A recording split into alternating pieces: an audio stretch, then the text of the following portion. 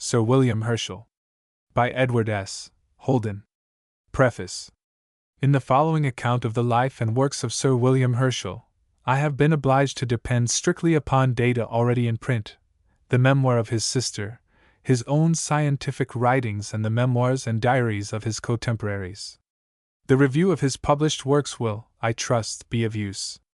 It is based upon a careful study of all his papers in the Philosophical Transactions and elsewhere. William Herschel.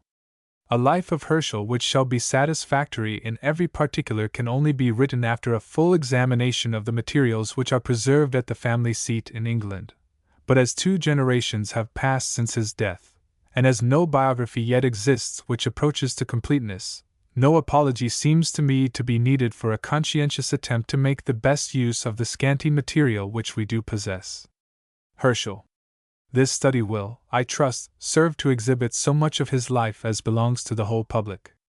His private life belongs to his family, until the time is come to let the world know more of the greatest of practical astronomers and of the inner life of one of its most profound philosophers, of a great and ardent mind, whose achievements are and will remain the glory of England. Contents. Early years, 1738 to 1772. Early years. Life in Bath, 1772 to 1782. Life in Bath. Life at Datchet, Clay Hall, and Slough, 1782 to 1822. Life at Datchet, Clay Hall, and Slough. Review of the Scientific Labors of Herschel. Review of the Scientific Labors of Herschel. Bibliography. Bibliography. Index of Names. Index of Names. Page 8. Page 8. Page 1. Page 1. Life and Works of William Herschel. William Herschel. Chapter 1. Early Years, 1738 to 1772. Of the great modern philosophers, that one of whom least is known is William Herschel. We may appropriate the words which escaped him when the barren region of the sky near the body of Scorpio was passing slowly through the field of his great reflector, during one of his sweeps, to express our own sense of absence of light and knowledge. Hier ist wahrhaftig ein Lack im Himmel. William Herschel. Herschel prepared, about the year 1818, a biographical memorandum, which his sister Carolina placed among his papers. Herschel. Carolina. This has never been made public. The only thoroughly authentic sources of information in possession of the world are a letter written by Herschel himself, in answer to a pressing request for a sketch of his life, and the memoir and correspondence of Caroline Herschel, London, 1876, a precious memorial not only of his life, but of one which otherwise would have remained almost unknown, and one, too, which the world could ill afford to lose. The latter, which has been ably edited by Mrs. Mary Cornwallis Herschel, is the only source of knowledge in regard to the early years of the great astronomer, and together with the all too scanty materials to be gained from a diligent search through the biography of the time, affords the data for those personal details of his life, habits, and character, which seem to complete the distinct, though partial conception of him which the student of his philosophical writings acquires. Herschel. Caroline Herschel. Mary Cornwallis Herschel. 1. The letter referred to was published in the Göttingen Magazine of Science and Literature 3/4, shortly after the name of Herschel had become familiar to every ear through his discovery of Uranus, but while the circumstances of the discovery, and the condition of the amateur who made it, were still entirely unknown. Herschel. The editor, Lichtenberg, says, Lichtenberg. Herr Herschel was good enough to send me, some time since, through Herr Magellan, copies of his dissertations on double stars, on the parallax of the fixed stars, and on a new micrometer. In the letter which conveyed to him my thanks for his gift, I requested him to note down a few facts in regard to his life, for publication in this magazine, since various accounts, more or less incorrect, had appeared in several journals. In answer, I received a very obliging letter from him, and what follows is that portion of it relating to my request, which was sent me with full permission to make it public. Herschel. Magellan. Datchet, near Windsor. Datchet, near Windsor. Nov. 15, 1783. I was born in Hanover, November, 1738. My father, who was a page 4 musician, destined me to the same profession, hence I was instructed betimes in his art. That I might acquire a perfect knowledge of the theory as well as of the practice of music, I was set at an early age to study mathematics in all its branches: algebra, conic sections, infinitesimal analysis, and the rest. Page 4. Page 4. The insatiable desire for knowledge thus awakened resulted next in a course of languages. I learned French, English, and Latin, and steadfastly resolved henceforth to devote myself wholly to those sciences from the pursuit of which I alone looked for all my future happiness and enjoyment. I have never been either necessitated or disposed to alter this resolve. My father, whose means were limited, and who consequently could not be as liberal to his children as he would have desired, was compelled to dispose of them in one way or another at an early age. Consequently, in my 15th year I enlisted in military service, only remaining in the army, however, until I reached my 19th year, when I resigned and went over to England. My familiarity with the organ, which I had carefully mastered previously, soon procured for me the position of organist in Yorkshire, which I finally exchanged for a similar situation at Bath in 1766, and while here the peculiar circumstances of my post, as agreeable as it was lucrative, made it possible for me to occupy myself once more with my studies, especially with mathematics. When, in the course of time, I took up astronomy, I determined to accept nothing on faith, but to see with my own eyes everything which, page 5, others had seen before me. Having already some knowledge of the science of optics, I resolved to manufacture my own telescopes, and after many continuous, determined trials, I finally succeeded in completing a so-called Newtonian instrument, 7 feet in length. From this I advanced to one of 10 feet, and at last to one of 20, for I had fully made up my mind to carry on the improvement of my telescopes as far as it could possibly be done. When I had carefully and thoroughly perfected the great instrument in all its parts, I made systematic use of it in my observations of the heavens, first forming a determination never to pass by any, the smallest, portion of them without due investigation. This habit, persisted in, led to the discovery of the new planet, Georgium Sidus.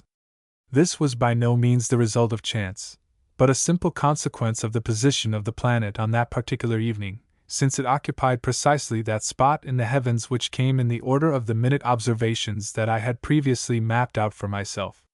Had I not seen it just when I did, I must inevitably have come upon it soon after, since my telescope was so perfect that I was able to distinguish it from a fixed star in the first minute of observation. Page 5. Page 5. Now to bring this sketch to a close.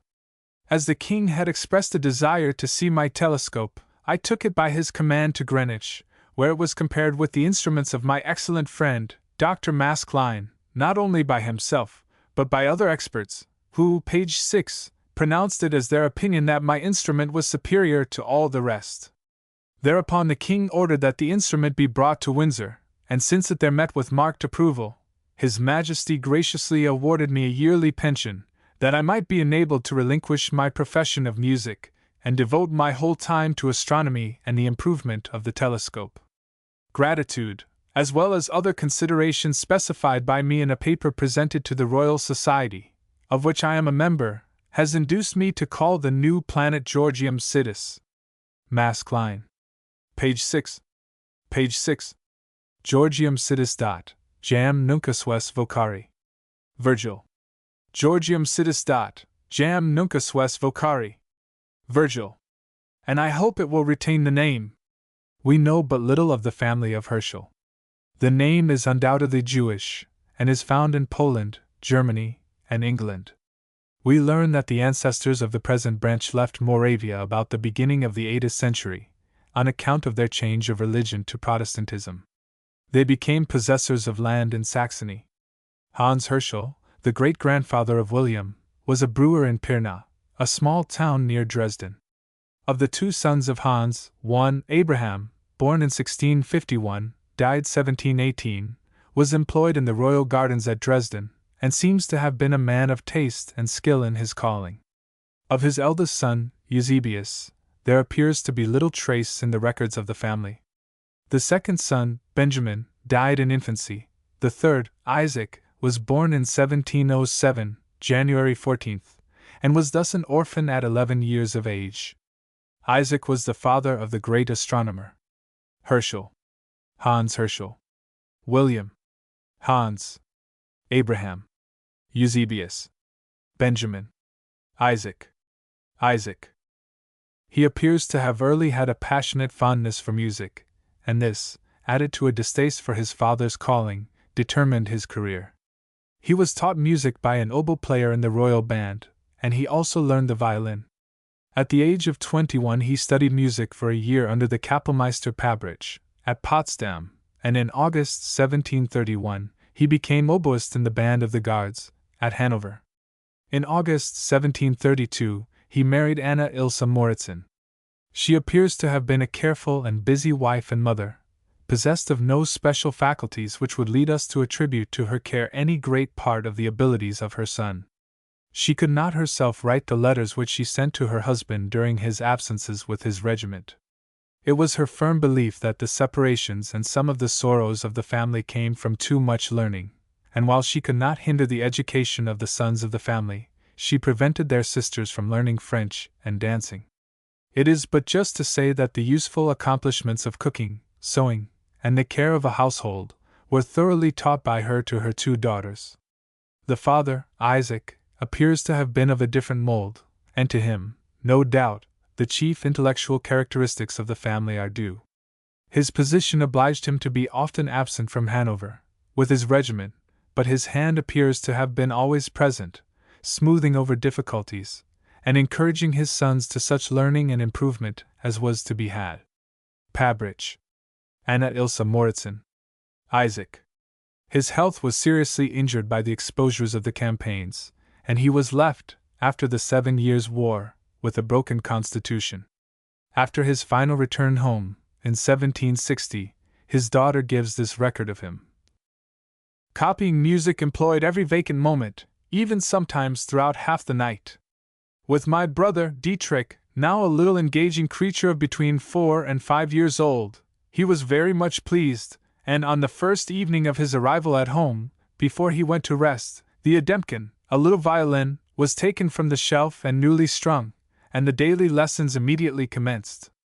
I do not recollect that he ever desired any other society than what he had opportunities of enjoying in many of the parties where he was introduced by his profession. Though far from being of a morose disposition, he would frequently encourage my mother in keeping up a social intercourse among a few acquaintances, whilst his afternoon hours generally were taken up in giving lessons to some scholars at home, who gladly saved him the troublesome exertion of walking. He also found great pleasure in seeing Dietrich's improvement, who, young as he was, and of the most lively temper imaginable, was always ready to receive his lessons, leaving his little companions with the greatest cheerfulness to go to his father, who was so pleased with his performances that he made him play a solo on the Ademken in Rake's concert, being placed on a table before a crowded company, for which he was very much applauded and caressed, particularly by an English lady, who put a gold coin, page 10, in his little pocket. Dietrich's. Rake's. Page 10. Page 10. It was not long before my father had as many scholars as he could find time to attend. And when they assembled at my father's to make little concerts, I was frequently called to join the second violin in an overture, for my father found pleasure in giving me sometimes a lesson before the instruments were laid by, after practicing with Dietrich, for I never was missing at those hours, sitting in a corner with my knitting and listening all the while. Dietrich. Here, as in all her writing, Carolina is simple, true, direct to awkwardness, and unconsciously pathetic even in joy. Carolina. The family of Isaac and Anna Herschel consisted of 10 children. 6 of these lived to adult age. They were: Isaac, Anna Herschel. 1. Sophia Elizabeth, born 1733, married Griesbach, a musician in the Guard, by whom she had children.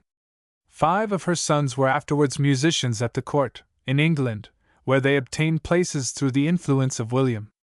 Sophia Elizabeth. Griesbach. William. 2. Henry Anton Jacob, born 1734, November 20th. Henry Anton Jacob. 4. Frederick William, the astronomer, born 1738, November 15th. Frederick William. 6. John Alexander, born 1745, November 13th. John Alexander. 8. Carolina Lucretia, born 1750, March 16th. Carolina Lucretia. 10. Dietrich, born 1755, September 13th. Dietrich. Of this family group, the important figures to us are William, Alexander, and Carolina. William, Alexander, Carolina. Jacob was organist at the Garrison Church of Hanover in 1753, a member of the Guards Band in 1755, and first violin in the Hanover Court Orchestra in 1759. Afterwards he joined his brother William in Bath, but again returned to Hanover. In 1771 he published in Amsterdam his Opus I, a set of 6 quartets, and later, in London, he published 2 symphonies and 6 trios. He appears to have been a clever musician, and his letters to his younger brother William are full of discussion on points of musical composition, etc. He died in 1792. Jacob. William. Dietrich, the youngest brother, shared in the musical abilities of his family, and when only 15 years old was so far advanced as to be able to supply his brother Jacob's place in the court orchestra, and to give his lessons to private pupils. There is no one of the family, except the eldest daughter, whom we do not know to have possessed marked ability in music, and this taste descended truly for 4 generations. In the letters of Chevalier Bunsen, too, he describes meeting, in 1847, the eldest granddaughter of William Herschel, who, he says, is a musical genius. Dietrich. Jacobs. Bunsen. 2. William Herschel.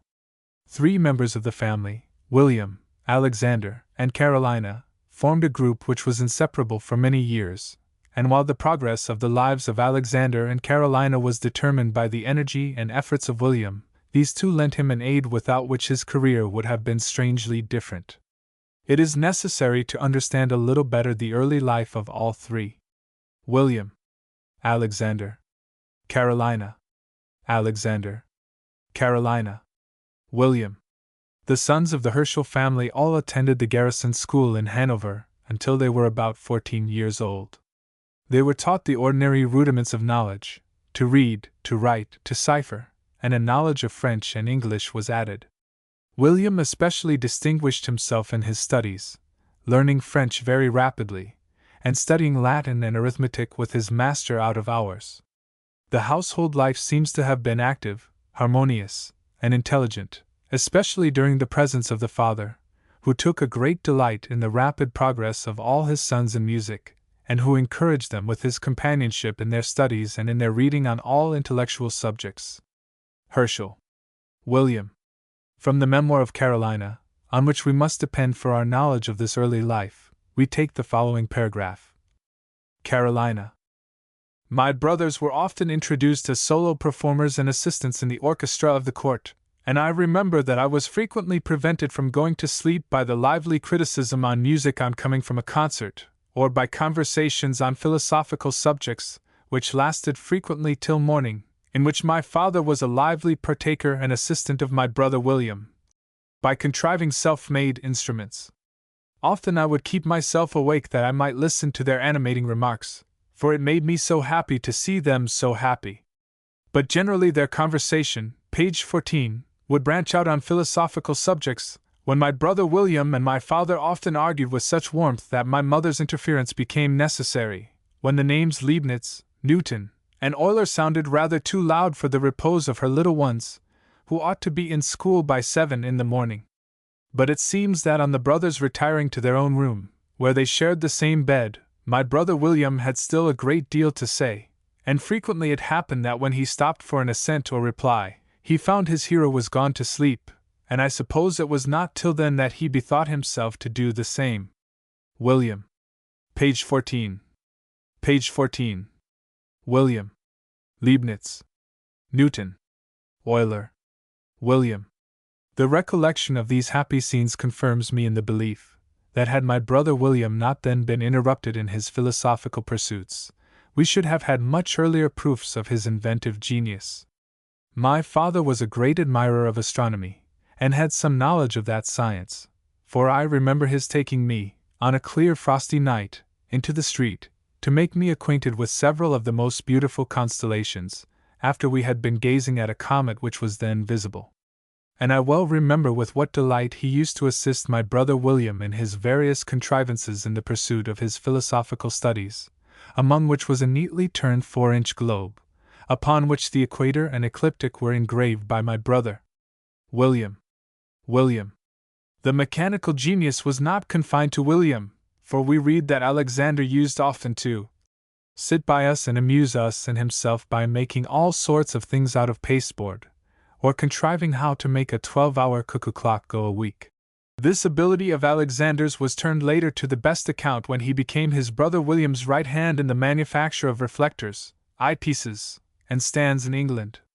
His abilities were great, and a purpose which might otherwise have been lacking was supplied through the younger brother's ardor in all that he undertook. William. Alexander's. William's. His musical talent was remarkable.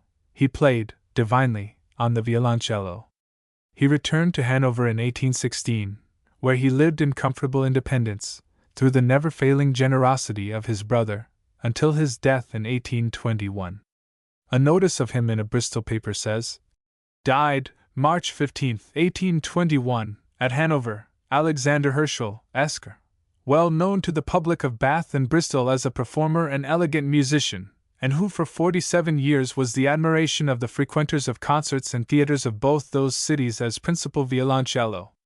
To the extraordinary merits of Mr. Herschel was united considerable acquirement in the superior branches of mechanics and philosophy, and his affinity to his brother, Sir William Herschel, was not less in science than in blood."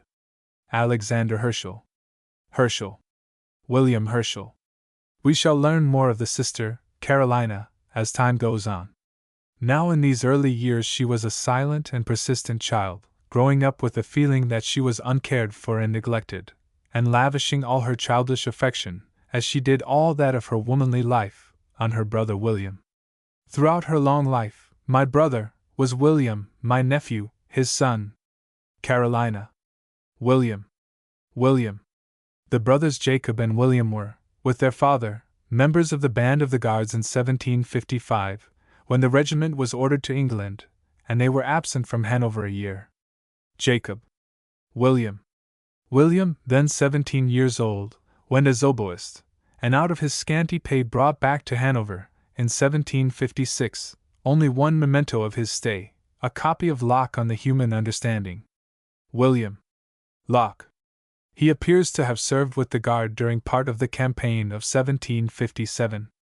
His health was then delicate, and his parents determined to remove him from the service, a step attended by no small difficulties. 3. This removal was hurriedly and safely effected, so hurriedly that the copy of Locke was not put in the parcels sent after him to Hamburg by his mother. She, dear woman, knew no other wants than good linen and clothing. Locke. Thus, at last, the young William Herschel, the son of an oboe player in the King's Guard, is launched in life for himself, in the year 1757, at the age of 19. William Herschel. All his equipment is the good linen and clothing, a knowledge of French, Latin, and English, some skill in playing the violin, the organ, and the oboe, and an uncommon precipitancy in doing what there is to be done. A slender outfit truly, but we are not to overlook what he said of himself on another occasion. I have, nevertheless, several resources in view, and do not despair of succeeding pretty well in the end. From 1757 to 1760, 3 years, we know nothing of his life. We can imagine what it was. His previous visit to England had given him a good knowledge of the language, and perhaps a few uninfluential acquaintances. On his return he would naturally seek these out, and by means of his music, he could gain a livelihood. We first hear of him as charged with the organization of the music of a corps of the militia of Durham, under the auspices of the Earl of Darlington. La manière dont il remplit cette mission, le fait connaître avantageusement. 4. The nature of the service of these militia corps, which were then forming all over England, is well described in the autobiography of Gibbon. Every county gentleman felt constrained to serve his country, and the regimental mess rooms were filled with men of rank and fashion. Earl of Darlington. 4. Gibbon. In 1760 we hear of him again. He has attracted the notice of those about him. About the year 1760, as Miller, 5, was dining at Pontefract with the officers of the Durham militia, one of them, knowing his love of music, told him they had a young German in their band as a performer on the hautboy, who had only been a few months in England, and yet spoke English almost as well as a native, and who was also an excellent performer on the violin. The officer added that if Miller would come into another room, this German should entertain him with a solo. The invitation was gladly accepted, and Miller heard a solo of Giardini's executed in a manner that surprised him. He afterwards took an opportunity of having some private conversation with the young musician, and asked him whether he had engaged himself for any long period to the Durham militia. The answer was, only from month to month. "Leave them, then," said the organist, "and come and live with me. I am a single man, and think we shall be happy together, and doubtless, your merit will soon entitle you to a more eligible situation." The offer was accepted as frankly as it was made, and the reader may imagine with what satisfaction Dr. Miller, page 20, must have remembered this act of generous feeling when he hears that this young German was Herschel, the astronomer. "My humble mansion," says Miller, "consisted, at that time, but of 2 rooms. However, poor as I was, my cottage contained a library of well-chosen books, and it must appear singular that a foreigner who had been so short a time in England should understand even the peculiarities of the language so well as to fix upon Swift for his favorite author." Miller. 5. Miller. Miller. Giardini's. Miller. Page 20. Page 20. Herschel. Miller. Swift. He took an early opportunity of introducing his new friend at Mr. Cropley's concerts. The first violin was resigned to him, and never, says the organist, had I heard the concertos of Corelli, Geminiani, and Avicen, or the overtures of Handel performed more chastely, or more according to the original intention of the composers, than by Mr. Herschel. I soon lost my companion. His fame was presently spread abroad. He had the offer of pupils, and was solicited to lead the public concerts both at Wakefield and Halifax. A new organ for the parish church of Halifax was built about this time, and Herschel was one of the 7 candidates for the organist's place. They drew lots how they were to perform in succession. Herschel drew the third, the second fell to Dr. Wainwright of Manchester, whose finger was so rapid that old Schnetzler, the organ builder, ran about the church exclaiming, "T. Tevel! T. Tevel! He run over T keys like one cat. He will not give my pipes room for to speak." During Mr. Wainwright's page 21 performance, says Miller, "I was standing in the middle aisle with Herschel. 'What chance have you,' said I, 'to follow this man?' He replied, 'I don't know. I am sure fingers will not do,' on which he ascended the organ loft, and produced from the organ so uncommon a fullness, such a volume of slow, solemn harmony, that I could by no means account for the effect. After this short extempore effusion, he finished with the old 100th Psalm tune, which he played better than his opponent. Cropley's, Corelli, Geminiani, Avicen, Handel, Herschel, Herschel, Herschel, Wainwright, Schnetzler, Wainwright's. Page 21. Page 21. Miller, Herschel. "I," cried old Schnetzler, "Tisch is very gut indeed. I will love Tisch man, for he gives my pipes room for to speak." Having afterwards asked Mr. Herschel by what means, in the beginning of his performance, he produced so uncommon an effect, he replied, "I told you fingers would not do," and producing 2 pieces of lead from his waistcoat pocket, one of these, said he, I placed on the lowest key of the organ, and the other upon the octave above. Thus, by accommodating the harmony, I produced the effect of 4 hands instead of 2. 6. Schnetzler, Herschel. 6. The dates in this extract are not so well defined as might be wished. Herschel had certainly been more than a few months in England at the time of his meeting with Dr. Miller, which was probably about 1760. The appointment as organist at Halifax was in 1765, and the pupils and public concerts must have filled up the intervening 5 years. During a part of this time he lived in Leeds, with the family of Mr. Bulman, whom he afterwards provided with a place as clerk to the Octagon Chapel, in his usual generous manner. Herschel, Miller, Bulman. All during his life he was placing some of the less fortunate and energetic members of his family. We cannot be too grateful to Dr. Miller, who, seeing his opportunity, used it. Their frank friendship does honor to both. Herschel's organ playing, which no doubt had been begun when his brother was the organist of the garrison chapel at Hanover, must have been perfected at this time, and it was through his organ playing that he was able to leave the needy life in Yorkshire. Miller, Herschel's. He was sure to have emerged sooner or later, but every year spared to him as a struggling musician was a year saved to astronomy. During all this period, a constant correspondence was maintained between the family at Hanover and the absent son. Many of William's letters were written in English, and addressed to his brother Jacob, and treated of such subjects as the theory of music, in which he was already far advanced. William's Jacob. His little sister was still faithful to the memory of her dearest brother, and his father, whose health was steadily declining, became painfully eager for his return.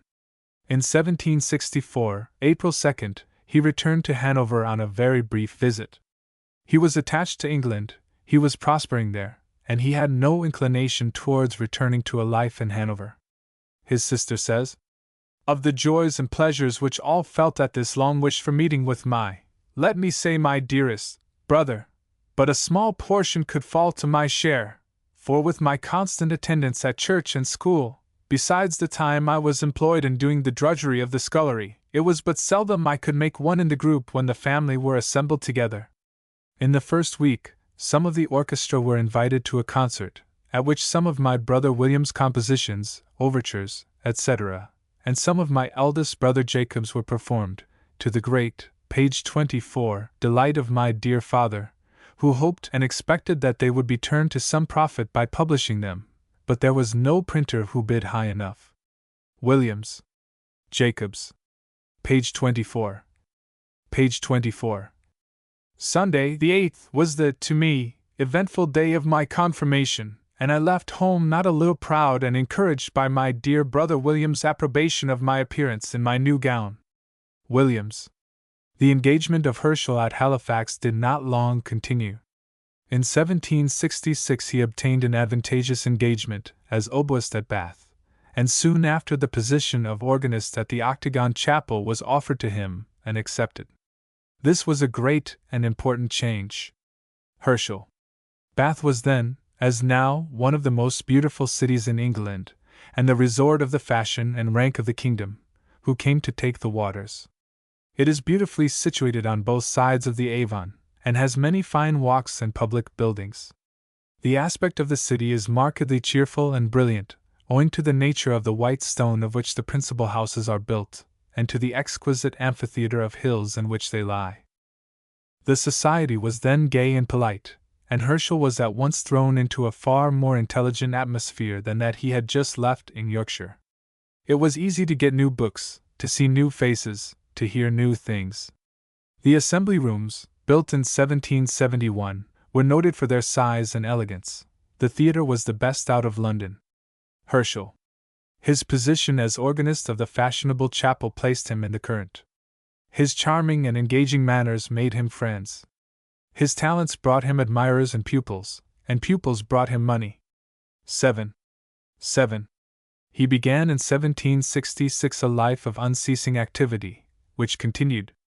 In 1768 he published in London a symphony, in C, for 2 violins, viola, bass, 2 oboes, and 2 horns, and in the same year 2 military concertos for 2 oboes, 2 horns, 2 trumpets, and 2 bassoons.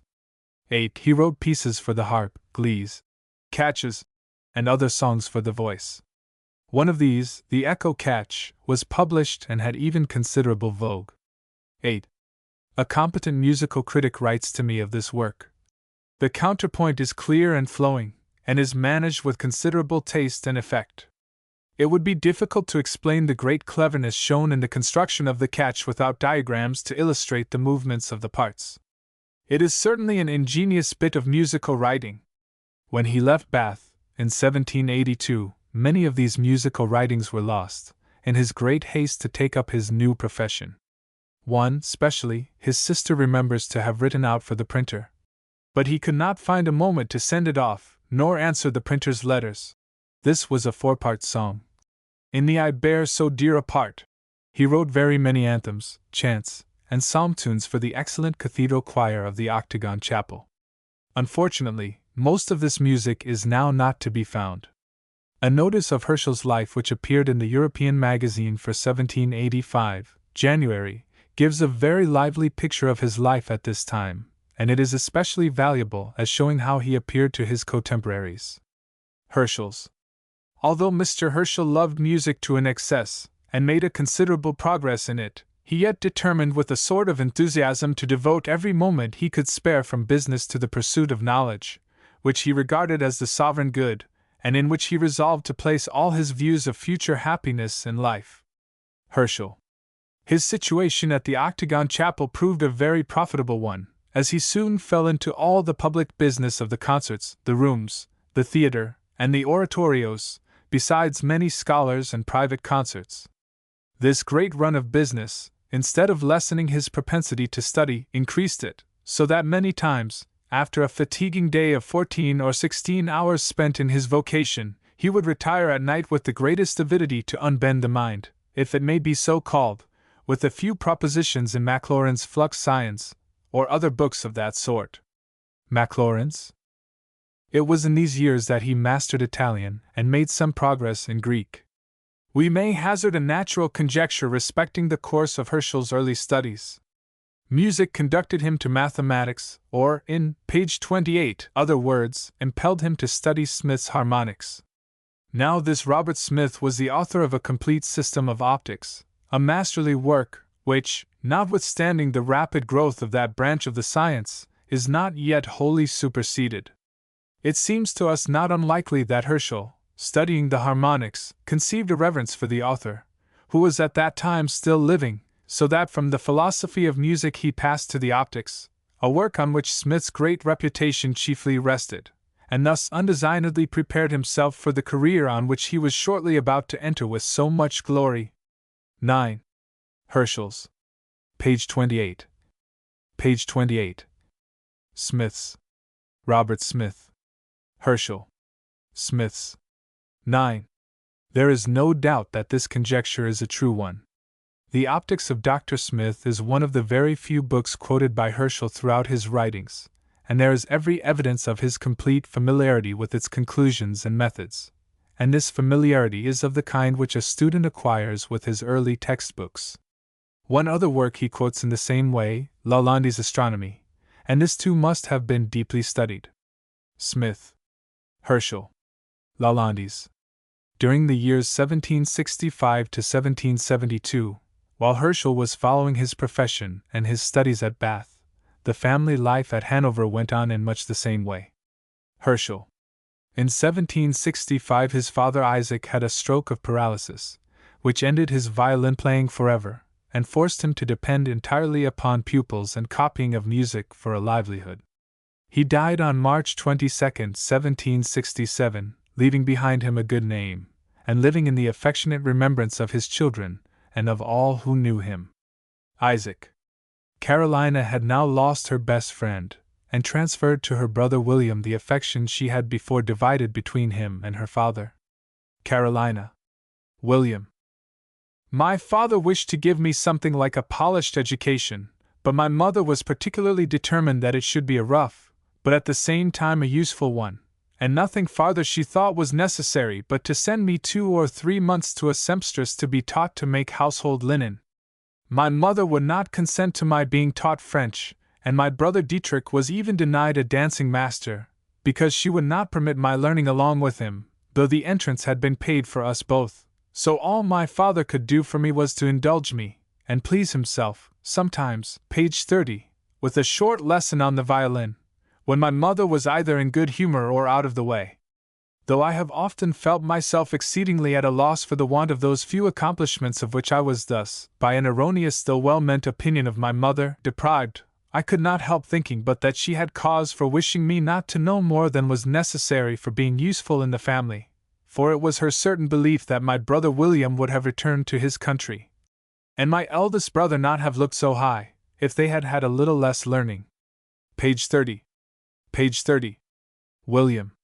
But sometimes I found it scarcely possible to get through with the work required, and felt very unhappy that no time at all was left for improving myself in music or fancy work, in which I had an opportunity of receiving some instruction from an ingenious young woman whose parents lived in the same house with us.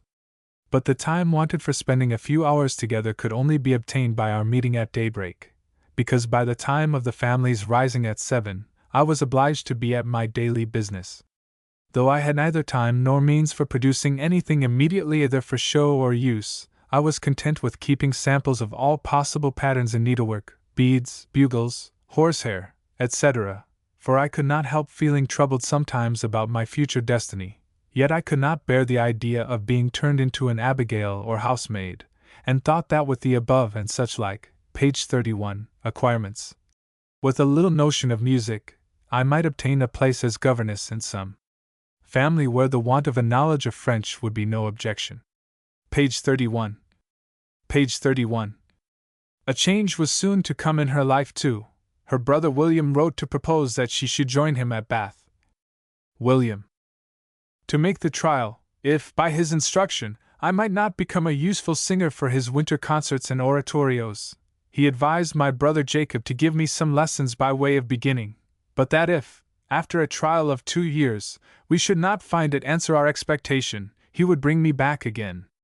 This at first seemed to be agreeable to all parties, but by the time I had set my heart upon this change in my situation, Jacob began to turn the whole scheme into ridicule, and of course, he never heard the sound of my voice except in speaking, and yet I was left in the harassing uncertainty whether I was to go or not. I resolved at last to prepare, as far as lay in my power, for both cases, by taking, in the first place, every opportunity, when all were from home, to imitate, with a gag between my teeth, the solo parts of concertos, shake and all, such as I had heard them play on the violin. In consequence I had gained a tolerable execution before I knew how to sing. I next began to knit ruffles, which were intended for my brother William, in case I remained at home, else they were to be Jacob's. For my mother and brother D, I knitted as many cotton stockings as would last 2 years at least. Jacob. William. Jacob's. In August 1772, her brother arrived at Hanover, to take her back to England with him. The journey to London was made between August 16th and 26th, and soon after they went together to Herschel's house, No. 7 New King Street, Bath. Herschel's. Page 33. Page 33. Chapter 2. Life in Bath, 1772 to 1782. It was to a busy life in Bath that Herschel took his sister Carolina, then 22 years old. She was a perfectly untried girl, of very small accomplishments and outwardly with but little to attract. The basis of her character was the possibility of an unchanging devotion to one object. For the best years of her life this object was the happiness and success of her brother William, whom she profoundly loved. Her love was headstrong and full of a kind of obstinate pride, which refused to see anything but the views she had adopted. As long as her life continued to be with her dearest brother, all was well with her. She had a noble aim, and her heart was more than full. Later on, this very singleness of character brought her other years of wretchedness. It is necessary to understand the almost spaniel-like allegiance she gave, in order to comprehend the value which her services were to Herschel. She supplied him with an aid which was utterly loyal, entire, and devoted. Her obedience was unquestioning, her reverence amounted almost to adoration. In their relation, he gave everything in the way of incentive and initiative, and she returned her entire effort loyally. Herschel. Carolina. William. Herschel. At first her business was to gain a knowledge of the language, and to perfect herself in singing, so that she might become a soloist in the concerts and oratorios which he was constantly giving. In the beginning it was not easy. As the season for the arrival of visitors to the baths does not begin till October, my brother had leisure to try my capacity for becoming a useful singer for his concerts and oratorios, and being very well satisfied with my voice, I had 2 or 3 lessons every day, and the hours which were not spent at the harpsichord were, page 35, employed in putting me in the way of managing the family. On the second morning, on meeting my brother at breakfast, he began immediately to give me a lesson in English and arithmetic, and showed me the way of booking and keeping accounts of cash received and laid out. By way of relaxation we talked of astronomy and the bright constellations with which I had made acquaintance during the fine nights we spent on the Postwagen traveling through Holland. Page 35. Page 35. My brother Alexander, who had been some time in England, boarded and lodged with his elder brother, and with myself, occupied the attic. The first floor, which was furnished in the newest and most handsome style, my brother kept for himself. The front room, containing the harpsichord, was always in order to receive his musical friends and scholars at little private concerts or rehearsals. Sundays I received a sum for the weekly expenses, of which my housekeeping book, written in English, showed the amount laid out, and my purse the remaining cash. One of the principal things required was to market, and about 6 weeks after coming to England I was sent alone among fishwomen, butchers, basket women, etc., and I brought home whatever in my fright I could pick up. My brother Alex, who was now returned from his summer engagement, used to watch me at a distance, unknown to me, till he saw me safe on my way home. But all attempts to introduce any order in our little household proved vain, owing to the servant my brother then, page 36, had. And what still further increased my difficulty was, that my brother's time was entirely taken up with business, so that I only saw him at meals. Breakfast was at 7 o'clock or before, much too early for me, who would rather have remained up all night than be obliged to rise at so early an hour. Alexander. Alex. Page 36. Page 36. The 3 winter months passed on very heavily. I had to struggle against homesickness, and low spirits, and to answer my sister's melancholy letters on the death of her husband, by which she became a widow with 6 children. I knew too little English to derive any consolation from the society of those who were about me, so that, dinner time excepted, I was entirely left to myself. So the winter passed. The time when I could hope to receive a little more of my brother's instruction and attention was now drawing near, for after Easter, Bath becomes very empty, only a few of his scholars, whose families were resident in the neighborhood, remaining. But I was greatly disappointed, for, in consequence of the harassing and fatiguing life he had led during the winter months, he used to retire to bed with a basin of milk or glass of water, and Smith's Harmonics and Optics, Ferguson's Astronomy, etc., and so went to sleep buried under his favorite authors, and his first thoughts on rising were how to obtain instruments for viewing those objects himself of which, page 37, he had been reading. There being in one of the shops a 2.5-foot Gregorian telescope to be let, it was for some time taken in requisition, and served not only for viewing the heavens, but for making experiments on its construction. It soon appeared that my brother was not contented with knowing what former observers had seen, for he began to contrive a telescope 18 or 20 feet long, I believe after Huygens' description. I was much hindered in my musical practice by my help being continually wanted in the execution of the various contrivances, and I had to amuse myself with making the tube of pasteboard for the glasses, which were to arrive from London, for at that time no optician had settled at Bath. But when all was finished, no one besides my brother could get a glimpse of Jupiter or Saturn, for the great length of the tube would not allow it to be kept in a straight line. This difficulty, however, was soon removed by substituting tin tubes. My brother wrote to inquire the price of a reflecting mirror for, I believe, a 5 or 6 foot telescope. The answer was there were none of so large a size, but a person offered to make one at a price much above what my brother thought proper to give. About this time he bought of a Quaker, resident at Bath, who had formerly made attempts at polishing mirrors, all his rubbish of patterns, tools, hones, polishers, unfinished mirrors, etc., but all for small Gregorians, and none above 2 or 3 inches diameter. Smith's. Ferguson's. Page 37. Page 37. Huygens. But nothing serious could be attempted, for want, page 38, of time, till the beginning of June, when some of my brother's scholars were leaving Bath, and then, to my sorrow, I saw almost every room turned into a workshop. A cabinet maker making a tube and stands of all descriptions in a handsomely furnished drawing room, Alex. Putting up a huge turning machine, which he had brought in the autumn from Bristol, where he used to spend the summer, in a bedroom, for turning patterns, grinding glasses, and turning eyepieces, etc. At the same time, music durst not lie entirely dormant during the summer, and my brother had frequent rehearsals at home, where Miss Farinelli, an Italian singer, was met by several of the principal performers he had engaged for the winter concerts. Page 38. Page 38. Alex. Farinelli. Finally, in 1774, he had made himself a Gregorian telescope, 10, and had begun to view the heavens. He was then 36 years old. 10. The writer in the European magazine describes this period. All this time he continued his astronomical observations, and nothing now seemed wanting to complete his felicity, but sufficient leisure to enjoy his telescopes, to which he was so much attached, that at the theatre he used frequently to run from the harpsichord to look at the stars, during the time between the acts.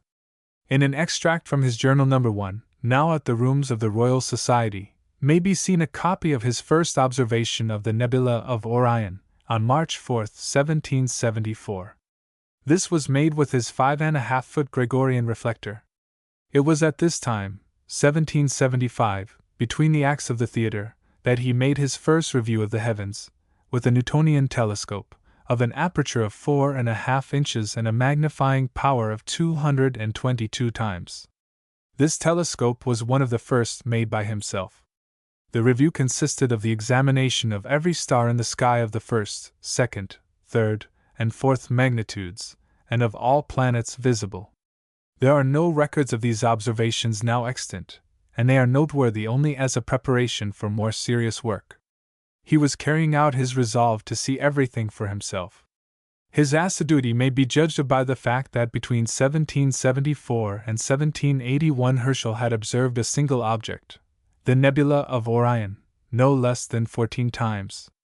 Herschel. The success of his first telescopes incited him to new efforts. His house became a complete atelier, where everything that could tend to excellence in this manufacture was tried and retried 100 different ways.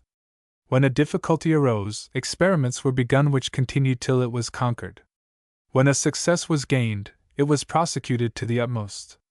In 1775 the first 7-foot reflector was made, in 1777 a 10-foot was finished, in 1778 a very good 10-foot took its place. It must not be thought that the telescopes mentioned were the only ones completed. On the contrary, they were but the best ones selected out of many. In 1774 a new house had been engaged, which had more room for workshops, and whose roof gave space for observing. The grass plat near it was soon utilized to hold the stand of a 20-foot telescope, which he had even then projected. His projects were unending, no success was final. His mind was at the height of activity, his whole effort was thrown into every undertaking. The mirrors for all these telescopes were made by hand. Every portion of the grinding down to rough dimensions, the shaping to something near the correct form, the polishing till the accurately exact curves were obtained, all this must be done by hand. The machines for the purpose were not invented until 1788. 11. Alexander and William worked together at this, but most of the work was done by the latter. The sister's part was to attend in the workshop and lend a hand wherever and whenever it was needed. Alexander. William. My time was taken up with copying music and practicing, besides attendance on my brother when polishing, since by way of keeping him alive I was constantly obliged to feed him by putting the victuals by bits into his mouth. This was once the case when, in order to finish a 7-foot mirror, he had not taken his hands from it for 16 hours together. In general he was never unemployed at meals, but was always at those times contriving or making drawings of, page 42, whatever came in his mind. Generally I was obliged to read to him whilst he was at the turning lathe, or polishing mirrors, Don Quixote, Arabian Nights Entertainment, the novels of Sterne, Fielding, etc., serving tea and supper without interrupting the work with which he was engaged, and sometimes lending a hand. I became, in time, as useful a member of the workshop as a boy might be to his master in the first year of his apprenticeship. But as I was to take a part the next year in the oratorios, I had, for a whole 12-month, 2 lessons per week from Miss Fleming, the celebrated dancing mistress, to drill me for a gentlewoman. God knows how she succeeded. So we lived on without interruption. My brother Alex was absent from Bath for some months every summer, but when at home he took much pleasure in executing some turning or clockmaker's work for his brother. Page 42. Page 42. Sterne, Fielding, Fleming, Alex. News from Hanover put a sudden stop, for a time, to all these labors. The mother wrote, in the utmost distress, to say that Dietrich had disappeared from his home, it was supposed with the intention of going to India, with a young idler not older than himself. His brother immediately left the lathe at which he was turning an eyepiece in cocoa-nut, and started for Holland, whence he proceeded to Hanover, failing to meet his brother, as he expected. Meanwhile the sister received a letter to say that Dietrich was laid up very ill, at an inn in Wapping. Alexander posted to town, removed him to a lodging, and after a fortnight's nursing brought him to Bath, where, on his brother William's return, he found him being well cared for by his sister. Dietrich. Alexander. Williams. About this time another change was made to the house 19, New King Street, which was the last move in Bath. It was here that the Georgium Sidus was discovered. The music still went on. The oratorios of the Messiah, Judas Maccabeus, and Samson were to be performed under Herschel's direction, with an orchestra of nearly 100 pieces. The scores and vocal parts of these Carolina copied with her own hands, and the soprani were instructed by her, she being the leading soloist. Along with the music went the astronomy.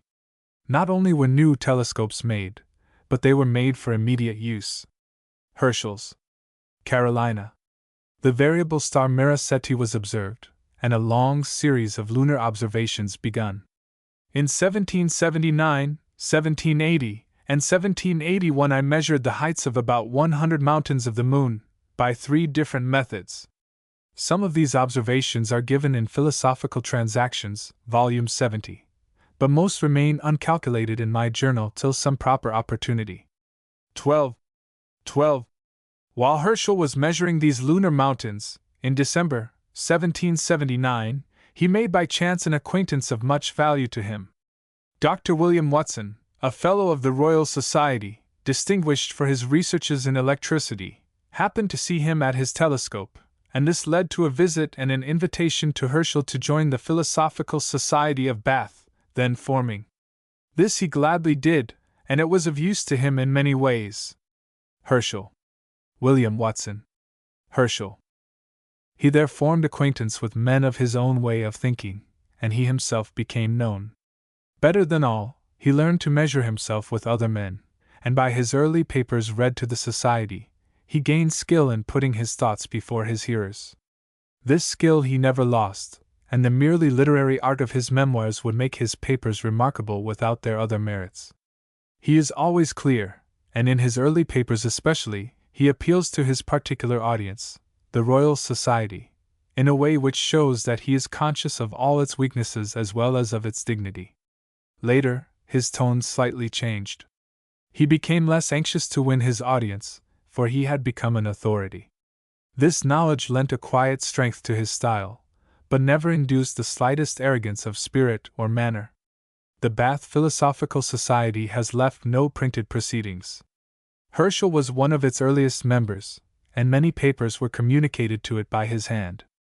These appear to have been of a very miscellaneous nature. Some of them at least would be of the highest interest to us now. Herschel. In the Philosophical Transactions for 1789, page 220, Herschel tells us that he communicated to that society certain mathematical papers, relating to central forces other than the force of gravity, which are or may be concerned in the construction of the sidereal heavens. This early idea was still entertained by Herschel in 1789, and the mathematical papers referred to must be contained in the minutes of the Society, which on its dissolution were torn from the minute book and returned to the writers. Herschel. The earliest published writing of Herschel is the answer to the prize question in the Lady's Diary for 1779, proposed by the celebrated Landon, namely, Herschel. Landon. The length, tension, and weight of a musical string being given, it is required to find how many vibrations it will make in a given time, when a small given weight is fastened to its middle and vibrates with it. In the Philosophical Transactions of the Royal Society for 1780 are two papers of his. The title of the first is Astronomical Observations on the Periodical Star in Coloseti, by Mr. William Herschel, of Bath. This was communicated to the Society by Dr. William Watson, Jr., and was read May 11, 1780, at the same time as the other paper on the Mountains of the Moon. It is to be noted that Herschel was at this time plain Mr. William Herschel of Bath.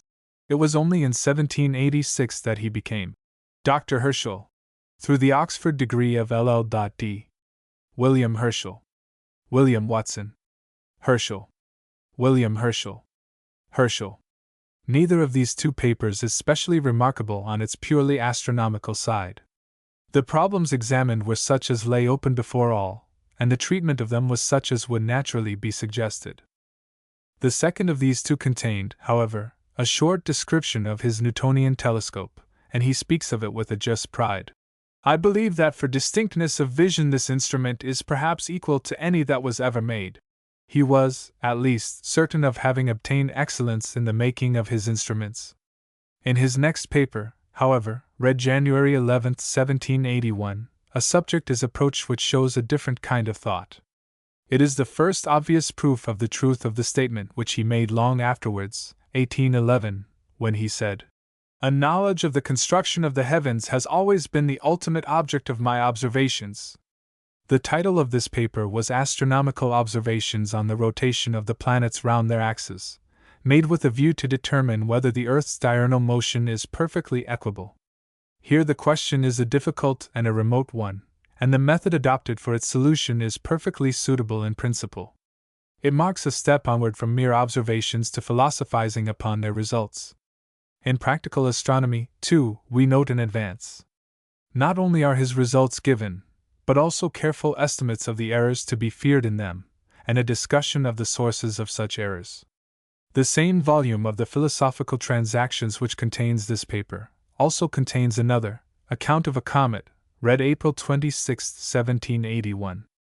This comet was the major planet Uranus, or, as Herschel named it, Georgium Sidus. He had found it on the night of Tuesday, March 13, 1781. In examining the small stars in the neighborhood of H. Geminorum, I perceived one that appeared visibly larger than the rest.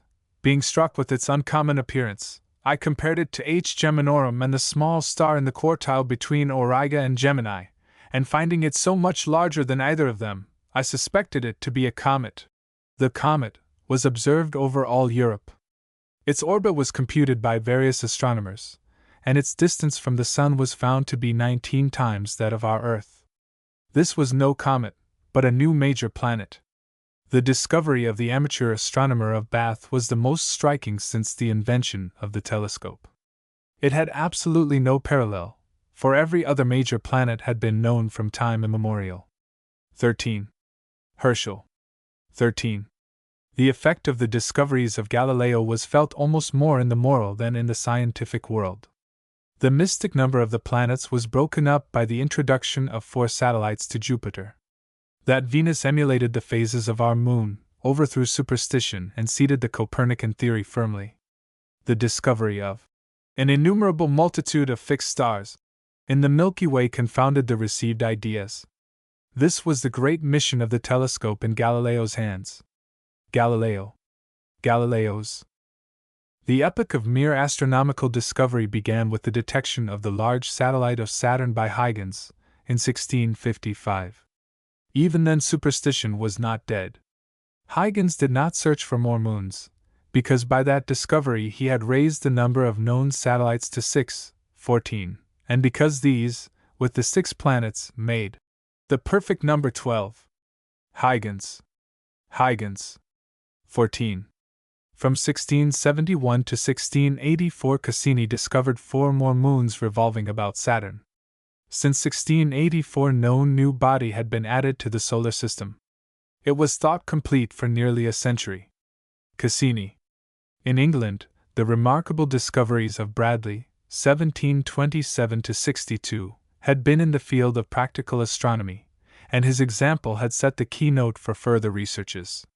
France was just about beginning the brilliant period of her discoveries in mathematical astronomy, and had no observatory devoted to investigations like Herschel's, with the possible exception of Darkier's and Flauger's. The observatories of Schroeder and von Hahn, in Germany, were not yet active. The field which Herschel was created to fill was vacant, the whole world over. It was especially so in England. The Royal Observatory at Greenwich, under Maskelyne, a skillful observer, whose work was mostly confined to meridian observations, was no rival to a private observatory like Herschel's. The private observatories themselves were but small affairs, those of the King, at Kew, of Dr. Wilson, at Glasgow, of Mr. Aubert, at Lompit Hill, of the Count von Brull, in London, being perhaps the most important. The whole field was open. What was perhaps more remarkable, there was in England, during Herschel's lifetime, no astronomer, public or private, whose talents, even as an observer, lay in the same direction. Bradley, Herschel's, Darkier's, Flauger's, Schroeder, von Hahn, Herschel, Maskelyne, Herschel's, Wilson, Aubert, von Brull, Herschel's. It hardly need be said that as a philosopher in his science, he had then no rival, as he has had none since. His only associates even were Michel and Wilson. 15. Michel. Wilson. 15. Without depreciating the abilities of the astronomers of England, his contemporaries, we may fairly say that Herschel stood a great man among a group of small ones. Herschel. Let us endeavor to appreciate the change effected in the state of astronomy not only in England but in the whole world, simply by the discovery of Uranus. Suppose, for example, that the last planet in our system had been Saturn. No doubt Herschel would have gone on. In spite of one and another difficulty, he would have made his 10-foot, his 20-foot telescopes. His 40-foot would never have been built, and the 2 satellites which he found with it might not have been discovered. Certainly Mimas would not have been. His researches on the construction of the heavens would have been made. Those were in his brain, and must have been ultimate. The mass of observations of Saturn, of Jupiter, of Mars, of Venus, would have been made and published. The researches on the sun, on the invisible rays of heat, on comets and nebulae, all these might have been made, printed, and read. Herschel. But these would have gone into the philosophical transactions as the work of an amateur astronomer. Mr. Herschel of Bath. They would have been praised, and they would have been doubted. It would have taken a whole generation to have appreciated them. They would have been severely tried, entirely on their merits, and finally they would have stood where they stand today, unrivaled. But through what increased labors these successes would have been gained. It is not merely that the patronage of the king, the subsidies for the 40-foot telescope, £4,000, the comparative ease of Herschel's life would have been lacking. It is more than this. It would have been necessary for him to have created the audience to which he appealed, and to have conquered the most persistent of enemies, indifference. Herschel's. Certainly, if Herschel's mind had been other than it was, the discovery of Uranus, which brought him honors from every scientific society in the world, and which gave him authority, might have had a hurtful effect. But, as he was, there was nothing which could have aided his career more than this startling discovery. It was needed for him. It completed the solar system far more by affording a free play to a profoundly philosophical mind, than by occupying the vacant spaces beyond Saturn. Herschel's. His opportunities would have been profoundly modified, though his personal worth would have been the same. the star that from the zenith darts its beams, visible though it be to half the earth, though half a sphere be conscious of its brightness, is yet of no diviner origin, no purer essence, than the one that burns like an untended watch-fire on the ridge of some dark mountain, or than those that seem humbly to hang, like twinkling winter lamps, among the branches of the leafless trees. To show how completely unknown the private astronomer of Bath was at this time, I transcribe a sentence from Bode's account of the discovery of Uranus. Bode's. In the Gazette Littéraire of June, 1781, this worthy man is called Mersthal. In Julius' Journal Encyclopédique, Herschel. In a letter from Mr. Maskelyne to M. Messier, Herschel. In another letter of Maskelyne's to her mayor, at Mannheim, Herschel. M. Darkier calls him Hermstel. What may his name be? He must have been born a German. 16. Mersthal. Julius. Herschel. Maskelyne. Messier. Herschel. Maskelyne's. Mayor. Herschel. Darkier. Hermstel. 16. This obscurity did not long continue. The news spread quickly from fashionable Bath to London. On the 6th of December, 1781, Herschel was elected a Fellow of the Royal Society, to which he was formally admitted, May 30th, 1782. He was 43 years old. Herschel. He also received the Copley Medal in 1781 for his discovery of a new and singular star. 17. He was now frequently interrupted by visitors who were introduced by some of his resident scholars, among whom I remember Sir Harry Englefield, Dr. Blagden, and Dr. Maskelyne. With the page 57 latter he was engaged in a long conversation, which to me sounded like quarreling, and the first words my brother said after he was gone were, "That is a devil of a fellow." Harry Englefield. Blagden. Maskelyne. Page 57. Page 57. I suppose their names were often not known, or were forgotten, for it was not till the year 1782 or 1783 that a memorandum of the names of visitors was thought of. My brother now applied himself to perfect his mirrors, erecting in his garden a stand for his 20-foot telescope. Many trials were necessary before the required motions for such an unwieldy machine could be contrived. Many attempts were made by way of experiment before an intended 30-foot telescope could be completed, for which, between whiles, not interrupting the observations with 7, 10, and 20-foot, and writing papers for both the Royal and Bath Philosophical Societies, gauges, shapes, weight, etc., of the mirror were calculated, and trials of the composition of the metal were made. In short, I saw nothing else and heard nothing else talked of but these things when my brothers were together. Alex was always very alert, assisting when anything new was going forward, but he wanted perseverance, and never liked to confine himself at home for many hours together. And so it happened that my brother William was obliged to make trial of my abilities in copying for him catalogues, tables, etc., and sometimes whole papers which were lent him for his perusal. Among them was one by Mr. Michel and a catalogue of Christian Mayer, in Latin, which kept me employed when my brother, page 58, was at the telescope at night. When I found that a hand was sometimes wanted when any particular measures were to be made with the lamp micrometer, etc., or a fire to be kept up, or a dish of coffee necessary during a long night's watching, I undertook with pleasure what others might have thought a hardship. Since the discovery of the Georgium Sidus, March 13, 1781, I believe few men of learning or consequence left Bath before they had seen and conversed with its discoverer, and thought themselves fortunate in finding him at home on their repeated visits.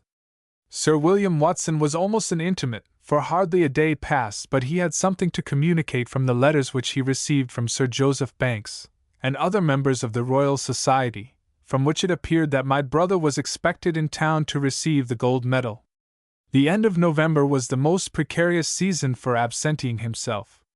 But Sir William Watson went with him, and it was arranged so that they set out with the diligence at night, and by that means his absence did not last above 3 or 4 days, when my brother returned alone, Sir William remaining with his father. Alex. William. Michel. Christian Mayer. Page 58. Page 58. William Watson. Joseph Banks. William Watson. William. Now a very busy winter was commencing, for my brother had engaged himself to conduct the oratorios conjointly with Ronzini, and had made himself answerable for the payment of the engaged performers, for his credit ever stood high in the opinion of every one he had to, page 59, deal with. He lost considerably by this arrangement. But though at times much harassed with business, the mirror for the 30-foot reflector was never out of his mind, and if a minute could but be spared in going from one scholar to another, or giving one the slip, he called at home to see how the men went on with the furnace, which was built in a room below, even with the garden. Ronzini. Page 59. Page 59. The mirror was to be cast in a mold of loam, of which an immense quantity was to be pounded in a mortar and sifted through a fine sieve. It was an endless piece of work, and served me for many an hour's exercise, and Alex frequently took his turn at it, for we were all eager to do something towards the great undertaking. Even Sir William Watson would sometimes take the pestle from me when he found me in the workroom, where he expected to find his friend, in whose concerns he took so much interest that he felt much disappointed at not being allowed to pay for the metal. But I do not think my brother ever accepted pecuniary assistance from any one of his friends, and on this occasion he declined the offer by saying it was paid for already. Alex. William Watson. Among the Bath visitors were many philosophical gentlemen who used to frequent the levees at St. James's, when in town. Colonel Walsh, in particular, informed my brother that from a conversation he had had with His Majesty, it appeared that in the spring he was to come with his 7-foot telescope to the King. Similar reports he, page 60, received from many others, but they made no great impression nor caused any interruption in his occupation or study, and as soon as the season for the concerts was over, and the mold, etc., in readiness, a day was set apart for casting, and the metal was in the furnace.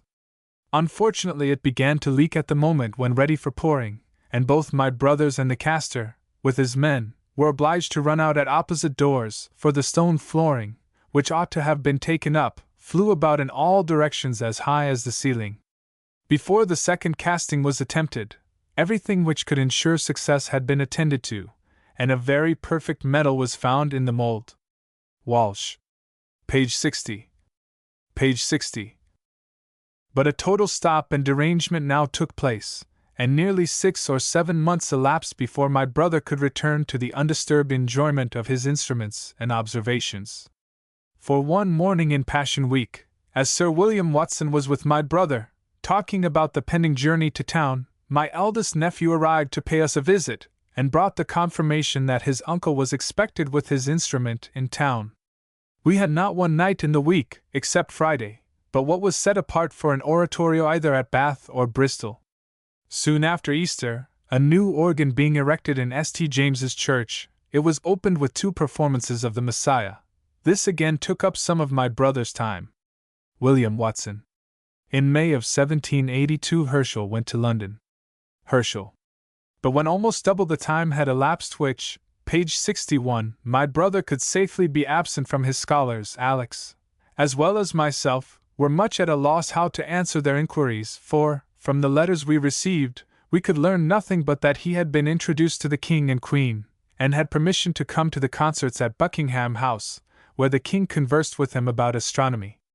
Page 61. Page 61. Alex. It was during his absence at this time that the 3 following letters were written and received. Dear Lena. Dear Lena. I have had an audience of His Majesty this morning, and met with a very gracious reception.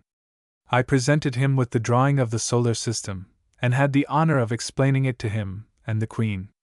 My telescope is in 3 weeks' time to go to Richmond, and meanwhile to be put up at Greenwich, where I shall accordingly carry it today.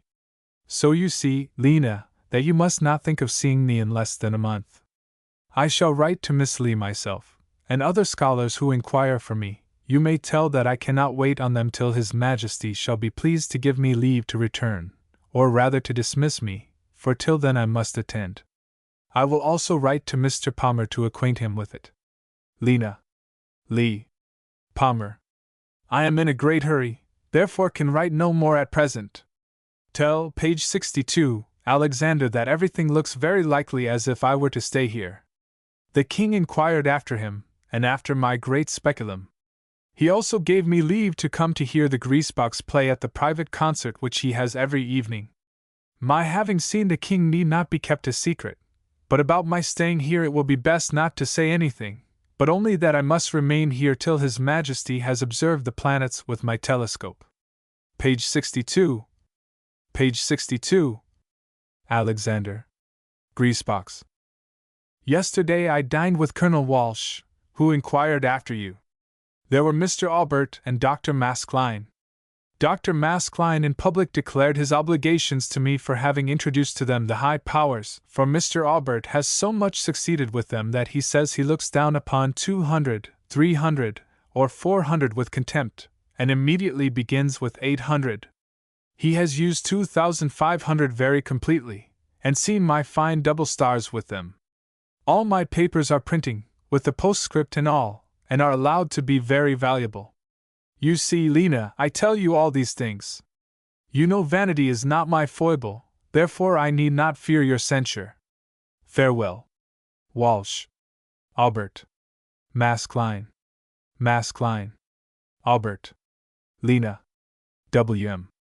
Herschel. W.M. Herschel. Saturday morning. Probably May 25th, 1782. Probably May 25th, 1782. Page 63. Page 63. Page 63. To Miss Herschel. Monday evening, June 3rd, 1782. Dear Lena. Dear Lena. I pass my time between Greenwich and London agreeably enough, but am rather at a loss for work that I like. Company is not always pleasing, and I would much rather be polishing a speculum. Last Friday I was at the King's concert to hear George play. The King spoke to me as soon as he saw me, and kept me in conversation for half an hour. He asked George to play a solo concerto on purpose that I might hear him, and George plays extremely well, is very much improved, and the King likes him very much. These 2 last nights I have been stargazing at Greenwich with Dr. Maskelyne and Mr. Albert. We have compared our telescopes together, and mine was found very superior to any of the Royal Observatory. Double stars which they could not see with their instruments I had the pleasure to show them very plainly, and my mechanism is so much approved of that Dr. Maskelyne has already ordered a model to be taken from mine, and a stand to be made by it to his reflector. He is, however, now so much out of love with his instrument that he begins to doubt whether it deserves a new stand. George. George. George. Maskelyne. Albert. Maskelyne. I am introduced to the best company. Tomorrow I dine at Lord Palmerston's, next day with Sir Joseph Banks, etc., etc. Among opticians and astronomers nothing now is talked of but what they call my great discoveries. Alas! This shows how far they are, page 64, behind, when such trifles as I have seen and done are called great. Let me but get at it again! I will make such telescopes, and see such things, that is, I will endeavor to do so. Palmerston's. Joseph Banks. Page 64. Page 64. July 3rd, 1782. Dear Carolina. Dear Carolina. I have been so much employed that you will not wonder at my not writing sooner. The letter you sent me last Monday came very safe to me. As Dr. Watson has been so good as to acquaint you and Alexander with my situation, I was still more easy in my silence to you. Last night the King, the Queen, the Prince of Wales, the Princess Royal, Princess Sophia, Princess Augusta, etc., Duke of Montague, Dr. Heberden, M. de Luc, etc., etc., saw my telescope, and it was a very fine evening. My instrument gave general satisfaction. The King has very good eyes, and enjoys observations with telescopes exceedingly. Watson. Alexander. Sophia. Augusta. Montague. Heberden M. de Luc. This evening, as the King and Queen are gone to Kew, the princesses were desirous of seeing my telescope, but wanted to know if it was possible to see without going out on the grass, and were much pleased when they heard that my telescope could be carried into any place they liked best to have it. About 8 o'clock it was moved into the Queen's apartments, and we waited some time in hopes of seeing Jupiter or Saturn. Meanwhile I showed the princesses, and several other ladies who were present, the speculum, the page 65, micrometers, the movements of the telescopes, and other things that seemed to excite their curiosity. When the evening appeared to be totally unpromising, I proposed an artificial Saturn as an object, since we could not have the real one. I had beforehand prepared this little piece, as I guessed by the appearance of the weather in the afternoon we should have no stars to look at. This being accepted with great pleasure, I had the lamps lighted up which illuminated the picture of a Saturn, cut out in pasteboard, at the bottom of the garden wall. The effect was fine, and so natural that the best astronomer might have been deceived. Their Royal Highnesses and other ladies seemed to be much pleased with the artifice. Page 65. Page 65. I remained in the Queen's apartment with the ladies till about half after 10, when in conversation with them I found them extremely well instructed in every subject that was introduced, and they seemed to be most amiable characters. Tomorrow evening they hope to have better luck, and nothing will give me greater happiness than to be able to show them some of those beautiful objects with which the heavens are so gloriously ornamented. Carolina's diary goes on. Carolina's? Sir William Watson returned to Bath after a fortnight or 3 weeks' stay. From him we heard that my brother was invited to, page 66, Greenwich with the telescope, where he was met by a numerous party of astronomical and learned gentlemen, and trials of his instrument were made. In these letters he complained of being obliged to lead an idle life, having nothing to do but to pass between London and Greenwich. Sir William received many letters, which he was so kind as to communicate to us. By these, and from those to Alexander or to me, we learned that the King wished to see the telescope at Windsor. At last a letter, dated July 2nd, arrived from Therese, and from this and several succeeding ones we gathered that the King would not suffer my brother to return to his profession again, and by his writing several times for a supply of money we could only suppose that he himself was in uncertainty about the time of his return. William Watson. Page 66. Page 66. William. Alexander. Therese. In the last week of July my brother came home, and immediately prepared for removing to Datchet, where he had taken a house with a garden and grass plat annexed, quite suitable for the purpose of an observing place. Sir William Watson spent nearly the whole time at our house, and he was not the only friend who truly grieved at my brother's going from Bath, or feared his having perhaps agreed to no very advantageous offers. Their fears were, in fact, not without reason. The prospect of entering again on the toils of teaching, etc., which awaited my brother at home, the months of leisure being now almost gone by, appeared to him an intolerable waste of time, and by way of alternative he chose to be royal astronomer, with a, page 67, salary of £200 a year. Sir William Watson was the only one to whom the sum was mentioned, and he exclaimed, "Never bought monarch honor so cheap." To every other inquirer, my brother's answer was that the King had provided for him. William Watson. Page 67. Page 67. William Watson. On the 1st of August, 1782, the family removed to Datchet. The last musical duty was performed on Whitsunday, 1782, in St. Margaret's Chapel, Bath, when the anthem for the day was of Herschel's own composition. Herschel's. The end of the introductory epoch of his life is reached. Henceforth he lived in his observatory, and from his 44th year onwards he only left it for short periods to go to London to submit his classic memoirs to the Royal Society. Even for these occasions he chose periods of moonlight, when no observations could be made. He was a private man no longer. Henceforth he belongs to the whole world. Page 68. Page 68. Chapter 3. Life at Datchet, Clay Hall, and Slough, 1782 to 1822. The new house at Datchet, which was occupied from 1782 till 1785, was a source of despair to Carolina Herschel, who looked upon its desolate and isolated condition with a housekeeper's eyes. This was nothing to her brother, who gaily consented to live upon eggs and bacon, now that he was free at last to mind the heavens. The ruinous state of the place had no terrors in his eyes, for was there not a laundry which would serve as a library, a large stable which was just the place for the grinding of mirrors, and a grass plat for the small 20-foot reflector? Carolina Herschel.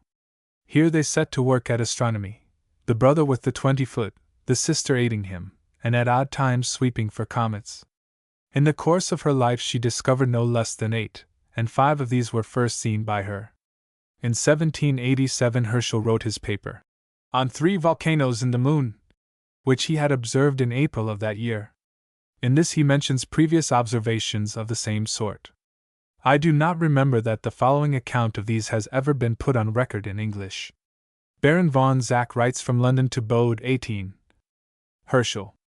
Von Zach. Bode 18. Probably you have heard also of the volcanoes in the moon, which Herschel has observed. I will give you an account of it as I heard it from his own lips. Dr. Lind, a worthy physician in Windsor, who has made himself known through his 2 journeys in China, and who is a friend of our Herschel's, was with his wife one evening on a visit to Herschel in Datchet, 1783, May 4th. On this evening there was to be an occultation of a star at the moon's dark limb. This was observed by Herschel and Dr. Lind. Mrs. Lind wished also to see what was occurring, and placed herself at a telescope and watched, page 70, attentively. Herschel. Lind. Herschel's. Herschel. Herschel. Lind. Lind. Page 70. Page 70. Scarcely had the star disappeared before Mrs. Lind thought she saw it again, and exclaimed that the star had gone in front of, and not behind the moon. This provoked a short astronomical lecture on the question, but still she would not credit it, because she saw differently. Finally Herschel stepped to the telescope, and in fact he saw a bright point on the dark disk of the moon, which he followed attentively. It gradually became fainter and finally vanished. Lind. Herschel. The life at Datchet was not free from its annoyances. Much of my brother's time was taken up in going, when the evenings were clear, to the Queen's Lodge, to show the King, etc., objects through the 7-foot. But when the days began to shorten, this was found impossible, for the telescope was often, at no small expense and risk of damage, obliged to be transported in the dark back to Datchet, for the purpose of spending the rest of the night with observations on double stars for a second catalogue. My brother was, besides, obliged to be absent for a week or 10 days for the purpose of bringing home the metal of the cracked 30-foot mirror, and the remaining materials from his workroom. Before the furnace was taken down at Bath, a second 20-foot mirror, 12 inches diameter, was cast, which happened to be very fortunate, for on the 1st of January 1783, a very fine one cracked by frost in the page 71 tube. Page 71.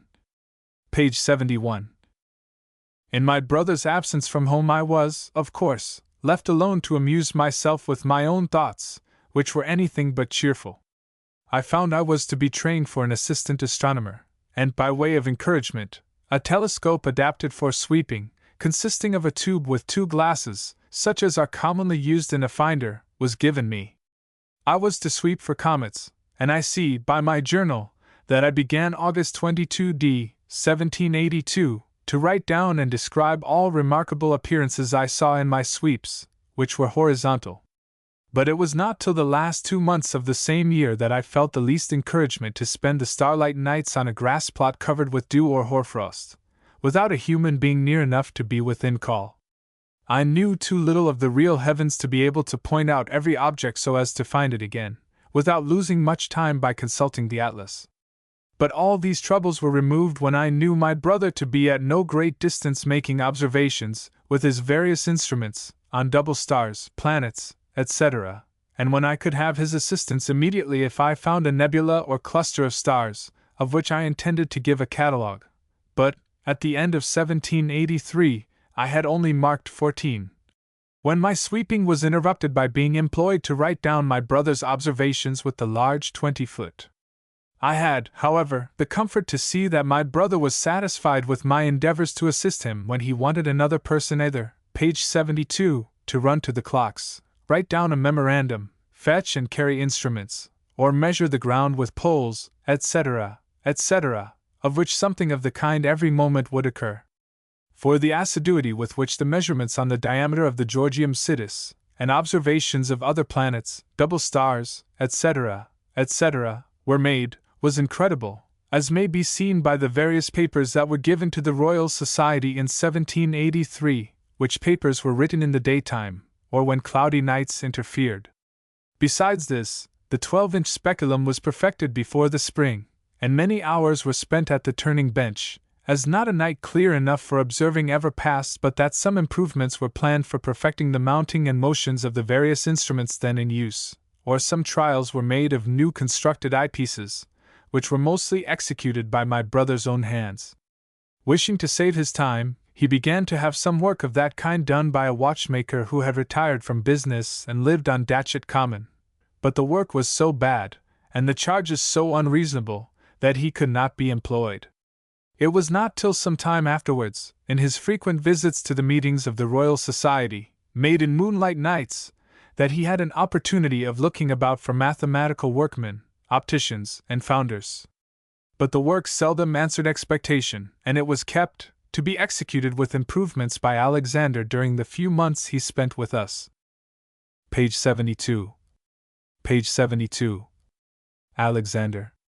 The summer months passed in the most active preparation for getting, page 73, the large 20-foot ready against the next winter. The carpenters and smiths of Datchet were in daily requisition, and, as soon as patterns for tools and mirrors were ready, my brother went to town to have them cast, and during the 3 or 4 months Alexander could be absent from Bath, the mirrors and optical parts were nearly completed. Page 73. Page 73. Alexander. But that the nights after a day of toil were not given to rest, may be seen by the observations on Mars, of which a paper, dated December 1, 1783, was given to the Royal Society. Some trouble, also, was often thrown away, during those nights, in the attempt to teach me to remeasure double stars with the same micrometers with which former measures had been taken, and the small 20-foot was given me for that purpose. I had also to ascertain their places by a transit instrument lent for that purpose by Mr. Dalrymple. But, after many fruitless attempts, it was seen that the instrument was, perhaps, as much in fault as my observations. Dalrymple. In 1783 Herschel says, Herschel. I have now finished my third review of the heavens. The first was made with a Newtonian telescope something less than 7 feet focal length, a power of 222, and an aperture of 4½ inches. It extended only to stars of the first, second, third, and fourth magnitudes. My second review was made with an instrument much superior to the other, of 85.2 inches focus, 6.2 inches aperture, page 74, and power 227. It extended to all the stars of Harris's maps and the telescopic ones near them, as far as the 8th magnitude. The catalogue of double stars and the discovery of the Georgium Sidus were the results of that review. The third was with the same instrument and aperture, but with a power of 460. This review extended to all the stars of Flamsteed's catalogue, together with every small star about them, to the amount of a great many thousands of stars. I have, many a night, in the course of 11 or 12 hours of observation, carefully and singly examined not less than 400 celestial objects, besides taking measures, and sometimes viewing a particular star for half an hour together. Page 74. Page 74. Harris's. Flamsteed's. The fourth review began with the 20-foot, in 1784. My brother began his series of sweeps when the instrument was yet in a very unfinished state, and my feelings were not very comfortable when every moment I was alarmed by a crack or fall, knowing him to be elevated 15 feet or more on a temporary cross-beam, instead of a safe gallery. The ladders had not even their braces at the bottom, and one night, in a very high wind, he had hardly touched the ground before the whole apparatus came down. Some laboring men were called up to help in extricating the mirror, which was, fortunately, uninjured, but much work was cut out for carpenters next day. I could give a pretty long list of accidents, page 75, which were near proving fatal to my brother as well as myself. To make observations with such large machinery, where all around is in darkness, is not unattended with danger, especially when personal safety is the last thing with which the mind is occupied. Even poor Piazzi did not go home without getting broken shins by falling over the rack bar. Page 75. Page 75. Piazzi. In the long days of the summer months many 10 and 7-foot mirrors were finished. There was nothing but grinding and polishing to be seen. For 10-foot several had been cast with rib backs, by way of experiment, to reduce the weight in large mirrors. In my leisure hours I ground 7-foot and plain mirrors from rough to fining down, and was indulged with polishing and the last finishing of a very beautiful mirror for Sir William Watson. William Watson. An account of the discoveries made with the 20-foot and the improvements of the mechanical parts of the instrument during the winter of 1785 is given with the catalogue of the first 1,000 new nebulae. By which account it must plainly appear that the expenses of these improvements, and those which were yet to be made in the apparatus of the 20-foot, which, in fact, proved to be a model of a larger instrument, could not be supplied out of a salary of £200 a year, especially as my brother's finances had been too much reduced during the 6 months before he received his first quarterly payment of £50, which was Michaelmas, 1782.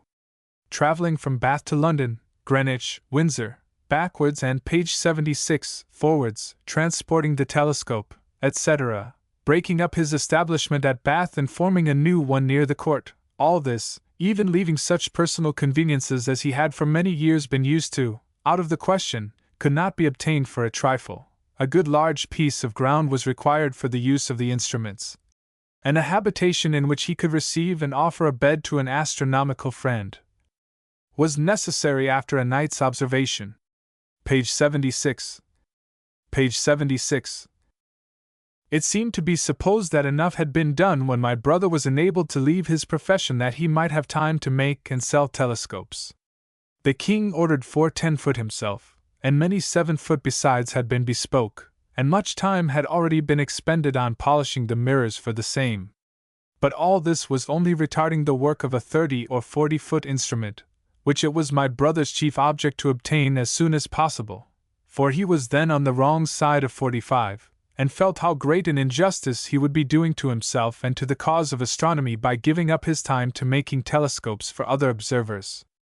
Sir William Watson, who often in the lifetime of his father came to make some stay with us at Datchet, saw my brother's difficulties, and expressed great dissatisfaction. On his return to Bath he met, among the visitors there, several belonging to the court, to whom he gave his opinion concerning his friend and his situation very freely. In consequence of this, my brother had soon after, through, page 77, Sir J. Banks, the promise that £2,000 would be granted for enabling him to make himself an instrument. William Watson. Page 77. Page 77. J. Banks. Immediately every preparation for beginning the great work commenced. A very ingenious smith, Campion, who was seeking employment, was secured by my brother, and a temporary forge erected in an upstairs room. Campion. The sale of these telescopes of Herschel's must have produced a large sum, for he had made before 1795 more than 207 feet, 150 10-feet, and 80 20-feet mirrors. For many of the telescopes sent abroad no stands were constructed. The mirrors and eyepieces alone were furnished, and a drawing of the stands sent with them by which the mirrors could be mounted. Herschel's. In 1785 the cost of a 7-foot telescope, 6 4/10 inches aperture, stand, eyepieces, etc., complete, was 200 guineas, a 10-foot was 600 guineas, and a 20-foot about 2,500 to 3,000 guineas. He had made 4 10-foot telescopes like this for the king. In 1787 Schroeder got the mirrors and eyepieces only for a 4 3/4-inch reflector for 5 guineas. Those for his 7-foot telescope were 23 guineas. Later a 7-foot telescope, complete, was sold for 100 guineas, and the 25-foot reflector, made for the Madrid Observatory, cost them 75,000 francs equals $15,000. 19. It was ordered in 1796, but not delivered for several years, the Spanish government being short of money. For a 10 and a 7-foot telescope, the Prince of Canino paid £2,310. Schroeder. 19. Vaughan Magellan writes to Bode concerning a visit to Herschel. 20. Vaughan Magellan. Bode. Herschel. 20. I spent the night of the 6th of January at Herschel's, in Datchet, near Windsor, and had the good luck to hit on a fine evening. He has his 20-foot Newtonian telescope in the open air and mounted in his garden very simply and conveniently.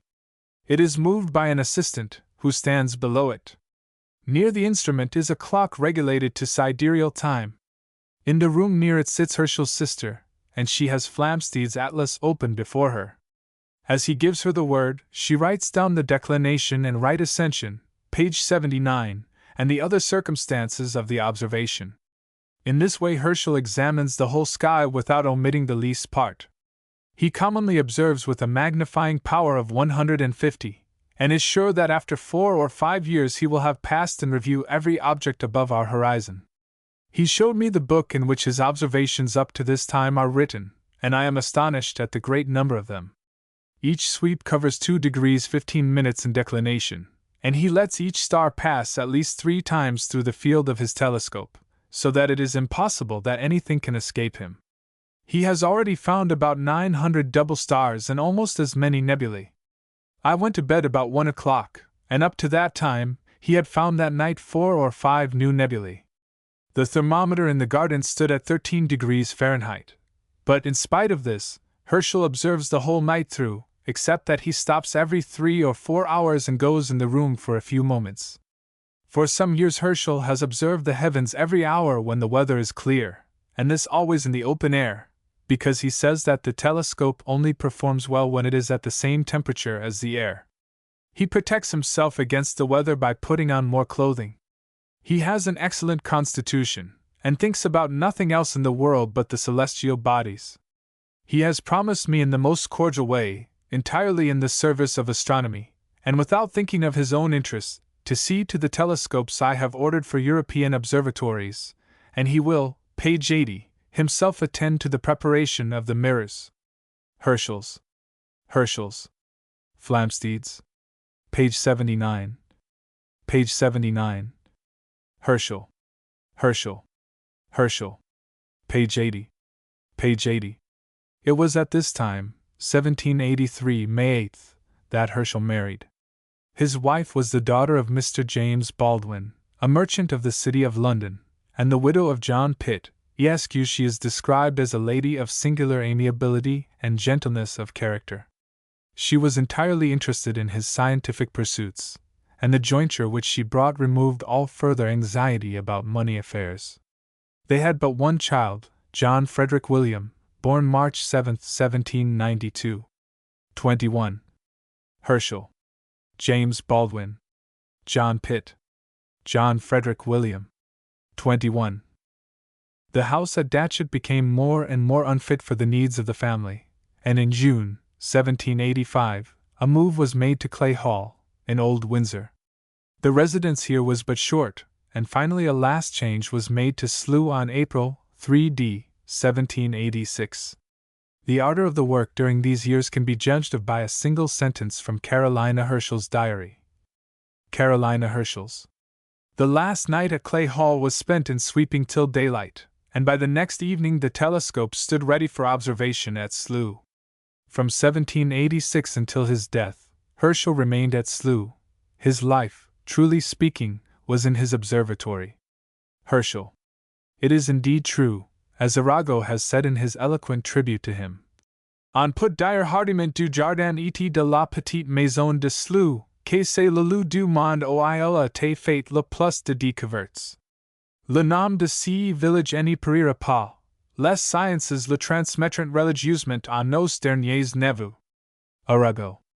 Herschel's first contribution to the Philosophical Transactions was printed in the volume for 1780, his last in that for 1818. Of these 39 volumes, there are only 2, 1813 and 1817, which contain no paper from his hand, and many volumes contain more than one, as he published no less than 68 memoirs in this place. Herschel. And yet it must not be thought that his was an austere and grave existence. Music, which he loved to enthusiasm, was still a delight to him. All the more that his devotion was free. The glimpses which we get of his life with his friends show him always cheerful, ardent, and devoted. Even in his later years he had not lost a boyish earnestness to explain. His simplicity and the charm of his manner struck everyone. Herschel, you know, and everybody knows, is one of the most pleasing and well-bred natural characters of the present age, says Dr. Burney, who had opportunity to know Herschel. Burney. The portrait which is given in the frontispiece must have been painted about this time, 1788, and the eager, ardent face shows his inner life far better than any words can do. Even in his scientific writings, which everything conspired to render grave and sober, the almost poetic nature of his mind shows forth. In one of his unpublished notebooks, now in the Royal Society's library, I found this entry: 640th sweep, November 28, 1786. The nebula of Orion, which I saw by the front view, was so glaring and beautiful that I could not think of taking any place of its extent. He was quite alone under the perfectly silent sky when this was written, and he was at his post simply to make this and other such observations. But the sky was beautiful to him, and his faithful sister, Carolina, sitting below, has preserved for us the words as they dropped from his lips. Carolina. On the 11th of January, 1787, Herschel discovered 2 satellites to Uranus. Herschel. After he had well assured himself of their existence, but before he communicated his discovery to the world, he made this crucial test. He prepared a sketch of Uranus attended by his 2 satellites, as it would appear on the night of February 10, 1787, and when the night came, the heavens displayed the original of my drawings, by showing in the situation I had delineated them the Georgian planet attended by 2 satellites. I confess that this scene appeared to me with additional beauty, as the little secondary planets seemed to give a dignity to the primary one which raises it into a more conspicuous situation among the great bodies of the solar system. In a memoir of 1789, he has a few sentences which show the living way in which the heavens appeared to him. This method of viewing the heavens seems to throw them into a new kind of light. They are now seen to resemble a luxuriant garden, which contains the greatest variety of productions in different flourishing beds, and one advantage we may at least reap from it is, that we can, as it were, extend the range of our experience to an immense duration. For is it not almost the same thing whether we live successively to witness the germination, blooming, foliage, fecundity, fading, withering, and corruption of a plant, or whether a vast number of, page 85, specimens selected from every stage through which the plant passes in the course of its existence be brought at once to our view? Page 85. Page 85. The thought here is no less finely expressed than it is profound. The simile is perfect, if we have the power to separate among the vast variety each state of being from every other, and if the very luxuriance of illustration in the heavens does not bewilder and overpower the mind. It was precisely this discriminating power that Herschel possessed in perfection. Herschel. There is a kind of humor in the way he records a change of opinion. I formerly supposed the surface of Saturn's ring to be rough, owing to luminous points like mountains seen on it, till one of these was kind enough to venture off the edge of the ring and appear as a satellite. In 1782 he replies with a certain concealed sharpness to the idea that he used magnifying powers which were too high. There is a tone almost of impatience, as if he were conscious he was replying to a criticism based on ignorance. We are told that we gain nothing by magnifying too much. I grant it, but shall never believe I magnify too much till by experience I find that I can see better with a lower power. 1782. By 1786, when he returns to this subject, in answer to a formal request to explain his use of high magnifiers, he is quite over any irritation, and treats the subject almost with playfulness. Soon after my first essay of using high powers with the Newtonian telescope, I began to doubt whether an opinion which has been entertained by several eminent authors, that vision will grow indistinct when the optic pencils are less than the 50th part of an inch, would hold good in all cases. I perceived that according to this criterion I was not entitled to see distinctly with a power of much more than about 320 in a 7-foot telescope of an aperture of 6 4/10 inches, whereas in many experiments I found myself very well pleased with magnifiers which far exceeded such narrow limits. This induced me, as it were, by way of apology to myself for seeing well where I ought to have seen less distinctly, to make a few experiments. It is needless to say that these experiments proved that from the point of view taken by Herschel, he was quite right, and that his high powers had numerous valuable applications. He goes on to say, Herschel. Had it not been for a late conversation with some of my highly esteemed and learned friends, I might probably have left the papers on which these experiments were recorded, among the rest of those that are laid aside, when they have afforded me the information I want. The last sentence seems to be a kind of notice to his learned friends that there is yet more unsaid. As a warning to those to whose criticisms he had replied, he gives them this picture of the kind of assiduity which will be required, if some of his observations on double stars are to be repeated. It is in vain to look for these stars if every circumstance is not favorable. The observer as well as the instrument must have been long enough out in the open air to acquire the same temperature. In very cold weather an hour at least will be required. 1782. We may gain some further insight into his character from the following chance extracts from his writings. I have all along had truth and reality in view as the sole object of my endeavors. 1782.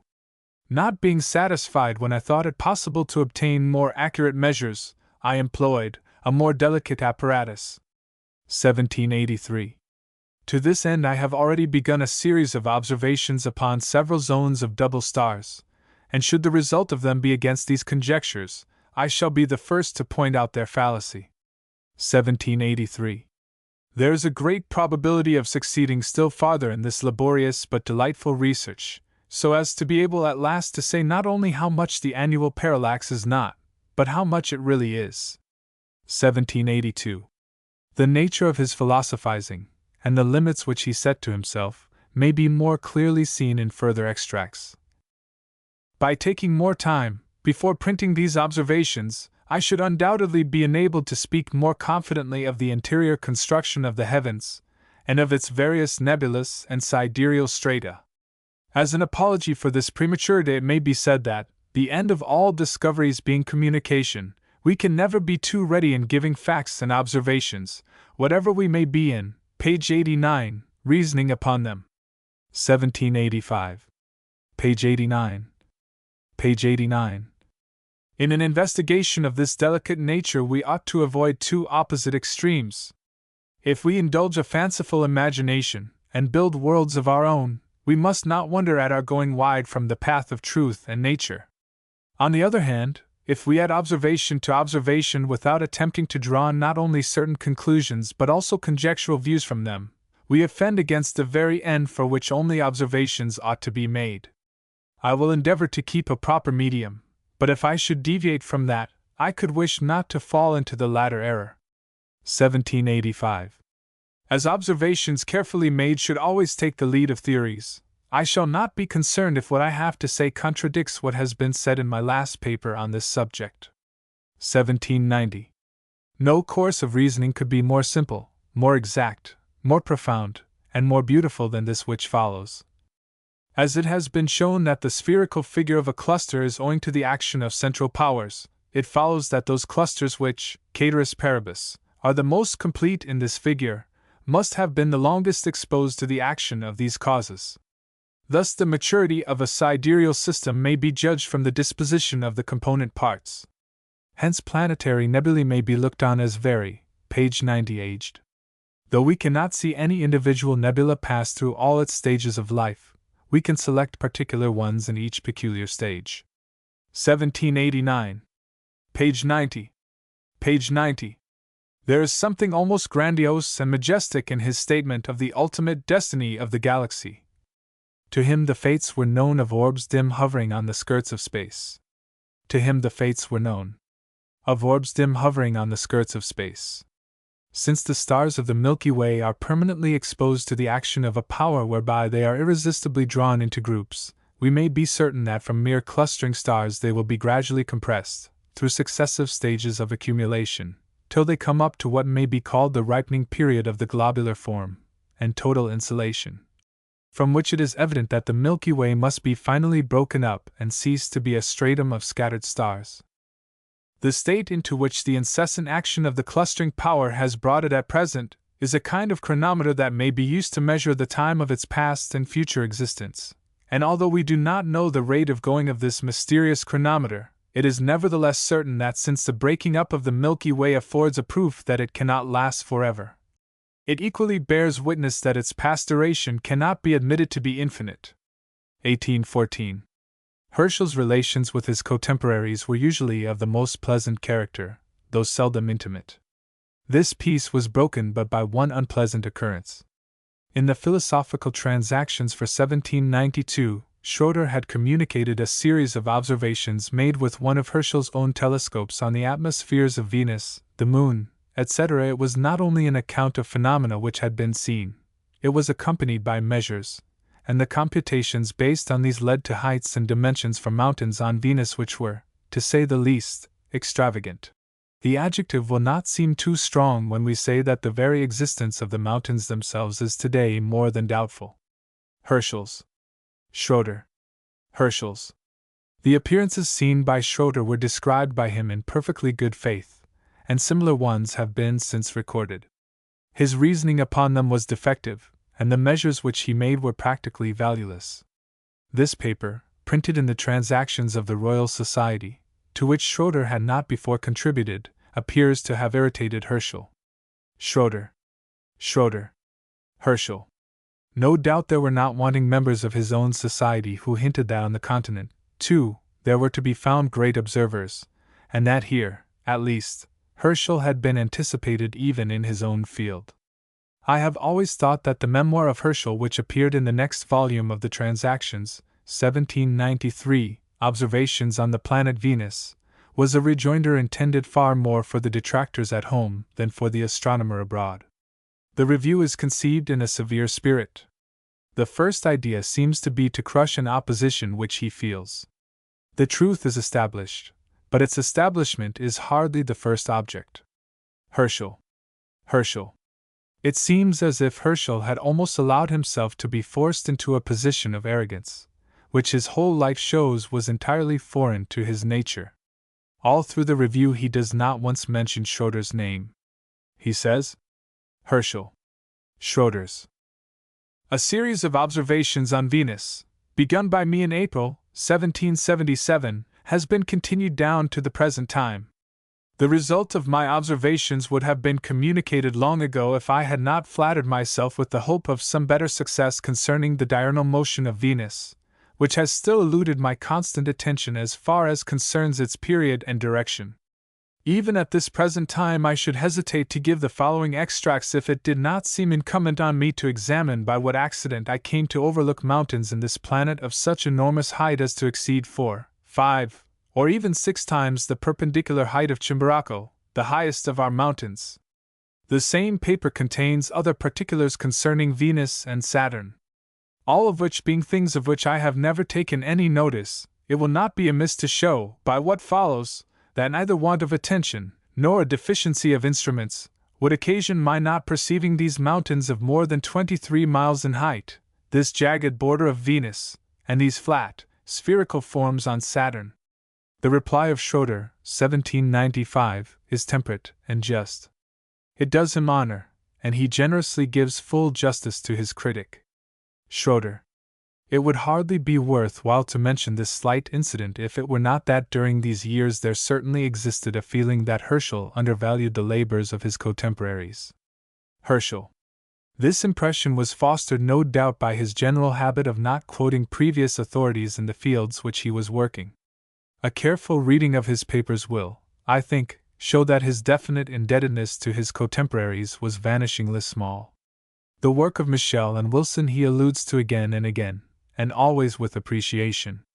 Certainly he seems to show a vein of annoyance that the papers of Christian Mayer, De Novis Ancilla Sidereo Phenomenis, 1779, and Beobachtingen von Fixstern Trabanten, 1778, should have been quoted to prove that the method proposed by Herschel in 1782 for ascertaining the parallax of the fixed stars by means of observations of those which were double was not entirely original with himself. Michel, Wilson, Christian Mayer, Herschel. There is direct proof that it was so. 22, and if this was not forthcoming it would be unnecessary, as he has amply shown in his catalogue of double stars. One is reminded of his remarks on the use of the high magnifying powers by the impatience of his comets. 22. His proposal to call the newly discovered minor planets asteroids, 1802, was received as a sign that he wished to discriminate between the discoveries of Piazzi and Olbers and his own discovery of Uranus. 23. Piazzi, Olbers, Uranus. He takes pains to quietly put this on one side in one of his papers, showing that he was cognizant of the existence of such a feeling. I am tempted to resurrect from a deserved obscurity a notice of Herschel's observations on the two lately discovered celestial bodies. 23. Philosophical Transactions, 1802, printed in the first volume of the Edinburgh Review, simply to show the kind of envy to which even he, the glory of England, was subject. Herschel's. 23. The reviewer sets forth the principal results of Herschel's observations, and, after quoting his definition of the new term asteroid, goes on to say, Herschel's. If a new name must be found, why not call them by some appellation which shall, in some degree, be descriptive of, or at least consistent with, their properties? Why not, for instance, call them concentric comets, or planetary comets, or cometary planets? Or if a single term must be found, why may we not coin such a phrase as planetoid or cometoid? Then follows a general arraignment of Herschel's methods of expression and thought, as distinguished from his powers of mere observation. This distinction, it may be said, exists only in the reviewer's mind. There was no such distinction in fact.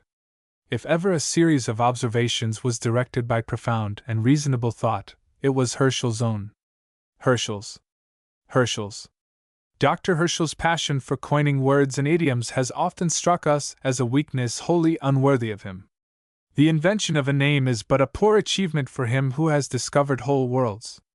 Why, for instance, do we hear him talking of the space-penetrating power of his instrument, a compound epithet and metaphor which he ought to have left to the poets, who, in some future age, shall acquire glory by celebrating his name? The other papers of Dr. Herschel, in the late volumes of the Transactions, do not deserve such particular attention. His catalogue of 500 new nebulae, though extremely valuable to the practical astronomer, leads to no general conclusions of importance, and abounds with the defects which are peculiar to the doctor's writings, a great prolixity and tediousness of narration, loose and often unphilosophical reflections, which give no very favorable idea of his scientific powers. However great his merit may be as an observer, above all, that idle fondness for inventing names without any manner of occasion, to which we have already alluded, and a use of novel and affected idioms. Herschel. To the speculations of the doctor on the nature of the sun, we have many similar objections, but they are all eclipsed by the grand absurdity which he has there committed, in his hasty and erroneous theory concerning the influence of the solar spots on the price of grain. Since the publication of Gulliver's Voyage to Laputa, nothing, page 98, so ridiculous has ever been offered to the world. We heartily wish the doctor had suppressed it, or, if determined to publish it, that he had detailed it in language less confident and flippant. Page 98. One is almost ashamed to give space and currency to a forgotten attack, but it yields a kind of perspective, and it is instructive and perhaps useful to view Herschel's labors from all sides, even from wrong and envious ones. Herschel's. The study of the original papers, together with a knowledge of the circumstances in which they were written, will abundantly show that Herschel's ideas sprung from a profound meditation of the nature of things in themselves. What the origin of trains of thought prosecuted for years may have been we cannot say, nor could he himself have expressed it. A new path in science was to be found out, and he found it. It was not in his closet, surrounded by authorities, but under the open sky, that he meditated the construction of the heavens. As he says, My situation permitted me not to consult large libraries, nor, indeed, was it very material, for as I intended to view the heavens myself, Nature, that great volume, appeared to me to contain the best catalogue. Herschel's. His remarkable memoirs on the invisible and other rays of the solar spectrum were received with doubt, and with open denial by many of the scientific bodies of Europe. The reviews and notices of his work in this direction were often quite beyond the bounds of a proper scientific criticism, but Herschel maintained a dignified silence.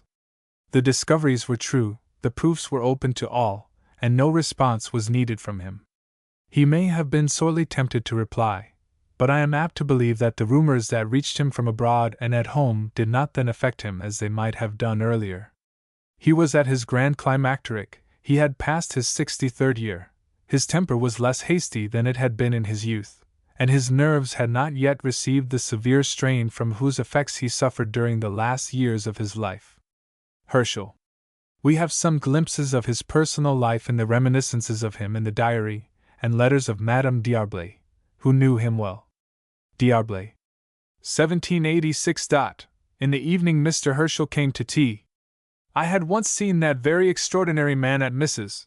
Deluc's, but was happy to see him again, for he has not more fame to awaken curiosity than sense and modesty to gratify it.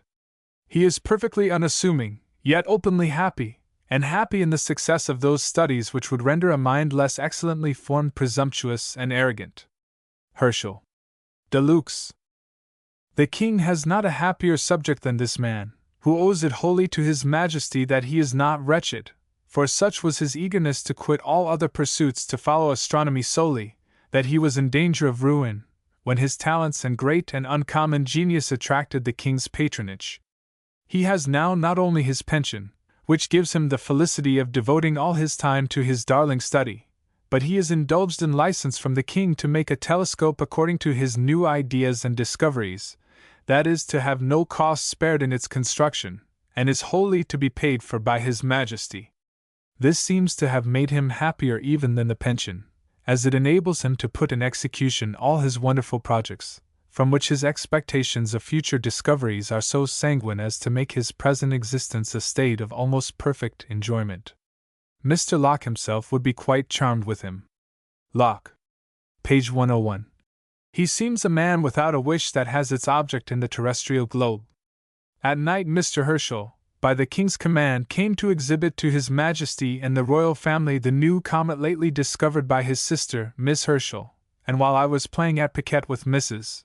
Schwellenberg, the Princess Augusta came into the room and asked her if she chose to go into the garden and look at it. She declined the offer, and the princess then made it to me. I was glad to accept it for all sorts of reasons. We found him at his telescope. The comet was very small, and had nothing grand or striking in its appearance, but it is the First Lady's comet, and I was very desirous to see it. Mr. Herschel then showed me some of his new discovered universes, with all the good humor with which he would have taken the same trouble for a brother or a sister astronomer. There is no possibility of admiring his genius more than his gentleness. Page 101. Page 101. Herschel. Herschel. Schwellenberg. Augusta. Herschel. 1786, December 30th. This morning my dear father carried me to Dr. Herschel. That great and very extraordinary man received us almost with open arms. He is very fond of my father, who is one of the Council of the Royal Society this year, as well as himself. At this time of day there was nothing to see but his instruments. Those, however, are curiosities sufficient. I wish very much to have seen his sister, but she had been up all night, and was then in bed. Herschel. 1787, September. Dr. Herschel is a delightful man, so unassuming with his great knowledge, so willing to dispense it to the ignorant, and so cheerful and easy in his general manners, that, were he no genius, it would be impossible not to remark him as a pleasing and sensible man. Herschel. 1788, October 3. We returned to Windsor at noon, and Mrs. Deluc sent me a most pressing invitation to tea and to hear a little music. 2 young ladies were to perform at her house in a little concert. Dr. Herschel was there, and accompanied them very sweetly on the violin. His new married wife was with him, and his sister. His wife seems good-natured. She was rich, too. And astronomers are as able as other men to discern that gold can glitter as well as stars. The Luke. Herschel. Dr. Burney to Madame D'Arblay. Chelsea College, September 28, 1798. Chelsea College. I drove through Slough in order to ask at Dr. Herschel's door when my visit would be least inconvenient to him, that night or next morning. The good soul was at dinner, but came to the door himself, to press me to alight immediately and partake of his family repast, and this he did so heartily that I could not resist. Herschel's. Page 103. I expected, not knowing that Herschel was married, only to have found Miss Herschel, but there was a very old lady, the mother, I believe, of Mrs. Herschel, who was at the head of the table herself, and a Scots lady, a Miss Wilson, daughter of Dr. Wilson, of Glasgow, an eminent astronomer, Miss Herschel, and a little boy. They rejoiced at the accident which had brought me there, and hoped I would send my carriage away and take a bed with them. They were sorry they had no stables for my horses. Page 103. Page 103. Herschel. Herschel. Herschel. Wilson. Wilson. Herschel. We soon grew acquainted. I mean the ladies and I, and before dinner was over we seemed old friends just met after a long absence. Mrs. Herschel is sensible, good-humored, unpretending, and well-bred. Miss Herschel all shyness and virgin modesty, the Scots lady sensible and harmless, and the little boy entertaining, promising, and comical. Herschel, you know, and everybody knows, is one of the most pleasing and well-bred natural characters of the present age, as well as the greatest astronomer. Herschel. Herschel. Herschel. Your health was drunk after dinner, put that into your pocket, and after much social conversation and a few hearty laughs, the ladies proposed to take a walk, in order, I believe, to leave Herschel and me together. We walked and talked round his great telescopes till it grew damp and dusk, then retreated into his study to philosophize. Herschel. He made a discovery to me, which, had I known it sooner, would have, page 104, overset me, and prevented my reading any part of my work.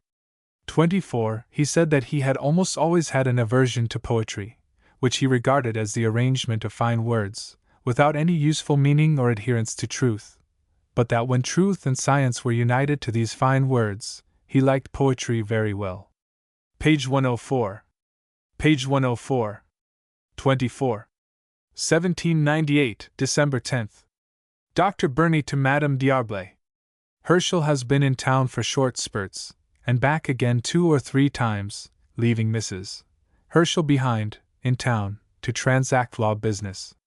I had him here 2 whole days. Herschel. Herschel.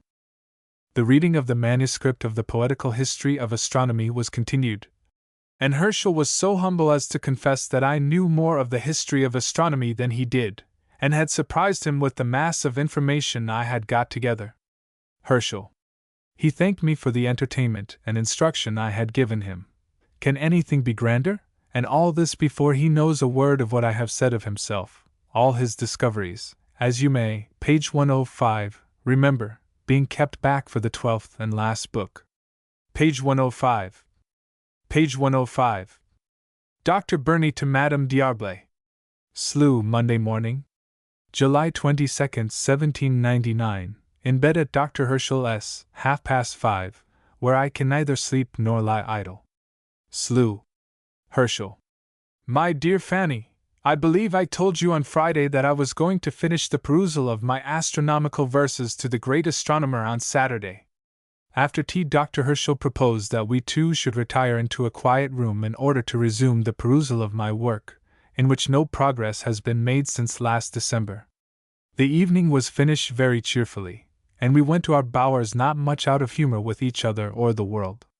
After dinner we all agreed to go to the terrace, at Windsor, Mr., Mrs., and Miss H., with their nice little boy, and 3 young ladies.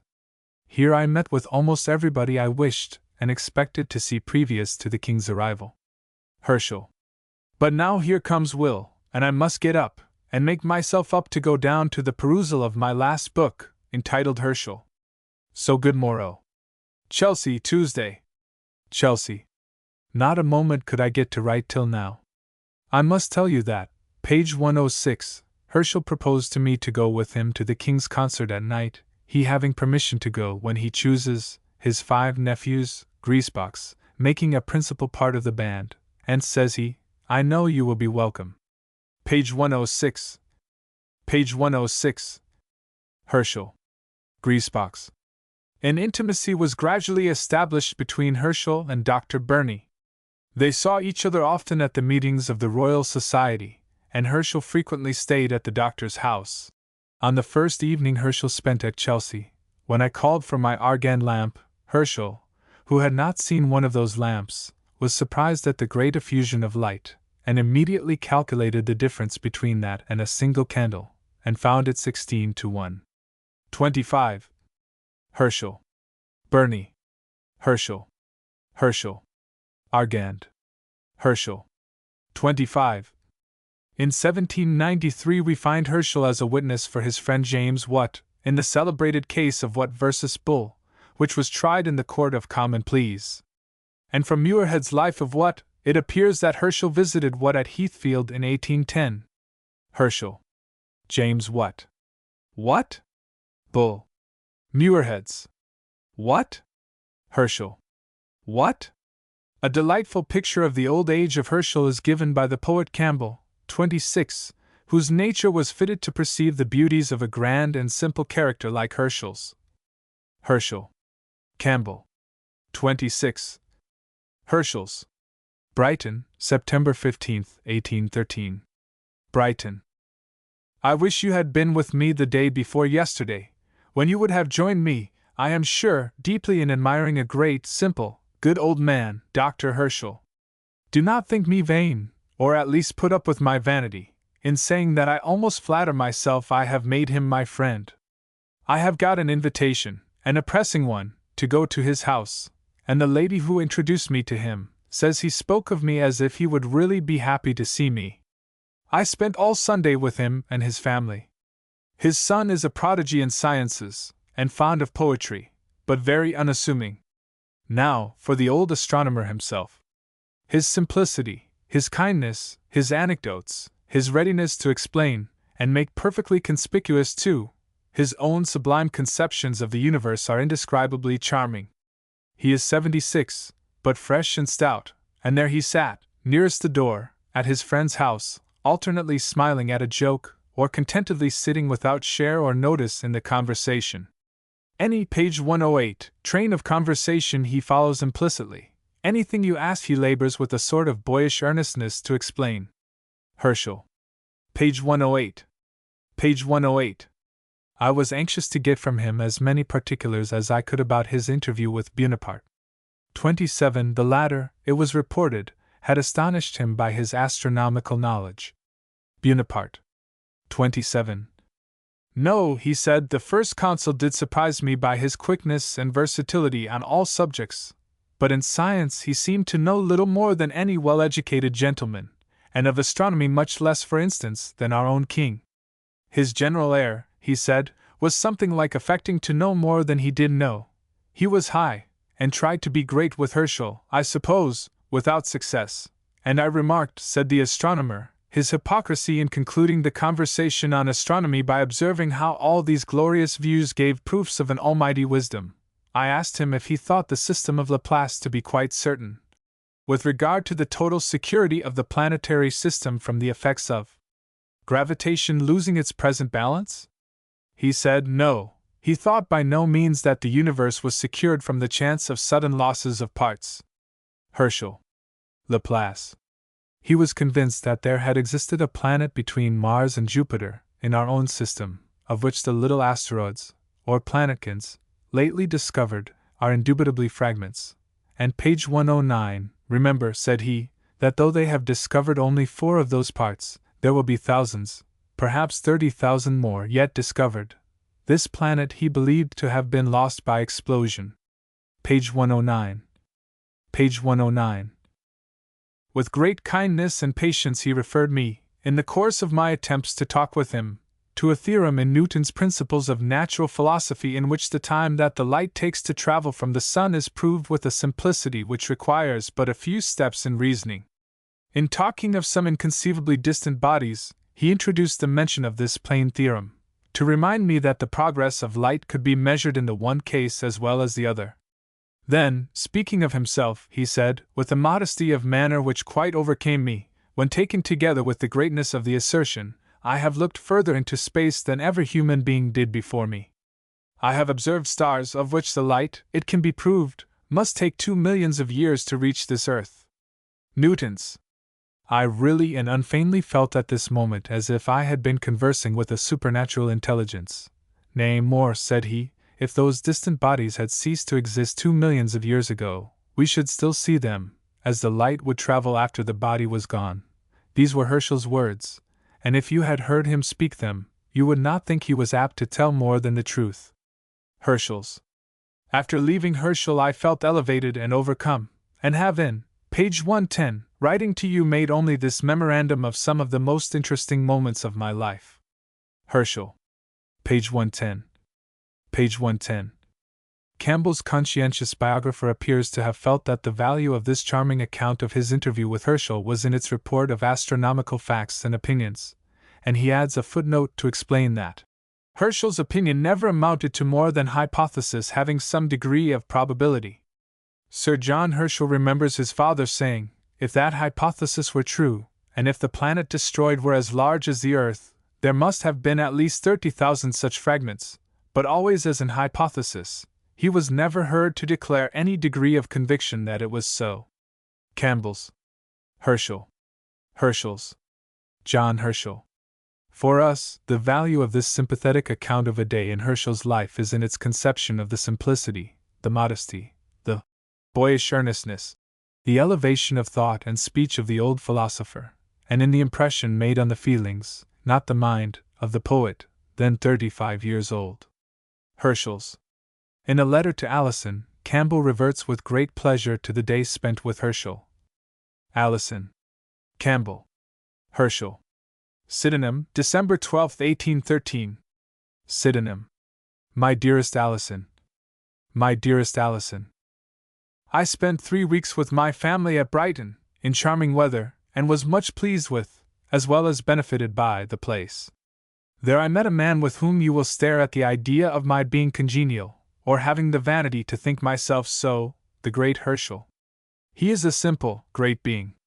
I once in my life looked at Newton's Principia, and attended an astronomical class at Glasgow. Wonderful it seemed to myself, that the great man condescended to understand my questions, to become apparently earnest in communicating to me as much information as my limited capacity and preparation for such knowledge would admit. He invited me to see him at his own abode, and so kindly that I could not believe that it was mere good breeding, but a sincere wish to see me again. I had a full day with him. He described to me his whole interview with Bonaparte, said it was not true, as reported, that Bonaparte understood astronomical subjects deeply, but affected more than he knew. Herschel. Newton's. Bonaparte. Bonaparte. In speaking of his great and chief telescope, he said with an air, page 112, not of the least pride, but with a greatness and simplicity of expression that struck me with wonder, I have looked further into space than ever human being did before me. I have observed stars, of which the light takes 2 millions of years to travel to this globe. I mean to pay him a reverential visit at Slough, as soon as my book is out, this winter. Page 112. Page 112. In 1807 Carolina Herschel has this entry in her diary. Carolina Herschel. October 4th. My brother came from Brighton. The same night 2 parties from the castle came to see the comet, and during the whole month my brother had not an evening to himself. As he was then in the midst of polishing the 40-foot mirror, rest became absolutely necessary after a day spent in that most laborious work, and it has ever been my opinion that on the 14th of October his nerves received a shock of which he never got the better afterwards. In the spring of 1808 he was quite seriously ill, but in May the observing went on again. In 1809 and 1810 his principal investigations were upon physical subjects, Newton's rings, and in 1811 the only long series of observations was upon the comet of that year. After 1811 the state of Herschel's health required that his observations should be much less frequent. Much of the time after 1811 he was absent, and his work at home consisted largely in arranging the results of his previous labors, and in computations connected with them. All through the years 1814 to 1822, Herschel's health was very feeble. The severe winter of 1813 to 14 had told materially upon him. In 1814, however, he undertook to repolish the 40-foot mirror, but was obliged to give it over. Newton's. Herschel's. He now found it necessary to make frequent little excursions for change of air and scene. His faithful sister remained at home, bringing order into the masses of manuscript, and copying the papers for the Royal Society. She was sick at heart, fearing that each time she saw her brother it would be the last. In 1818 she says, February 11th, I went to my brother and remained with him till the 23d. We spend our time, though not in idleness, in sorrow and sadness. He is not only unwell, but low in spirits. Page 114. Page 114. 1818, December 16th, Herschel went to London to have his portrait painted by Artaud. While he was in London his will was made. 28. Herschel. Artaud. 28. In 1819 there is a glimmer of the old-time light. In a note Herschel says, Herschel. Lena, there is a great comet. I want you to assist me. Come to dine and spend the day here. If you can come soon after 1 o'clock, page 115, we shall have time to prepare maps and telescopes. I saw its situation last night. It has a long tail. Lena. Page 115. Page 115. July 4, 1819. This note has been carefully kept by his sister, and on it she has written, I keep this as a relic. Every line now traced by the hand of my dear brother becomes a treasure to me. So the next 3 years passed away. Sir William, 29, was daily more and more feeble. He spent his time in putting his works in order, but could devote only a few moments each day to this. His sister says, William, 29. August 11th, 12th, 13th, and 14th, 1822, I went as usual to spend some hours of the forenoon with my brother. August 15th, I hastened to the spot where I was wont to find him, with the newspaper which I was to read to him. But instead I found Mrs. Monson, Miss Baldwin, and Mr. Bowman, from Leeds, the grandson of my brother's earliest acquaintance in this country. I was informed my brother had been obliged to return to his room, whither I flew immediately. Lady H. and the housekeeper were with him, page 116, administering everything which could be thought of for supporting him. I found him much irritated at not being able to grant Mr. Bowman's request for some token of remembrance for his father. As soon as he saw me, I was sent to the library to fetch one of his last papers and a plate of the 40-foot telescope.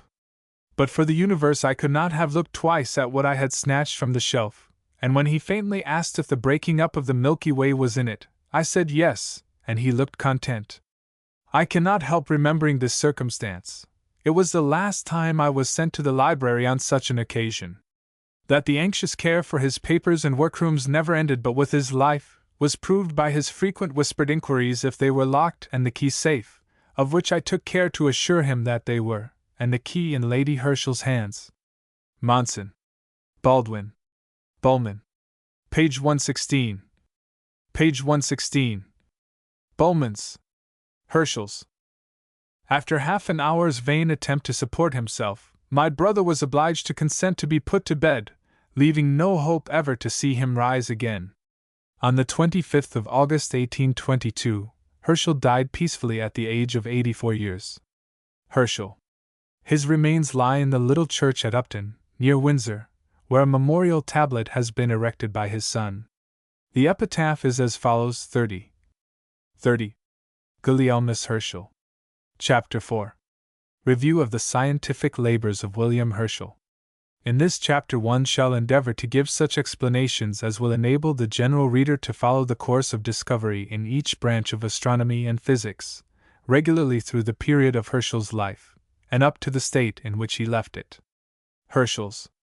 A more detailed and precise account, which should appeal directly to the professional astronomer, will not be needed, since Arago has already fulfilled this want in his Analyse de la vie et des travaux de Sir William Herschel, published in 1842. The few misconceptions there contained will be easily corrected by those to whom alone they are of consequence. The latter class of readers may also consult the abstracts of Herschel's memoirs, which have been given in A Subject Index and a Synopsis of the Scientific Writings of Sir William Herschel, prepared by Dr. Hastings and myself, and published by the Smithsonian Institution. Arago. William Herschel. Herschel's. William Herschel. Hastings. An accurate sketch of the state of astronomy in England and on the continent, in the years 1780 to 1820, need not be given. It will be enough if we remember that of the chief observatories of Europe, public and private, no one was actively devoted to such labors as were undertaken by Herschel at the very beginning of his career. Herschel. His observations on variable stars, indeed, were in the same line as those of Piguet, Flaugergues, and Darquier, in France, had perhaps preceded him in minute scrutiny of the sun's surface, etc. But even in that department of observation, he at once put an immense distance between himself and others by the rapid and extraordinary advances in the size and in the excellence of his telescopes. Before his time, the principal aids to observation were the Gregorian and Newtonian telescopes of Short, and the small achromatics of Dalland. 31. Piguet. Flaugergues. Darquier. Short. Dalland. 31. We have seen, in what goes before, how his patient zeal had succeeded in improving upon these. There was no delay, and no rest. Steadily the art of making reflectors was urged forward, until he had finally in his hands the 40-foot telescope. It must be admitted that this was the limit to which the manufacture of powerful telescopes could be pushed in his generation. The optical and mechanical difficulties which prevented a farther advance required time for their solution, and indeed some of these difficulties are scarcely solved at this day. It may fairly be said that no reflector larger than 3 feet in aperture has yet realized our expectations. The improvement of telescopes and optical apparatus. It will be of interest to give in this place some connected account of the large 40-foot reflector, of 4 feet aperture, made by Herschel. Its history extends from 1785 to 1811. Its manufacture was considered by his contemporaries as his greatest triumph. As a machine, it was extremely ingenious in all its parts, as may be seen from the elaborate description and plates of it published in the Philosophical Transactions for 1795. One of its mirrors certainly had good definition, for by means of it, the 2 small satellites of Saturn, Mimas and Enceladus, were discovered, and these discoveries alone would make it famous. Perhaps more was expected of it by the public in general than it absolutely performed. Its merits were after a while decried, and Herschel even felt obliged to state why he did not always employ it in his observations. His reasons were perfectly valid, and such as any one may understand. The time required to get so large a machine into working order was a serious tax. It required more assistance than his 20-foot telescope, and he says, "I have made it a rule never to employ a larger telescope when a smaller will answer the purpose." Herschel. It still remains as a remarkable feat of engineering and an example of great optical and mechanical skill. It led the way to the large reflectors of Lord Rosse, some 60 years later, and several of the 40-foot telescopes of the present day even have done less useful work.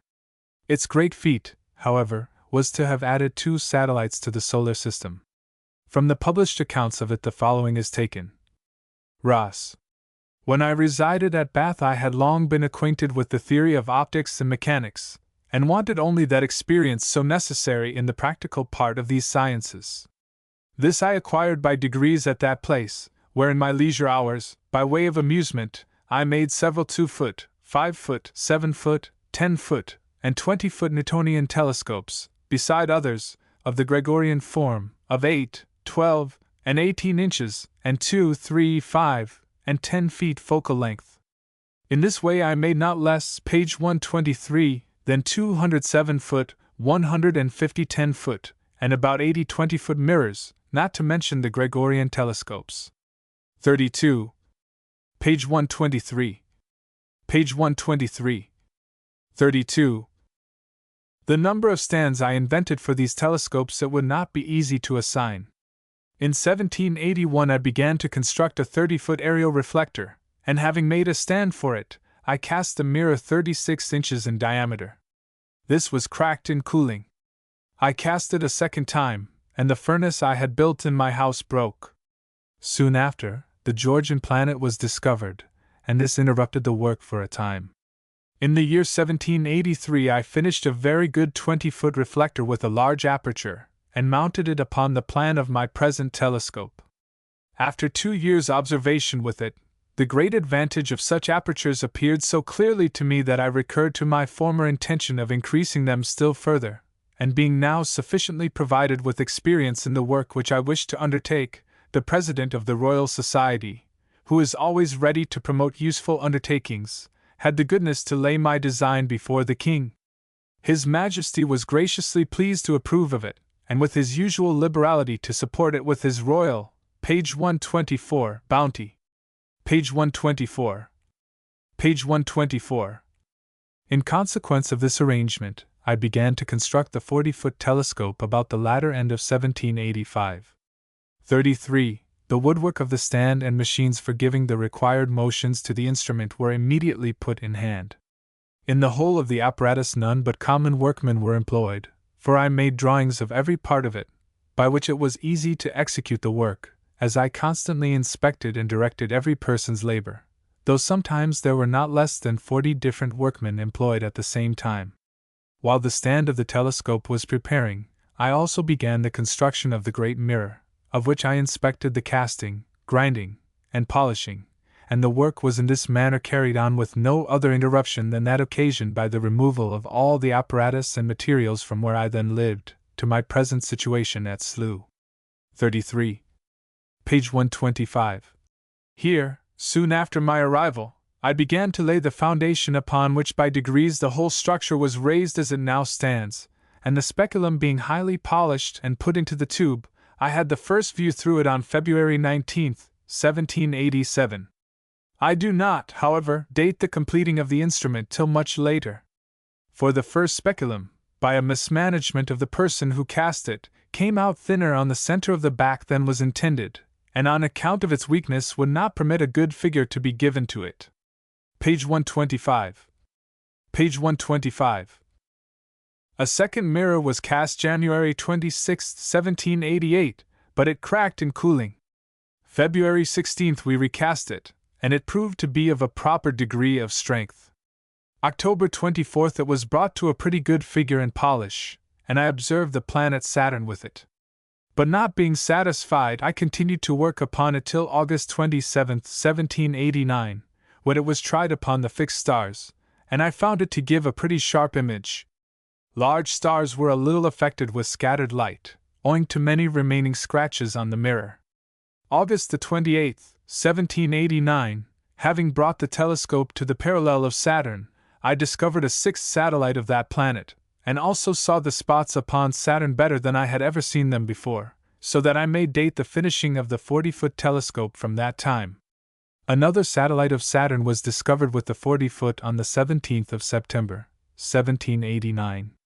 It was used for various observations so late as 1811. On January 19th of that year, Herschel observed the nebula of Orion with it.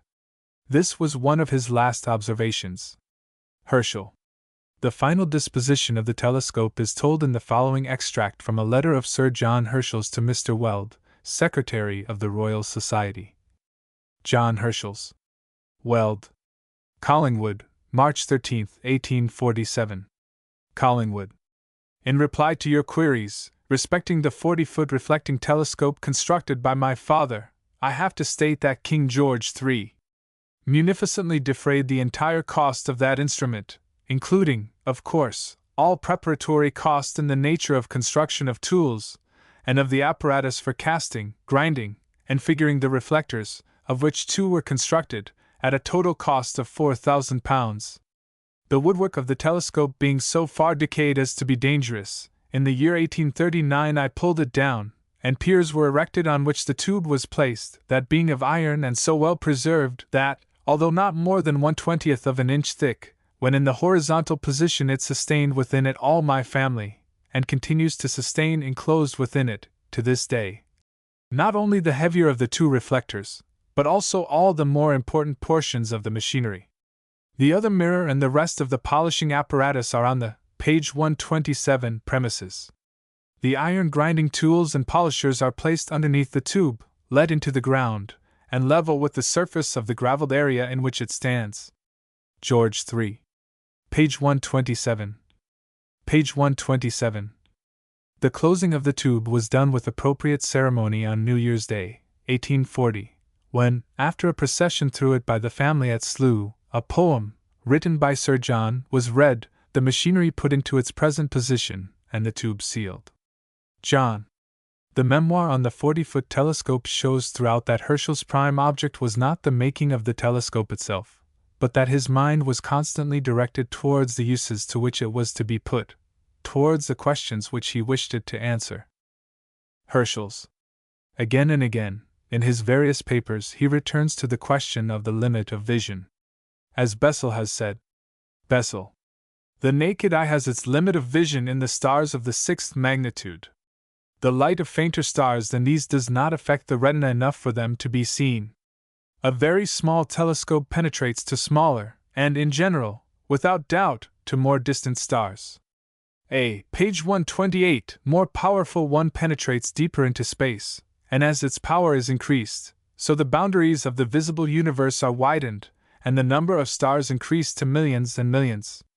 Whoever has followed the history of the series of Herschel's telescopes will have observed this. But Herschel was not content with the bare fact, but strove ever to know how far a telescope of a certain construction and size could penetrate, compared with the naked and unassisted eye. These investigations were never for the discovery of new facts concerning the working of his instruments. It was for the knowledge of the distribution of the fixed stars in space itself that he strove. Herschel's instruments were designed to aid vision to the last extent. They were only secondarily for the taking of measures. His efforts were not for a knowledge of the motions, but of the constitution and construction of the heavenly bodies.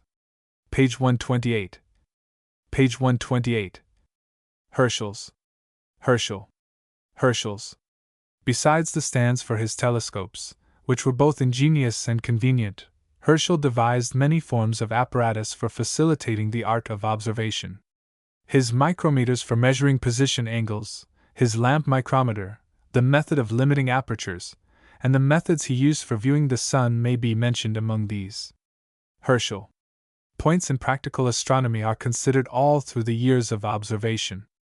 A reference to his original papers will show how numerous, how varied, and how valuable these are. I cannot forbear quoting here the account of a precaution observed during his examination of the belts on Saturn, 1794. It is the most striking example of how fully Herschel realized that the eye of the observer is a material part of the optical apparatus of astronomy. Simple as this principle may appear, it was an absolute novelty in his day. Herschel. In making these observations, he says, I took care to bend my head so as to receive the picture of the belt in the same direction as I did formerly. This was a precaution that occurred to me, as there was a possibility that the vertical diameter of the retina might be more or less sensitive than the horizontal one. Astronomers will recognize in this the first suggestion of the processes which have led to important results in the hands of Dr. Otto Struve and others in the comparison of the measures of double stars by different observers, each of whom has a personal habit of observation, which, if not corrected, may affect his results in the way which Herschel was striving to avoid. Otto Struve. Herschel. Researches on the relative brightness of the stars, variable stars. No research of Herschel's was more laborious than the elaborate classification of the stars according to their comparative brightness, which he executed during the years 1796 to 1799. It was directly in the line of his main work, to find out the construction of the heavens. Herschel's. His first paper had been upon the variable star Miraceti. Here was a sun, shining by its native brightness, which waxed and waned like the moon itself. This star is periodic. It is for a long period invisible to the unassisted eye. Then it can just be seen, and increases in brightness for a little over a month, and attains a maximum brilliancy. From this it decreases for nearly 3 months, and after becoming invisible, remains so for 5 or 6 months. Its whole period is about 333 days. Are all other stars constant in brightness? The example of Mira Ceti and of other known variables makes this at least doubtful. But the Sun itself may vary for all that we know. It is a simple star like the rest. This question of variability in general is an important one then. It can only be tested by making accurate catalogues of the relative brilliance of stars at various times, and by comparing these.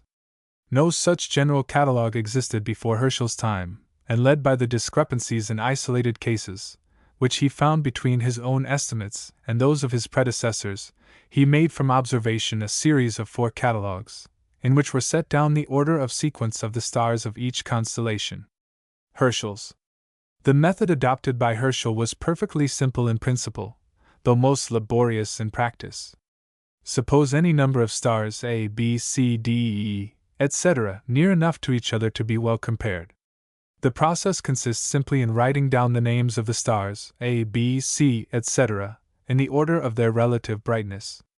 Thus, if for a group of 8 stars we have found at one epoch A, B, C, D, E, F, G, H, and if at another time the order was A, B, C, D, F, E, G, H, symptoms of variability are pointed out. Repeated observations, where the same stars found in different sequences, will decide the question. Thus, for the stars visible to the naked eye, we know exactly the state of the sky in Herschel's day, now nearly a century ago. Any material change cannot escape us.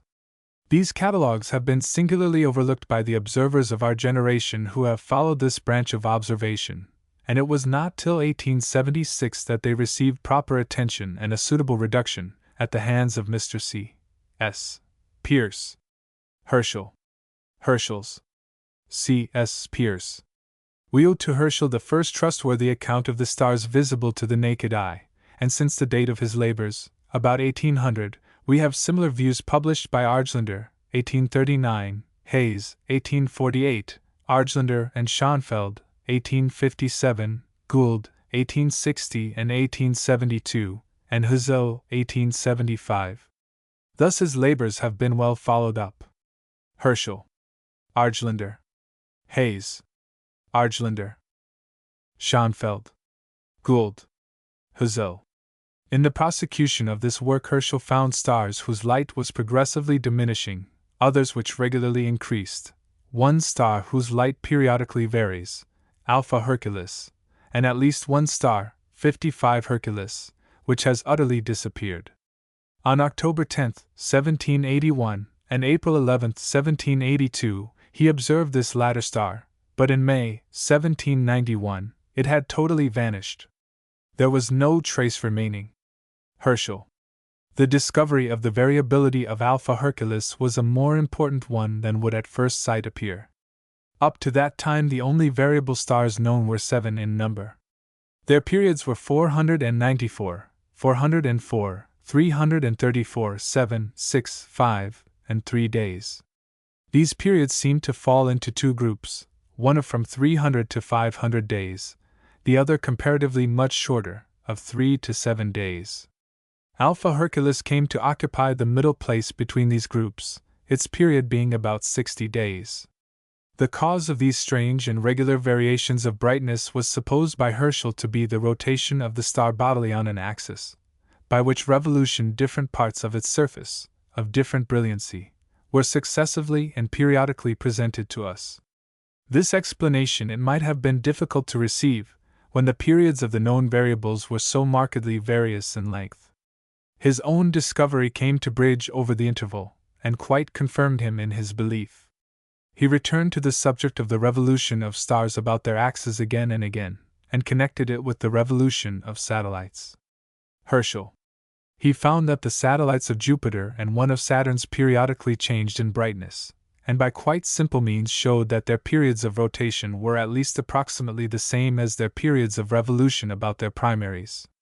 In this case, as in every other, he considered a discovery in each and every one of its possible bearings. There are no instances where he has singularly overlooked the consequences of his observations. Researches on double stars. The double stars were the subject of Herschel's earliest and of his latest papers. In 1782 he published his Catalogue of Double Stars, and his last published memoir, 1822, was on the same subject. Herschel's. The question of determining the parallax of stars first brought Herschel to the discovery of double stars. If two stars, A and B, appear very close together, and if, in reality, the star B is very many times more distant from the Earth than A, although seen along the same line of sight, then the revolution of the Earth in its orbit will produce changes in the relative situation of A and B, and in fact, B will describe a small orbit about A, due to this revolution. This idea had been proposed by Galileo, and measures on this plan had been made by Long, with negative results. But Herschel, in reviewing their work, declares that the stars chosen by Long were not suitable to the purpose. It is necessary, among other things, to the success of this method, that it should be certain that the star B is really very much more distant than the star A. The only general test of the distance of stars is their brilliancy, and Herschel decided to use only stars for this research which had two components very greatly different in brightness. A must be very bright, and presumably near to us, and B must be very close to A, and very faint, and thus, presumably, very distant. Herschel. Galileo. Long. Herschel. Long. Herschel. It was in the search for such pairs of stars that the Catalogue of Double Stars, 1782, was formed. Herschel's first idea of a double star made such pairs as he found, to consist of two stars accidentally near to each other. A was near to us, and appeared projected in a certain place on the celestial sphere. B was many times more distant, but by chance, was seen along the same line, and made with an optical double. If the two stars were at the same distance from the Earth, if they made part of the same physical system, if one revolved around the other, then this method of gaining a knowledge of their distance failed. Even in his first memoir on the subject, a surmise that this latter state might occur in some cases was expressed by Herschel. The notes on some of the pairs declare that a motion of one of them was suspected. But this motion might be truly orbital, of one star about the other as a center, or it might simply be that one star was moving by its own proper motion, and leaving the other behind. It was best to wait and see. The first catalogue of double stars contained 203 instances of such associations.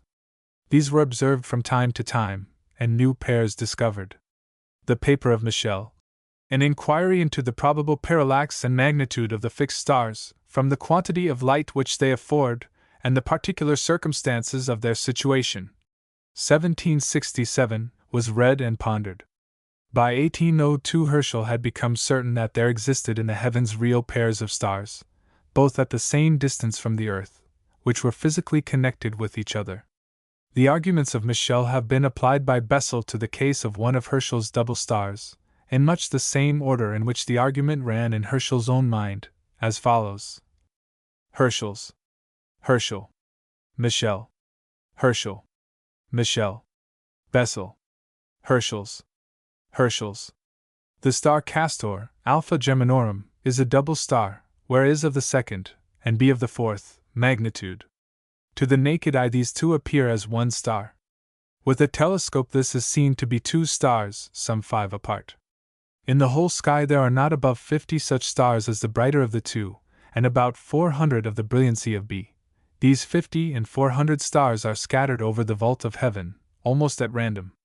No law has yet been traced by which we can say that here or here there shall be a bright star like A, or a fainter one like B. In general the distribution appears to be fortuitous. How then can we account for one of the 400 stars like B placed so close to one of the 50 like A? The chances are over 400,000 to 1 that the association in position is not accidental. This argument becomes overwhelming when the same association is found in many other cases. There were 203 doubles in the catalogue of 1782 alone, and many thousands are now known. By a process like this, Herschel reached his grand discovery of true binary systems, where one sun revolves about another. For he saw that if the two stars are near together in space, they could not stand still in face of each other, but that they must revolve in true orbits. Here was the discovery which came to take the place of the detection of the parallaxes of the fixed stars. Herschel. He had failed in one research, but he was led to grand conclusions. Was the force that these distant pairs of suns obeyed the force of gravitation? This he could not settle, but his successors have done so. It was not till about 1827 that Savary, of the Paris Observatory, showed that one of Herschel's doubles was subjected to the law of gravitation, and thus extended the power of this law from our system to the universe at large. Herschel himself lived to see some of his double stars perform half a revolution. Savary. Herschel. Of Herschel's discoveries, Arago thinks this has le plus d'avenir. It may well be so. The laws which govern our solar system have been extended, through his researches, to regions of unknown distance. The binary stars will afford the largest field for research into the laws which govern them, and together with the clusters and groups, they will give a firm basis by which to study the distribution of stars in general, since here we have the great advantage of knowing, if not the real distance of the two stars from the Earth, at least that this distance is alike for both. Herschel's Arago. Researches on planets and satellites. After Herschel's first publication on the mountains of the Moon, 1780, our satellite appears to have occupied him but little.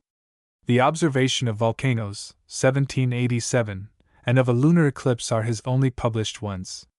The planets Mercury, Venus, Mars, and Jupiter, although they were often studied, were not the subjects of his more important memoirs. The planet Saturn, on the contrary, seems never to have been lost sight of from the time of his first view of it in 1772. Herschel's.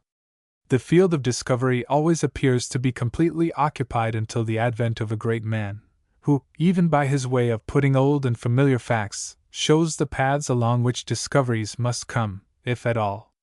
This faculty comes from profound reflection on the nature of the subject itself, from a sort of transmuting power which changes the words of the books into the things of reality. Herschel's paper on Saturn, in 1790, is an admirable example of this. Herschel's observations on Saturn began in 1772. From 1790 to 1808 he published 6 memoirs on the figure, the ring, and the satellites of this planet.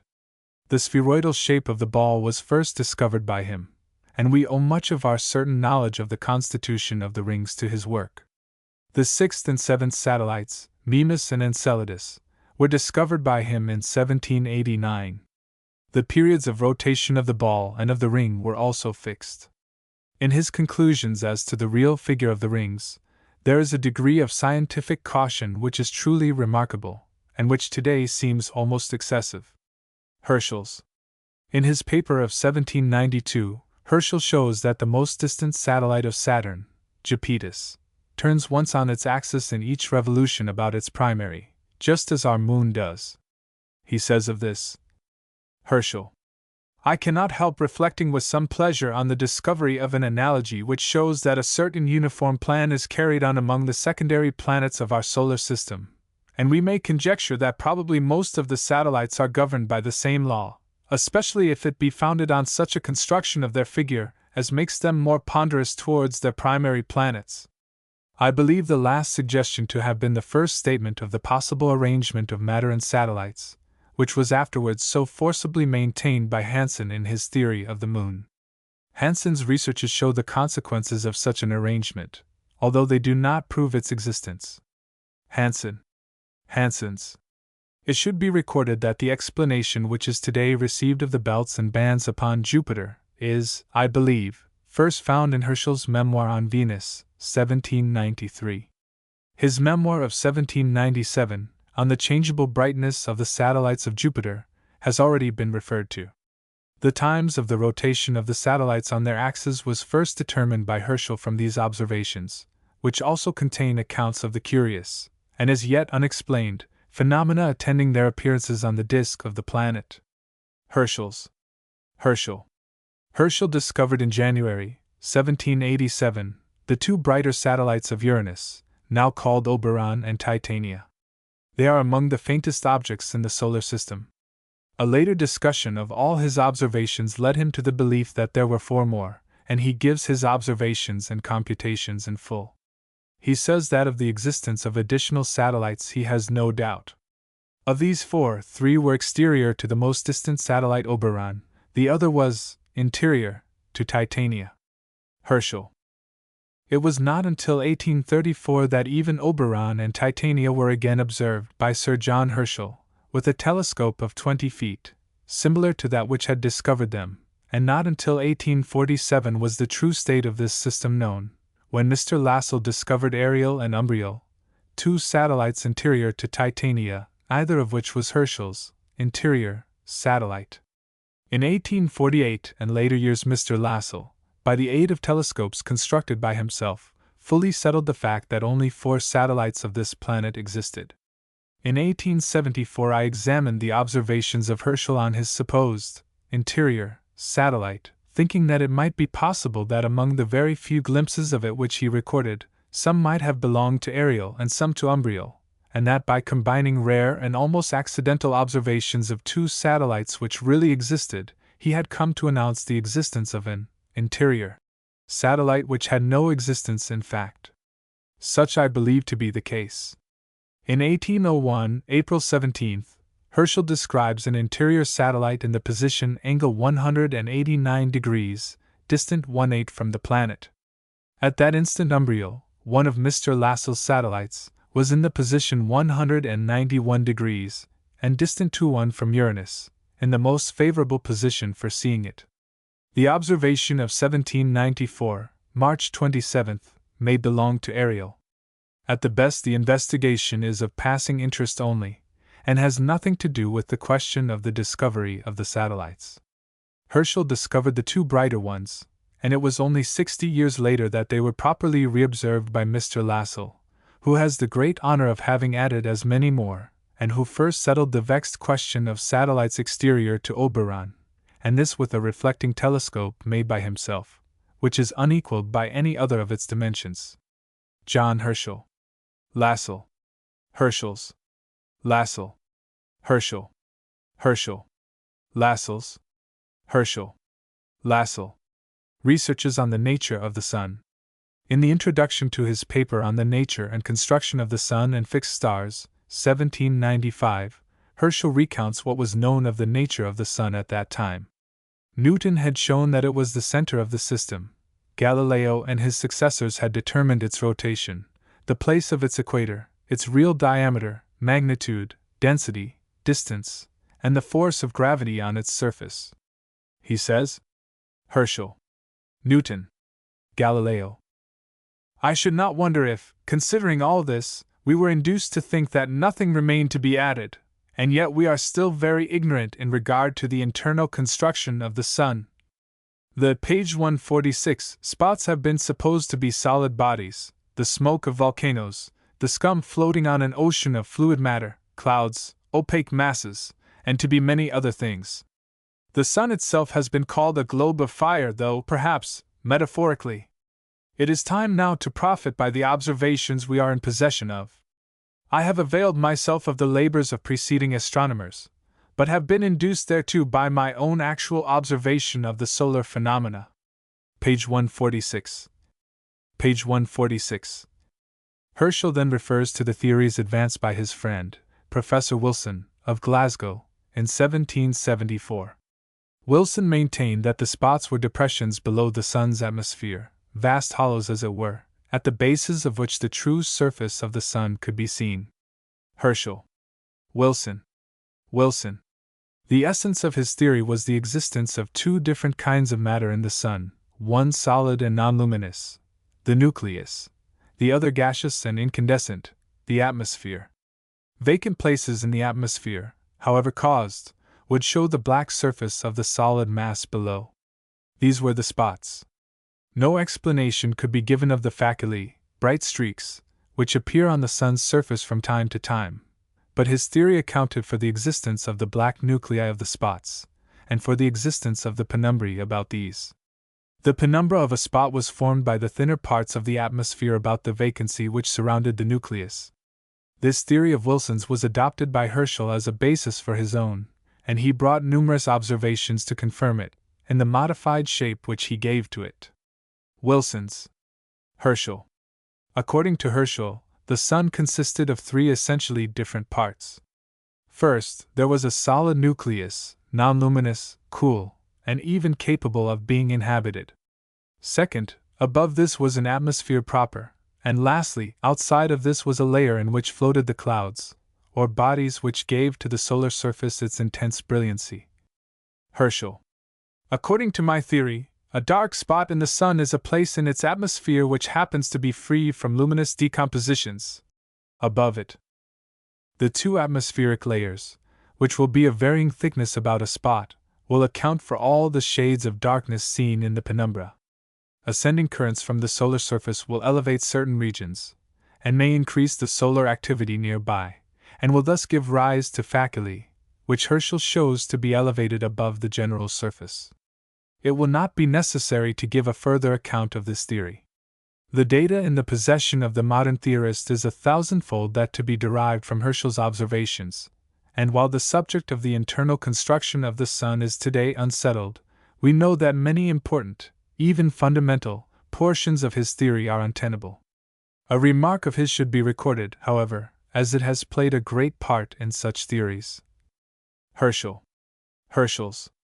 That the emission of light must waste the Sun is not a difficulty that can be opposed to our hypothesis. Many of the operations of nature are carried on in her great laboratory which we cannot comprehend. Perhaps the many telescopic comets may restore to the Sun what is lost by the emission of light. Arguments in favor of the habitability of both Sun and Moon are contained in this paper, but they rest more on a metaphysical than a scientific basis, and are today justly forgotten. Researches on the motion of the Sun and of the solar system in space. In 1782, Herschel writes, in regard to some of his discoveries of double stars. Herschel. These may serve another very important end. I will just mention it, though it is foreign to my present purpose. Several stars of the first magnitude have been observed or suspected to have a proper motion. Hence we may surmise that our Sun, with all its planets and comets, may also have a motion towards some particular point of the heavens. If this surmise should have any foundation, it will show itself in a series of some years in a kind of systematical parallax, or change, due to the motion of the whole solar system. In 1783 he published his paper on the proper motion of the solar system, which contained the proofs of his surmises of a year before. That certain of the stars had in fact a proper motion had been well established by the astronomers of the 18th century. After all allowances had been made for the effects of precession and other displacements of a star's position which were produced by motions of the earth, it was found that there were still small outstanding differences which must be due to the motion of the star itself, its proper motion. The quantity of this motion was not well known for any star when Herschel's researches began. Before they were concluded, however, Maskelyne had deduced the proper motions of 36 stars, the fundamental stars, so called, which included in their number Sirius, Procyon, Arcturus, and generally the brightest stars. Herschel's. Maskelyne. It is a priori evident that stars, in general, must have proper motions, when once we admit the universality of gravitation. That any fixed star should be entirely at rest would require that the attractions on all sides of it should be exactly balanced. Any change in the position of this star would break up this balance, and thus, in general, it follows that stars must be in motion, since all of them cannot occupy such a critical position as has to be assumed. If but one fixed star is in motion, this affects all the rest, and we cannot doubt but that every star, our Sun included, is in motion by an amount which varies from small to great. If the Sun alone had a motion, and the other stars were at rest, the consequence of this would be that all the fixed stars would appear to be retreating en masse from that point in the sky towards which we were moving. Those nearest us would move more rapidly, those more distant less so. And in the same way, the stars from which the solar system was receding would seem to be approaching each other. If the stars, instead of being quite at rest, as just supposed, had motions proper to themselves, then we should have a double complexity. There would still appear to an observer in the solar system to have motions, and part of these motions would be truly proper to the stars, and part would be due to the advance of the sun itself in space. Observations can show us only the resultant of these two motions. It is for reasoning to separate this resultant into its two components. At first, the question is to determine whether the results of observation indicate any solar motion at all. If there is none, the proper motions of stars will be directed along all possible lines. If the sun does truly move, then there will be a general agreement in the resultant motions of the stars near the ends of the line along which it moves, while those at the sides, so to speak, will show comparatively less systematic effect. It is as if one were riding in the rear of a railway train and watching the rails over which it has just passed. As we recede from any point, the rails at that point seem to come nearer and nearer together. If we were passing through a forest, we should see the trunks of the trees from which we were going apparently come nearer and nearer together, while those on the sides of us would remain at their constant distance, and those in front would grow further and further apart. These phenomena, which occur in a case where we are sensible of our own motion, serve to show how we may deduce a motion, otherwise unknown, from the appearances which are presented by the stars in space. In this way, acting upon suggestions which had been thrown out previously to his own time by Lambert, Mayer, and Bradley, Herschel demonstrated that the sun, together with all its system, was moving through space in an unknown and majestic orbit of its own. The center round which this motion is directed cannot yet be assigned. We can only know the point in the heavens towards which our course is directed. The apex of solar motion. Lambert, Mayer, Bradley, Herschel. By a study of the proper motions assigned by mask line to the brighter stars, Herschel was able to define the position of the solar apex with an astonishing degree of accuracy. His calculations have been several times repeated with the advantage of modern analytical methods, and of the hundredfold material now at our disposition, but nothing essential has been added to his results of 1805, which were based upon such scanty data, and his paper of 1782 contains the announcement of the discovery itself. Mask line. Herschel. His second paper on the direction and velocity of the solar system, 1805, is the best example that can possibly be given of his marvelous skill in reaching the heart of a matter, and it may be the one in which his philosophical powers appear in their highest exercise. For sustained reflection and high philosophic thought it is to be ranked with the researches of Newton in the Principia. Newton. Researches on the construction of the heavens. Herschel's papers on the construction of the heavens, as he named it, extended over his whole scientific life. By this he specially means the method according to which the stars, the clusters, the nebulae, are spread through the regions of space, the causes that have led to this distribution, and the laws to which it is subjected. Herschel's. No single astronomical fact is unimportant in the light which it may throw on the scheme of the whole, and each fact is to be considered in this light. As an instance, his discovery of the variable star Alpha Herculis, which has a period of 60 days, was valuable in itself as adding one more to the number of those strange suns whose light is now brighter, now fainter, in a regular and periodic order.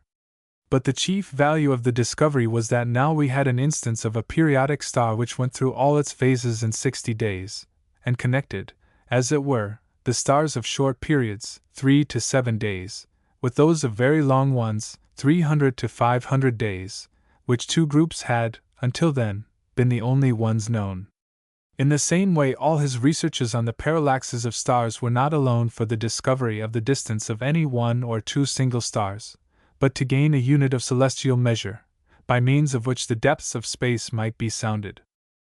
Astronomy in Herschel's day considered the bodies of the solar system as separated from each other by distances, and as filling a cubical space. The ideas of near and far, of up and down, were preserved, in regard to them, by common astronomical terms. But the vast number of stars seem to be thought of, as they appear in fact to exist, lying on the surface of a hollow sphere. The immediate followers of Bradley used these fixed stars as points of reference by which the motions within the solar system could be determined, or, like Lacaille and Lalande, gathered those immense catalogues of their positions which are so indispensable to the science. Michel and Herschel alone, in England, occupied their thoughts with the nature and construction of the heavens, the one in his study, the other through observation. 34. They were concerned with all three of the dimensions of space. Herschel's, Bradley, Lacaille, Lalande, Michel, Herschel. 34. In his memoir of 1784, Herschel says, Herschel. Hitherto the sidereal heavens have, not inadequately for the purpose designed, been represented by the concave surface of a sphere, in the center of which the eye of an observer might be, page 157, supposed to be placed. Page 157. Page 157. It is true the various magnitudes of the fixed stars even then plainly suggested to us, and would have better suited, the idea of an expanded firmament of 3 dimensions.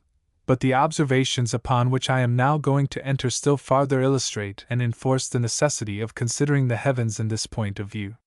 In future, therefore, we shall look upon those regions into which we may now penetrate by means of such large telescopes, as a naturalist regards a rich extent of ground or chain of mountains containing strata variously inclined and directed, as well as consisting of very different materials. The surface of a globe or map, therefore, will but ill delineate the interior parts of the heavens.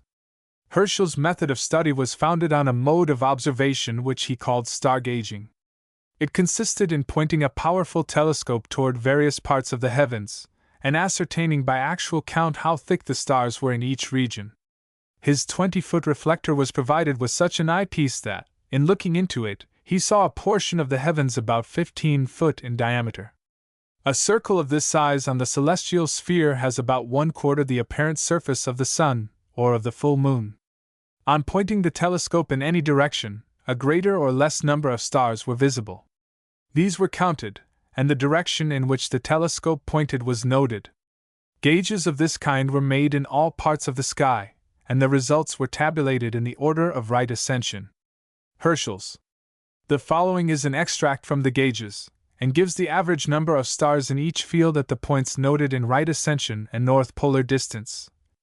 NPD. NPD. RA.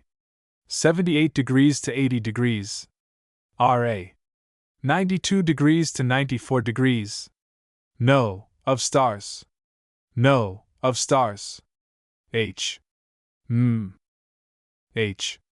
11. 6. 3.1. 15. 10. 9.4. 12. 31. 3.4. 15. 22. 10.6. 12. 44. 4.6. 15. 47. 10.6. 12. 49. 3.9. 16. 8. 12.1. 13. 5. 3.8. 16. 25. 13.6. 14. 30. 3.6. 16. 37. 18.6. In this small table, it is plain that a different law of clustering or of distribution obtains in the two regions. Such differences are still more marked if we compare the extreme cases found by Herschel, as are A equals 1941 and P D equals 74 degrees 33 minutes, number of stars per field equals 588, and R A equals 1610 and P D equals 113 degrees 4 minutes, number of stars equals 1.1. Herschel. The number of stars in certain portions is very great. For example, in the Milky Way, near Orion, 6 fields of view promiscuously taken gave 110, 60, 70, 90, 70, and 74 stars each, or a mean of 79 stars per field. The most vacant space in this neighborhood gave 60 stars. So that as Herschel's sweeps were 2 degrees wide in declination, in 1 hour, 15 degrees, there would pass through the field of his telescope 40,000 or more stars. In some of the sweeps this number was as great as 116,000 stars in a quarter of an hour. Herschel's. When Herschel first applied his telescope to the Milky Way, He believed that it completely resolved the whole whitish appearance into small stars. This conclusion he subsequently modified. He says, Herschel: "It is very probable that the great stratum called the Milky Way is that in which the Sun is placed, though perhaps not in the very center of its thickness. We gather this from the appearance of the galaxy, which seems to, page 160, encompass the whole heavens, as it certainly must do if the Sun is within it.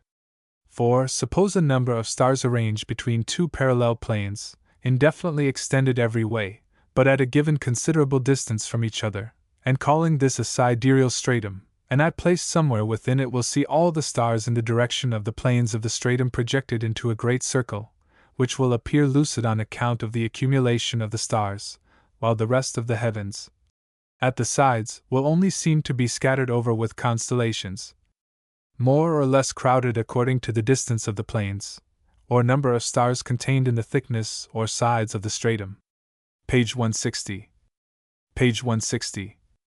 If the eye were placed somewhere without the stratum, at no very great distance, the appearance of the stars within it would assume the form of one of the smaller circles of the sphere, which would be more or less contracted according to the distance of the eye, and if this distance were exceedingly increased, the whole stratum might at last be drawn together into a lucid spot of any shape, according to the length, breadth, and height of the stratum. Suppose that a smaller stratum should branch out from the former in a certain direction, and that it also is contained between two parallel planes, so that the eye is contained within the great stratum somewhere before the separation, and not far from the place where the strata are still united. Then this second stratum will not be projected into a bright circle like the former, but it will be, page 161, seen as a lucid branch proceeding from the first, and returning into it again at a distance less than a semicircle. If the bounding surfaces are not parallel planes, but irregularly curved surfaces, analogous appearances must result. Page 161. Page 161. The Milky Way, as we see it, presents the aspect which has been just accounted for, in its general appearance of a girdle around the heavens and in its bifurcation at a certain point, and Herschel's explanation of this appearance, as just given, has never been seriously questioned. One doubtful point remains: are the stars scattered all through space? Or are they near its bounding planes, or clustered in any way within this space so as to produce the same result to the eye as if uniformly distributed? Herschel assumed that they were nearly equably arranged all through the space in question. He only examined one other arrangement, viz., that of a ring of stars surrounding the Sun, and he pronounced against such an arrangement, for the reason that there is absolutely nothing in the size or brilliancy of the Sun to cause us to suppose it to be the center of such a gigantic system. No reason, except its importance to us personally, can be alleged for such a supposition. Every star will have its own appearance of a galaxy or Milky Way, which will vary according to the situation of the star. Herschel. Such an explanation will account for the general appearances of the Milky Way and of the rest of the sky, supposing the stars equally or nearly equally distributed in space. On this supposition, the system must be deeper where the stars appear most numerous. Herschel endeavored, in his early memoirs, to explain this inequality of distribution on the fundamental assumption that the stars were nearly equably distributed in space. If they were so distributed, then the number of stars visible in any gauge would show the thickness of the stellar system in the direction in which the telescope was pointed. At each pointing, the field of view of the instrument includes all the visible stars situated within a cone, having its vortex at the observer's eye, and its base at the very limits of the system, the angle of the cone, at the eye, being 15. Then the cubes of the perpendiculars let fall from the eye, on the plane of the bases of the various visual cones, are proportional to the solid contents of the cones themselves, or, as the stars are supposed equally scattered within all the cones, the cube roots of the numbers of stars in each of the fields express the relative lengths of the perpendiculars. A section of the sidereal system along any great circle can be constructed from the data furnished by the gauges in the following way. Herschel. The solar system is within the mass of stars. From this point lines are drawn along the different directions in which the gauging telescope was pointed. On these lines are laid off lengths proportional to the cube roots of the number of stars in each gauge. The irregular line joining the terminal points will be approximately the bounding curve of the stellar system in the great circle chosen. Within this line the space is nearly uniformly filled with stars. Without it is empty space. A similar section can be constructed in any other great circle, and a combination of all such would give a representation of the shape of our stellar system. The more numerous and careful the observations, the more elaborate the representation, and the 863 gauges of Herschel are sufficient to mark out with great precision the main features of the Milky Way, and even to indicate some of its chief irregularities. Herschel. On the fundamental assumption of Herschel, equable distribution, no other conclusion can be drawn from his statistics but the one laid down by him. Herschel. This assumption he subsequently modified in some degree, and was led to regard his gauges as indicating not so much the depth of the system in any direction, as the clustering power or tendency of the stars in those special regions. It is clear that if in any given part of the sky, where, on the average, there are 10 stars, say, to a field, we should find a certain small portion having 100 or more to a field, then, on Herschel's first hypothesis, rigorously interpreted, it would be necessary to suppose a spike-shaped protuberance directed from the Earth, in order to explain the increased number of stars. If many such places could be found, then the probability is great that this explanation is wrong. We should more rationally suppose some real inequality of star distribution here. It is, in fact, in just such details that the method of Herschel breaks down, and a careful examination of his system leads to the belief that it must be greatly modified to cover all the known facts, while it undoubtedly has, in the main, a strong basis. Herschel. The stars are certainly not uniformly distributed, and any general theory of the sidereal system must take into account the varied tendency to aggregation in various parts of the sky. In 1817, Herschel published an important memoir on the same subject, in which his first method was largely modified, though not abandoned. Its fundamental principle was stated by him as follows. Herschel.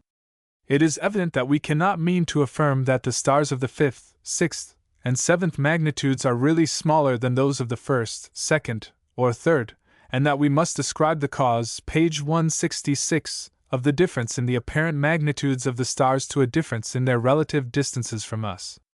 On account of the great number of stars in each class, we must also allow that the stars of each succeeding magnitude, beginning with the first, are, one with another, further from us than those of the magnitude immediately preceding. The relative magnitudes give only relative distances, and can afford no information as to the real distances at which the stars are placed. Page 166. Page 166.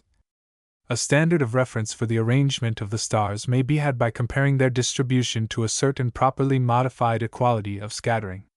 The equality which I propose does not require that the stars should be at equal distances from each other, nor is it necessary that all those of the same nominal magnitude should be equally distant from us.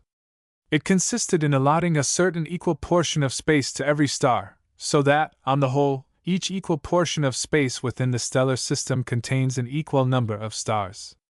The space about each star can be considered spherical. Suppose such a sphere to surround our own Sunday, its radius will not differ greatly from the distance of the nearest fixed star, and this is taken as the unit of distance. Suppose a series of larger spheres, all drawn around our Sun as a center, and having the radii 3, 5, 7, 9, etc. The contents of the spheres being as the cubes of their diameters, the first sphere will have 3 times 3 times 3 is equal to 27 times the volume of the unit sphere, and will therefore be large enough to contain 27 stars. The second will have 125 times the volume, and will therefore contain 125 stars, and so on with the successive spheres. For instance, the sphere of radius 7 has room for 343 stars, but of this space 125 parts belong to the spheres inside of it. There is, therefore, room for 218 stars between the spheres of radii 5 and 7. Herschel designates the several distances of these layers of stars as orders. The stars between spheres 1 and 3 are of the first order of distance, those between 3 and 5 of the second order, and so on. Comparing the room for stars between the several spheres with the number of stars of the several magnitudes which actually exist in the sky, he found the result to be as follows. Herschel. Order of distance. Number of stars there is room for. Magnitude. Number of stars of that magnitude. 1. 26. 1. 17. 2. 98. 2. 57. 3. 218. 3. 206. 4. 386. 4. 454. 5. 602. 5. 1161. 6. 866. 6. 6103. 7. 1178. 7. 6146. 8. 1538. The result of this comparison is that if the order of magnitudes could indicate the distance of the stars, it would denote at first a gradual and afterward a very abrupt condensation of them, at and beyond the region of the sixth magnitude stars. If we assume the brightness of any star to be inversely proportional to the square of its distance, it leads to a scale of distance different from that adopted by Herschel, so that a sixth magnitude star on the common scale would be about of the eighth order of distance according to this scheme.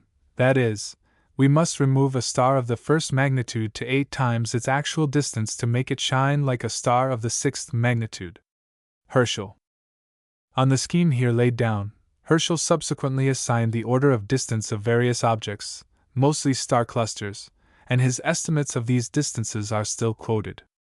They rest on the fundamental hypothesis which has been explained, and the error in the assumption of equal intrinsic brilliancy for all stars affects these estimates. It is perhaps probable that the hypothesis of equal brilliancy for all stars is still more erroneous than the hypothesis of equal distribution, and it may well be that there is a very large range indeed in the actual dimensions and in the intrinsic brilliancy of stars at the same order of distance from us, so that the 10th magnitude stars, for example, may be scattered throughout the spheres which Herschel would assign to the 7th, 8th, 9th, 10th, 11th, 12th, and 13th magnitudes. However this may be, the fact remains that it is from Herschel's groundwork that future investigators must build. He found the whole subject in utter confusion. By his observations, data for the solution of some of the most general questions were accumulated, and in his memoirs, which Struve well calls immortal, he brought the scattered facts into order and gave the first bold outlines of a reasonable theory. He is the founder of a new branch of astronomy. Herschel. Herschel. Herschel's. Struve. Researches for a scale of celestial measures. Distances of the stars. If the stars are supposed all of the same absolute brightness, their brightness to the eye will depend only upon their distance from us. If we call the brightness of one of the fixed stars at the distance of Sirius, which may be used as the unity of distance, 1, then if it is moved to the distance 2, its apparent brightness will be 1/4. If to the distance 3, 1/9.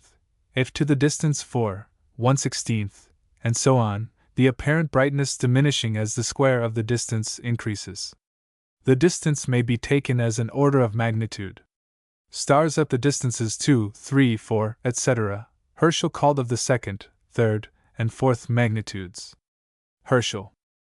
By a series of experiments, the details of which cannot be given here, Herschel determined the space-penetrating power of each of his telescopes. The 20-foot would penetrate into space 75 times farther than the naked eye, the 25-foot, 96 times, and the 40-foot, 192 times. If the 7th magnitude stars are those just visible to the naked eye, and if we still suppose all stars to be of equal intrinsic brightness, such 7th magnitude stars would remain visible in the 40-foot, even if removed to 1,344 times the distance of Sirius.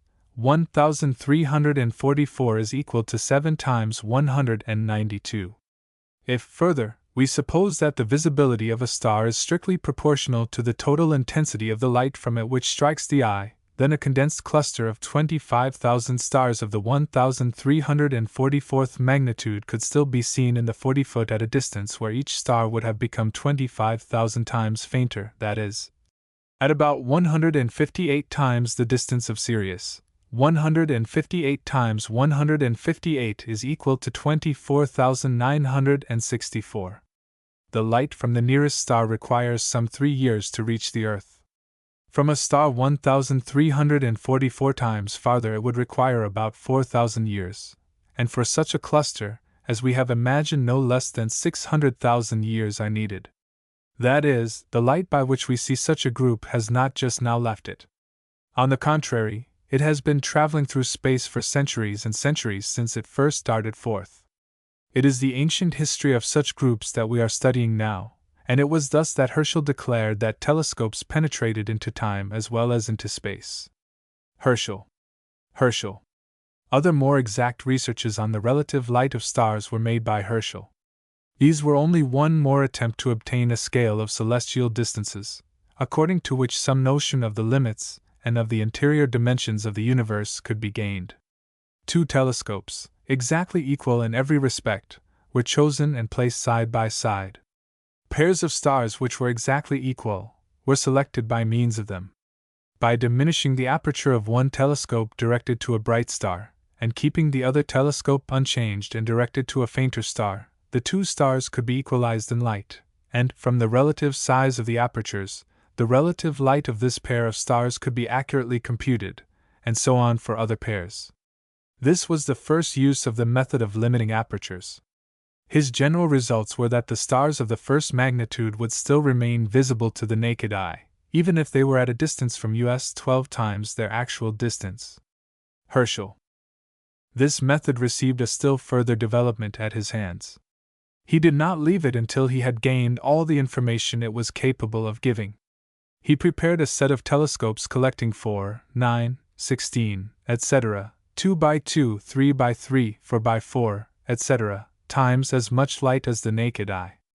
These were to extend the determinations of distance to the telescopic stars. For example, a certain portion of the heavens which he examined contained no star visible to the naked eye, but many telescopic stars. We cannot say that no one of these is as bright in itself as some of our first magnitude stars. The smallest telescope of the set showed a large number of stars.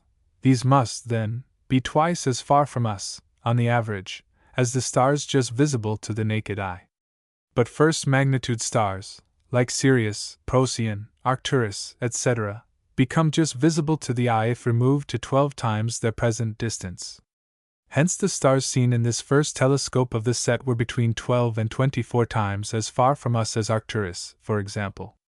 At least, as Herschel says, we are certain that if stars of the size and luster of Sirius, Arcturus, etc., were removed into the profundity of space I have mentioned, they would then appear like the stars which I saw.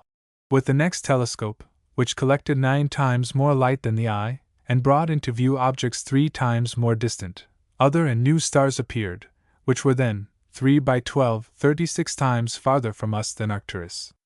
In the same way, the 7-foot reflector showed stars 204 times, the 10-foot 344 times, the 20-foot 900 times farther from us than the average first magnitude star. As the light from such a star requires 3 years to reach us, the light from the faintest stars seen by the 20-foot would require 2,700 years, 3 by 900. Herschel. But Herschel was now, 1817, convinced that the 20-foot telescope could not penetrate to the boundaries of the Milky Way. The faintest stars of the galaxy must then be farther from us even than 900 times the distance of Arcturus, and their light must be at least 3,000 years old when it reaches us. Herschel. There is no escaping a certain part of the consequences established by Herschel. It is indeed true that unless a particular star is of the same intrinsic brightness as our largest stars, this reasoning does not apply to it, in just so far as the average star is less bright than the average brightness of our largest stars, will the numbers which Herschel obtained be diminished. But for every star of which his hypothesis is true, we may assert that his conclusions are true, and no one can deny, with any show of reason, that, on the whole, his suppositions must be valid. On the whole, the stars which we call faint are farther from us than the brighter ones, and on the whole, the brilliancy of our brightest and nearest stars is not very far from the brilliancy of the average star in space. We cannot yet define the word vary by a numerical ratio. Herschel. The method struck out by Herschel was correct. It is for his successors to look for the special cases and limitations, to answer the question, at a certain distance from us, what are the variations which actually take place in the brilliancy and the sizes of stars? The answer to this question is to be found in the study of the clusters of regular forms, where we know the stars to be all at the same distance from us. Herschel. Researches on light and heat, etc. Frequently in the course of his astronomical work, Herschel found himself confronted by questions of physics which could not be immediately answered in the state of the science at that time. In his efforts to find a method for determining the dimensions of the stellar universe, he was finally led, as has been shown, to regard the brightness of a star as, in general, the best attainable measure of its distance from us. His work, however, was done with telescopes of various dimensions and powers, and it was therefore necessary to find some law for comparing the different results among themselves as well as with those given by observations with an unassisted eye. This necessity prompted an investigation, published in 1800, in which, after drawing the distinction between absolute and intrinsic brightness, Herschel gave an expression for the space-penetrating power of a telescope. The reasoning at the base of this conception was as follows. Herschel. The ratio of the light entering the eye when directed toward a star, to the whole light given out by the star, would be as the area of the pupil of the eye to the area of the whole sphere having the star as a center and our distance from the star as a radius. If the eye is assisted by a telescope, the ratio is quite different. In that case, the ratio of the light which enters the eye to the whole light would be as the area of the mirror or object glass to the area of the whole sphere having the star as a center and its distance as a radius. Thus the light received by the eye in the two cases would be as the area of the pupil is to the area of the object glass. For instance, if the pupil has a diameter of 2/5 of an inch, and the mirror a diameter of 4 inches, then 100 times as much light would enter the eye when assisted by the telescope as when unarmed, since the area of the pupil is 1/100th the area of the objective. If a particular star is just visible to the naked eye, it will be quite bright if viewed with this special telescope, which makes it 100 times more brilliant in appearance. If we could move the star bodily away from us to a distance 10 times its present distance, we could thus reduce its brightness, as seen with the telescope, to what it was at first, as seen with the eye alone, i.e., to bare visibility. Moving the star to 10 times its present distance would increase the surface of the sphere which it illuminates 100-fold. We cannot move any special star, but we can examine stars of all brightnesses, and thus, presumably, of all distances. Herschel's argument was, then, as follows: since with such a telescope one can see a star 10 times as far off as is possible to the naked eye, this telescope has the power of penetrating into space 10 times farther than the eye alone. But this number 10, also, expresses the ratio of the diameter of the objective to that of the pupil of the eye.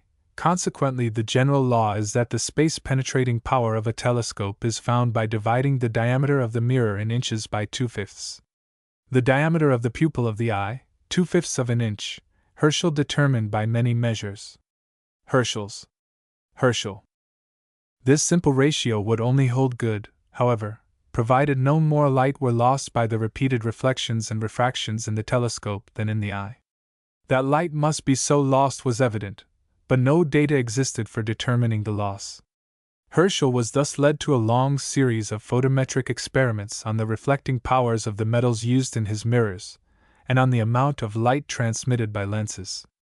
Applying the corrections thus deduced experimentally, he found that the space-penetrating power of his 20-foot telescope, with which he made his star gauges, was 61 times that of the unassisted eye, while the space-penetrating power of his great 40-foot telescope was 192 times that of the eye. In support of his important conclusions, Herschel had an almost unlimited amount of experimental data in the records of his observations, of which he made effective use. Herschel. By far the most important of Herschel's work in the domain of pure physics was published in the same year, 1800, and related to radiant heat.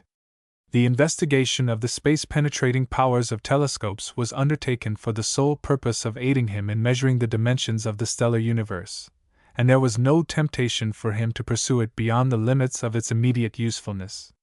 But here, though the first hint leading to remarkable discoveries was a direct consequence of his astronomical work, the novelty and interest of the phenomena observed induced him to follow the investigation very far beyond the mere solution of the practical question in which it originated. Herschel's. Having tried many varieties of shade glasses between the eyepiece of his telescope and the eye, in order to reduce the inordinate degree of heat and light transmitted by the instrument when directed towards the sun, he observed that certain combinations of colored glasses permitted very little light to pass, but transmitted so much heat that they could not be used, while, on the other hand, different combinations and differently colored glasses would stop nearly all the heat, but allow an inconveniently great amount of light to pass. At the same time he noticed, in the various experiments, that the images of the sun were of different colors. This suggested the question as to whether there was not a different heating power proper to each color of the spectrum. On comparing the readings of sensitive thermometers exposed in different portions of an intense solar spectrum, he found that, beginning with the violet end, he came to the maximum of light long before that of heat, which lay at the other extremity, that is, near the red. By several experiments it appeared that the maximum of illumination, i.e., the yellow, had little more than half the heat of the full red rays, and from other experiments he concluded that even the full red fell short of the maximum of heat, which, perhaps, lay even a little beyond the limits of the visible spectrum. In this case, he says, radiant heat will at least partly, if not chiefly, consist, if I may be permitted the expression, of invisible light, that is to say, of rays coming from the sun that have such a momentum, 35, as to be unfit for vision. And admitting, as is highly probable, that the organs of sight are only adapted to receive, page 183, impressions from particles of a certain momentum, it explains why the maximum of illumination should be in the middle of the refrangible rays, as those which have greater or less momenta are likely to become equally unfit for the impression of sight. 35. Page 183. Page 183. In his second paper on this subject, published in the same year, Herschel describes the experiments which led to the conclusion given above. This paper contains a remarkably interesting passage which admirably illustrates Herschel's philosophic method. Herschel's. To conclude, if we call light those rays which illuminate objects, and radiant heat those which heat bodies, it may be inquired whether light be essentially different from radiant heat. In answer to which I would suggest that we are not allowed, by the rules of philosophizing, to admit two different causes to explain certain effects, if they may be accounted for by one.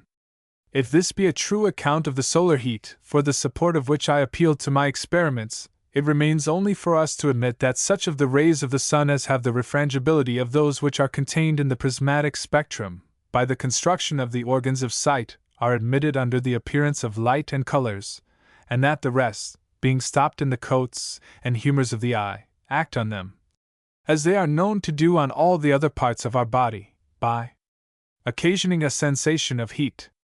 We now know that the reasoning and conclusion here given are entirely correct, but they have for their basis only a philosophical conception, and not a series of experiments designed especially to test their correctness. Such an experimental test of this important question was the motive for a third and last paper in this department of physics. This paper was published in volume 90 of the Philosophical Transactions, and gave the results of 219 quantitative experiments. Here we are at a loss to know which to admire most, the marvelous skill evinced in acquiring such accurate data with such inadequate means, and in varying and testing such a number of questions as were suggested in the course of the investigation, or the intellectual power shown in marshalling and reducing to a system such intricate and apparently self-contradictory phenomena. It is true that this discussion led him to a different conclusion from that announced in the previous paper, and consequently, to a false conclusion. But almost the only escape from his course of reasoning lay in a principle which belongs to a later period of intellectual development than that of Herschel's own time. Herschel's.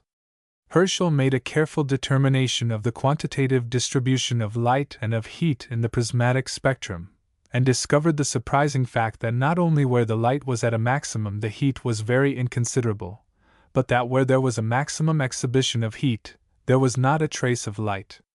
Herschel. This consideration, he writes, must alter the form of our proposed inquiry, for the question being thus at least partly decided, since it is ascertained that we have rays of heat which give no light, it can only become a subject of inquiry whether some of these heat-making rays may not have a power of rendering objects visible, superadded to their now already established power of heating bodies. This being the case, it is evident that the onus probandi ought to lie with those who are willing to establish such an hypothesis, for it does not appear that nature is in the habit of using one and the same mechanism with any two of our senses. Witness the vibration of air that makes sound, the effluvia that occasions smells, the particles that produce taste, the resistance or repulsive powers that affect the touch. All these are evidently suited to their respective organs of sense. It is difficult to see how the fallacy of this argument could have been detected by any one not familiar with the fundamental physiological law that the nature of a sensation is in no wise determined by the character of the agent producing it, but only by the character of the nerves acted upon. But, as already intimated, this law belongs to a later epoch than the one we are considering. Herschel thus finally concluded that light and radiant heat were of essentially different natures, and upon this supposition he explained all of the phenomena which his numerous experiments had shown him. So complete and satisfactory did this work appear to the scientific world, that for a long time the question was looked upon as closed, and not until 35 years later was there any dissent. Then the Italian physicist, Melloni, with instrumental means 1,000 times more delicate than that of Herschel, and with a far larger store of cognate phenomena, collected during the generation which had elapsed, to serve as a guide, discovered the true law. This, as we have seen, was at first adopted by Herschel on philosophical grounds, and then rejected, since he did not at that time possess the key which alone could have enabled him to properly interpret his experiments. Herschel. Melloni. Herschel. Herschel. It is well to summarize the capital discoveries in this field made by Herschel, more particularly because his claims as a discoverer seem to have been strangely overlooked by historians of the development of physical science. He, before any other investigator, showed that radiant heat is refracted according to the laws governing the refraction of light by transparent media, that a portion of the radiation from the sun is incapable of exciting the sensation of vision, and that this portion is the less refrangible, that the different colors of the spectrum possess very unequal heating powers, which are not proportional to their luminosity, that substances differ very greatly in their power of transmitting radiant heat, and that this power does not depend solely upon their color, and that the property of diffusing heat is possessed to a varying degree by different bodies, independently of their color.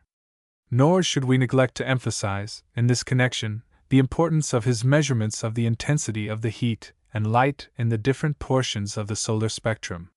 It is the more necessary to state Herschel's claims clearly, as his work has been neglected by those who should first have done him justice. In his History of Physics, Poggendorff has no reference to Herschel. In the collected works of Verdet, long bibliographical notes are appended to each chapter, with the intention of exhibiting the progress and order of discovery. But all of Herschel's work is overlooked, or indexed under the name of his son. One little reference in the text alone shows that his very name was not unknown. Even in the great work of Helmholtz on physiological optics, Herschel's labors are not taken account of. Herschel. Herschel's. Poggendorff. Herschel. Verdet. Herschel's. Helmholtz. Herschel's. It is easy to account for this seemingly strange neglect. Herschel is known to this generation only as an astronomer. A study of his memoirs will show that his physical work alone should give him a very high rank indeed, and I trust that the brief summaries, which alone can be given here, will have made this plain. Herschel. We may conclude from the time expended, the elaborate nature of the experiments involved, and the character of the papers devoted to their consideration, that the portion of Herschel's researches in physics which interested him to the greatest degree was the investigation of the optical phenomenon known as Newton's rings. In 1792 he obtained the two object glasses of Huygens, which were in the possession of the Royal Society, for the purpose of repeating Newton's experiments, and in 1810 he read the last of his 3 papers on the subject. Herschel's, Newton's, Huygens, Newton's. Sir Isaac Newton had given some of his most vigorous efforts to the study of the phenomena of interference of light, which are exemplified in the colors of thin and of thick plates. The colors of thin plates are most conveniently studied in the regular form which they present when produced by a thin plate of air, limited on one side by a plain polished surface, and on the other by a spherical surface of long radius, such as the exterior surface of a convex lens, for example. The colors are then arranged in concentric circles, and though others had so produced them before Newton, these rings have, ever since the publication of his remarkable work, been known by his name. Isaac Newton. Newton. To explain the phenomena, Newton was obliged to supplement his theory of the corpuscular nature of light, by supposing that the inconceivably minute particles constituting light are not always equally susceptible of reflection, but that they have periodically recurring fits of easy reflection, and of easy transmission. This conception, though by no means unphilosophical, seemed to Herschel too artificial and improbable for ready acceptance, and his effort was to supply a more probable explanation. Newton. Herschel. The developments of optical science have justified Herschel in his objections, but we cannot accord to him any considerable part in making clear the true nature of the phenomenon. Indeed, it must be recognized that his position was distinctly less advanced than that of Newton. That great philosopher announced the true law governing the relation between the color and the thickness of the film. Herschel did not recognize such a relation. Newton showed exactly how the phenomenon depended upon the obliquity at which it was viewed. Herschel found no place in his theory for this evident variation. Herschel. Newton. Herschel. Newton. Herschel. In the series of experiments described in the first paper on this subject, Herschel mistook the locus of a certain set of rings which he was observing. This mistake, though so slight as hardly to be detected without the guidance of the definite knowledge acquired in later times, not only vitiated the conclusion from the experiments, but gave an erroneous direction to the whole investigation. To him these experiments proved that Newton's conception of a periodic phenomenon was untenable. Thus cut loose from all hypothesis, his fertility in ideas and ingenuity in experimentation are as striking as ever. He tried the effect of having a polished metal as one of the surfaces limiting the thin plate of air. Observing the so-called blue bow of Newton at the limit of total reflection in a prism, he was led to the discovery of its complement, the red bow, by refraction. Here he thought he had found the solution of his problem, and attributed the rings to the reflection of the light which passed through in the red bow. Though mistaken, he had presented to the world of science 2 experiments which have since played very prominent parts in the undulatory theory of light, namely, the rings formed upon polished metal, and the bands produced by a thin plate near the critical angle. Herschel. Newton's. Newton. As in his later researches upon the nature of radiant heat, he was wrong in his conclusions, and perhaps with less excuse. His experiments were skillfully devised and most ingenious. His philosophizing was distinctly faulty. We can see not only that he was wrong, but exactly where he began to go wrong. Yet these papers are full of interest to the physicist, and by no means deserve the neglect into which they have fallen. Researches on the dimensions of the stars. Herschel examined a number of bright stars, using extremely high magnifying powers, in order to determine whether the stars have sensible dimensions. In a good telescope, stars present round and pretty uniformly illuminated disks. If these disks really represent the angular diameter of the stars, they should admit of magnifying, like other objects. But instead of this, Herschel found that they appeared smaller as the telescopic power was increased. He accordingly called the disk of light seen in the telescope a spurious disk. This singular phenomenon gave its discoverer a ready criterion for determining whether a small bright body has an appreciable size, or only impresses the sense of sight by virtue of its intrinsic brightness. If the first were the case, the apparent size would increase with increased magnifying power, while, if the angular dimensions were inappreciable, The apparent size would, on the contrary, diminish with additional magnifying. An occasion for using this criterion came in the first years of this century, with the discovery of 3 small planets having orbits lying between those of Mars and Jupiter. Herschel gave the name asteroids to these bodies. As the appropriateness of this term had been violently assailed, the discovery of Juno, in 1804, the third one of the group, led to a careful experimental study of the defining power of the telescope used, and of the laws governing the phenomena of spurious disks. Herschel. With a telescope of about 9 inches in aperture, Herschel found that if Juno subtended an angle greater than 1/4 of a second of arc, a certain indication of the fact would have shown itself in the course of the experiments. This conclusion was a justification of the name asteroid, since the appearance of the new planet was strictly stellar. On other grounds, a better name might have been selected. Herschel. In the paper giving the results of the experiments, the phenomena of the spurious disks are very completely described, but they did not attract the attention which they deserved, and they only became an object of a special interest to students of physics when they were again studied by the famous German optician Fraunhofer, a generation later. Fraunhofer.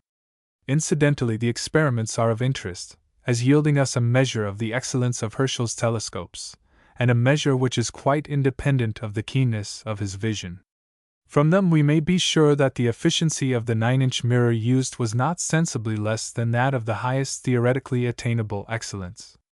In this connection, too, we may refer to the Philosophical Transactions for 1790, pages 468 and 475, where Herschel gives observations of both Enceladus and Mimas seen in contact with the ball of Saturn. I have never seen so good definition, telescopic and atmospheric, as he must have had on these occasions. Herschel. Researches on the spectra of the fixed stars. The spectroscope was applied by Secchi to the study of the spectra of the fixed stars visible to the naked eye in the years 1863 to 1866. He examined the nature of the spectrum of each of the larger stars, and found that these stars could be arranged in 3 general classes or types. His results have been verified and extended by other astronomers, and his classification has been generally accepted. According to Secchi, the lucid stars may be separated into 3 groups, distinguished by marked differences in their spectra. Secchi's type I contains stars whose spectra are like those of Sirius, Procyon, and Alpha Lyrae, his type II. Stars like Arcturus and Aldebaran, his type III. Stars like Alpha Orionis. Secchi's. Herschel also made some trials in this direction. In the Philosophical Transactions for 1814, page 264, he says, Herschel. By some experiments on the light of a few of the stars of the first magnitude, made in 1798, by a prism applied to the eyeglasses of my reflectors, adjustable to any angle and to any direction, I had the following analyses. The light of Sirius consists of red, orange, yellow, green, blue, page 197, purple, and violet. Alpha Orionis contains the same colors, but the red is more intense, and the orange and yellow are less copious in proportion than they are in Sirius. Procyon contains all the colors, but proportionately more blue and purple than Sirius. Arcturus contains more red and orange, and less yellow in proportion than Sirius. Aldebaran contains much orange and very little yellow. Alpha Lyrae contains much yellow, green, blue, and purple. Page 197. Here the essential peculiarities of the spectrum of each of the stars investigated by Herschel is pointed out, and if we were to use his observations alone to classify these stars into types, we should put Sirius and Procyon into one type of stars which have all the colors in their spectra. Arcturus and Aldebaran would represent another group of stars, with a deficiency of yellow and an excess of orange and red in the spectrum, and Alpha Orionis would stand as a type of those stars with an excess of red and a deficiency of orange. Alpha Lyrae would represent a subgroup of the first class. Herschel's immediate object was not classification, and his observations are only recorded in a passing way. But the fact remains that he clearly distinguished the essential differences of the spectra of these stars, and that he made these observations in support of his statement that the fixed stars, like the planets, also shine with differently colored light. That of Arcturus and Aldebaran, for instance, is as different from the light of Sirius and Capella as that of Mars and Saturn is from the light of Venus and Jupiter. Herschel's. Of course, no special discovery can be claimed for him on these few instances. We can see, however, a good example of the manner in which he examined a subject from every side, and used the most remote evidence exactly in its proper place and time. Researches on the variable emission of light and heat from the sun. It is certainly a remarkable fact that Herschel was the first observer to recognize the real importance of the aperture or diameter of a telescope. Before his time, it was generally assumed that this element only conditioned the amount of light transmitted to the eye, or, in other words, merely determined the brightness of the image. Hence the conclusion that if an object is sufficiently bright, the telescope may be made as small as desired without loss of power. Thus, in observing the sun, astronomers before Herschel had been accustomed to reduce the aperture of their telescopes, in order to moderate the heat and light transmitted. Scheiner, it is true, nearly 2 centuries before the time we are considering, had invented a method for observing the sun without danger, still employing the full aperture. This was by projecting the image of the sun on a white screen beyond the eyepiece, the telescope being slightly lengthened. For special purposes, this ingenious method has even been found useful in modern times, though for sharpness of definition it bears much the same relation to the more usual manner of observing that a photographic picture does to direct vision. Herschel. Scheiner. Although Herschel saw the advantages of using the whole aperture of a telescope in such observations, the practical difficulties in the way were very great. We have noted his attempts to find screens which would effectively cut off a large portion of the heat and light without impairing vision, and have considered, somewhat in detail, the remarkable discoveries in radiant heat to which these attempts led him. His efforts were not unsuccessful. A green glass smoked, and a glass cell containing a solution of black writing ink in water, were found to work admirably. Herschel, thus provided with more powerful instrumental means than had ever been applied to the purpose, Herschel turned his attention to the sun. In a very short time he exhausted nearly all there was to be discovered, so that since the publication of his last paper on this subject, in 1801, until the present time, there has been but a single telescopic phenomenon, connected with the physical appearance of the sun, which was unknown to Herschel. That phenomenon is the frequent occurrence of a darker central shade or kernel in large spots, discovered by Dawes about 1858. Herschel. Dawes. Herschel, though observing 190 years after the earliest discovery of sunspots, seems to have been the first to suspect their periodic character. To establish this as a fact, and to measure the period, was left for our own times and for the indefatigable observer Schwab. The probable importance of such a period in its relation to terrestrial meteorology was not only clearly pointed out by Herschel, but he even attempted to demonstrate, from such data as were obtainable, the character of this influence. Schwab. Herschel. Perhaps no one thing which this great philosopher has done better exhibits the catholic character of his mind than this research. When the possible connection of solar and terrestrial phenomena occurred to him as a question to be tested, there were no available meteorological records, and he could find but 4 or 5 short series of observations, widely separated in time. To an ordinary thinker the task would have seemed hopeless until more data had been collected. But Herschel's fertile mind, though it could not recall lost opportunities for solar observations, did find a substitute for meteorological records in the statistics of the prices of grain during the various epochs. It is clear that the price of wheat must have depended upon the supply, and the supply, in turn, largely upon the character of the season. The method, as ingenious as it is, failed in Herschel's hands on account of the paucity of solar statistics. But it has since proved of value, and has taken its place as a recognized method of research. Herschel's researches on nebulae and clusters. When Herschel first began to observe the nebulae in 1774, there were very few of these objects known. The nebulae of Orion and Andromeda had been known in Europe only a little over 100 years. Herschel. In 1784, Messier published a list of 68 such objects which he had found in his searches for comets, and 28 nebulae had been found by Lacaille in his observations at the Cape of Good Hope. In the mere discovery of these objects, Herschel quickly surpassed all others. In 1786, he published a catalogue of 1,000 new nebulae, in 1789 a catalogue of a second thousand, and in 1802 one of 500. In all, he discovered and described 2,508 new nebulae and clusters. This branch of astronomy may almost be said to be proper to the Herschels, father and son. Sir John Herschel reobserved all his father's nebulae in the northern hemisphere, and added many new ones, and in his astronomical expedition to the Cape of Good Hope he recorded almost an equal number in the southern sky. Messier, Lacaille, Herschel, Herschels, John Herschel. Of the 6,200 nebulae now known, the Herschels discovered at least 8/10. The mere discovery of 2,500 nebulae would have been a brilliant addition to our knowledge of celestial statistics. Herschel did more than merely point out the existence and position of these new bodies. Each observation was accompanied by a careful and minute description of the object viewed, and with sketches and diagrams which gave the position of the small stars in it and near it. 36. Herschel. 36.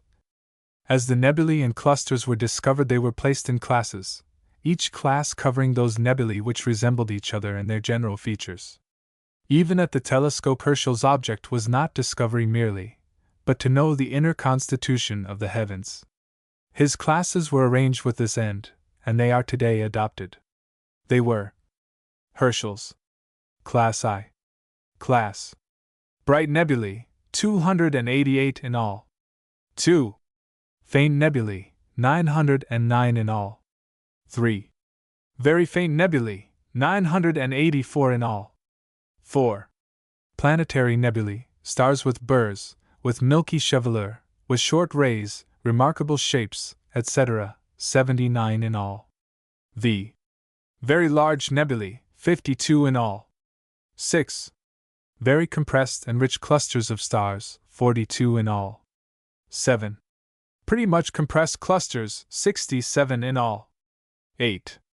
Coarsely scattered clusters of stars, 88 in all. The lists of these classes were the storehouses of rich material from which Herschel drew the examples by which his later opinions on the physical conditions of nebulous matter were enforced. Herschel. As the nebulae were discovered and classified, they were placed upon a star map in their proper positions, 1786, and, as the discoveries went on, the real laws of the distribution of the nebulae and of the clusters over the surface of the sky showed themselves more and more plainly. It was by this means that Herschel was led to the announcement of the law that the spaces richest in nebulae are distant from the Milky Way, etc. By no other means could he have detected this, and I believe this to have been the first example of the use of the graphical method, now become common in treating large masses of statistics. Herschel.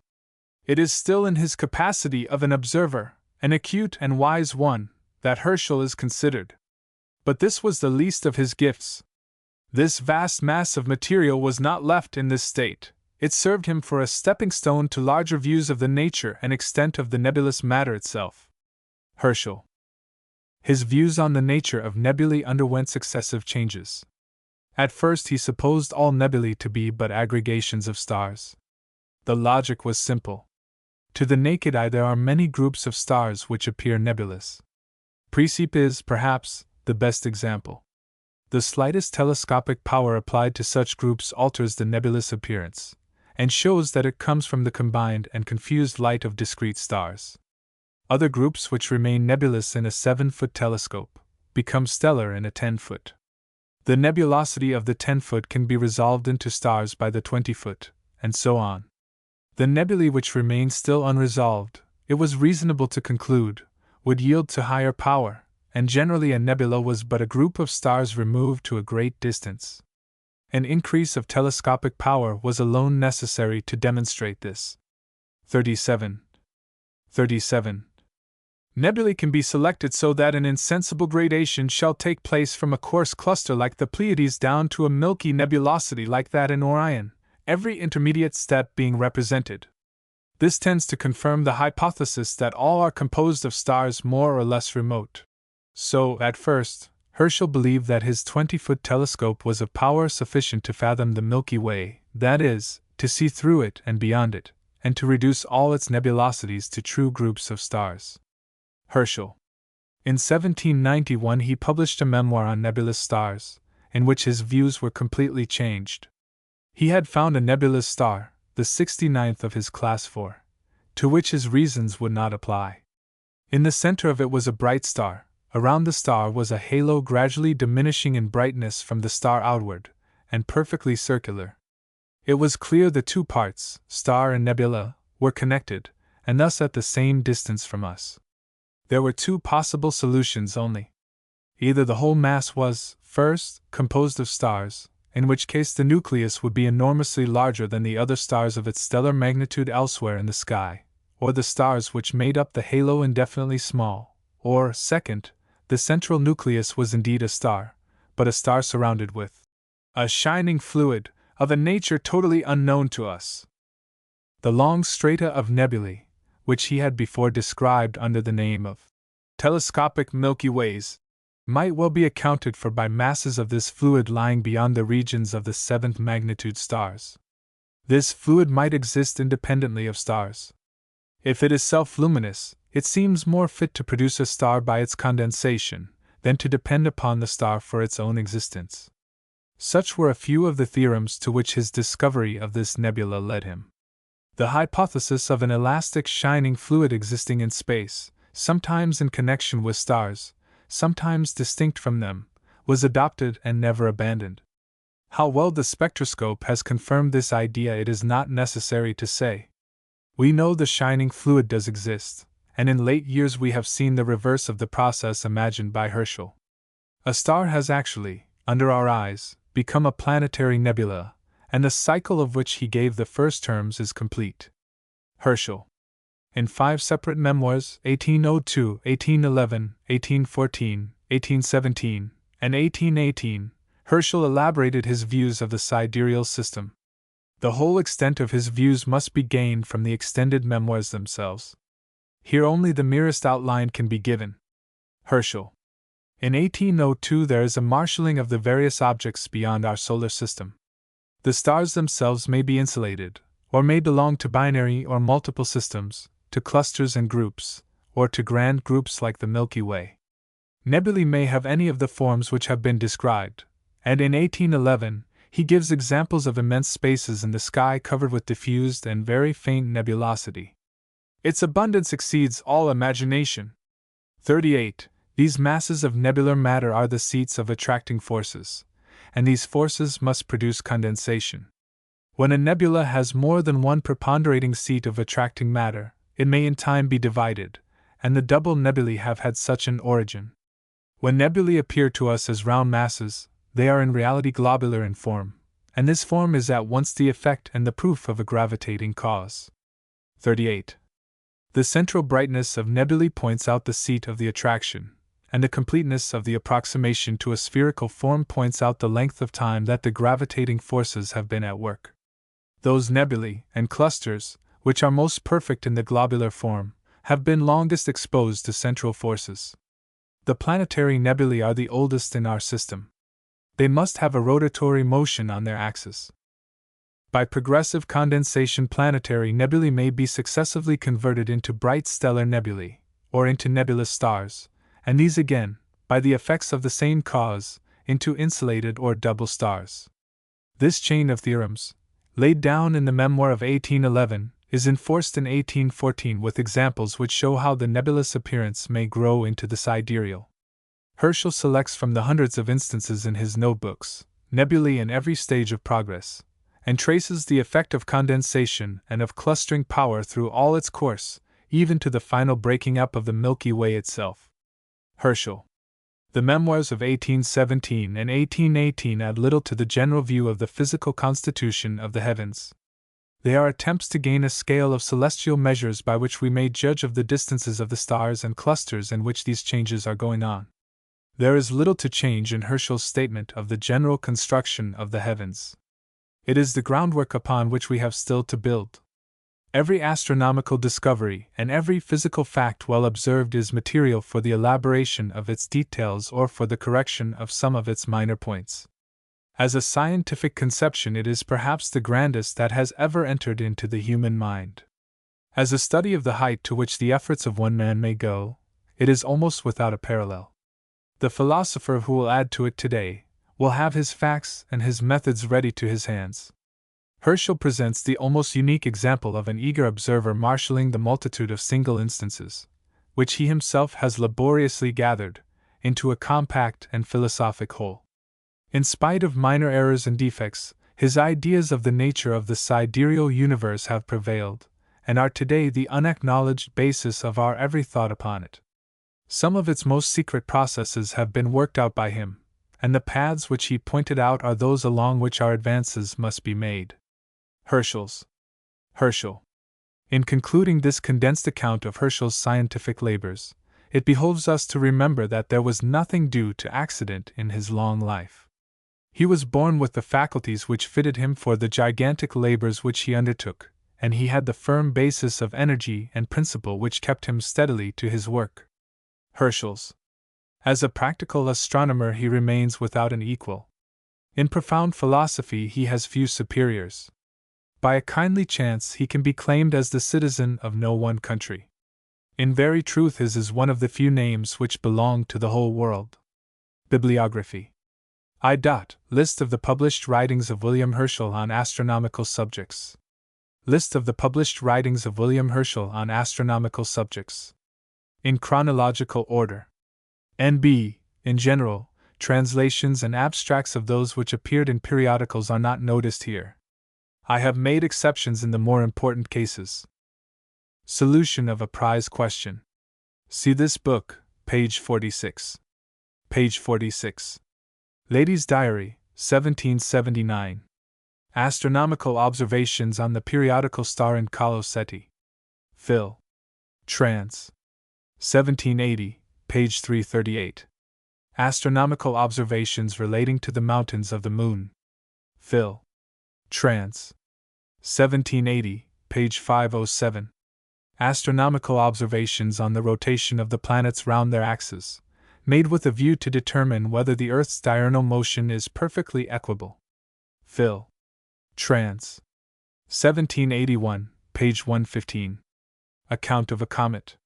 Dated March 13, 1781. This was Uranus. Phil. Trans. 1781, page 492. On the parallax of the fixed stars. Phil. Trans. 1782, page 82. Catalogue of double stars. Phil. Trans.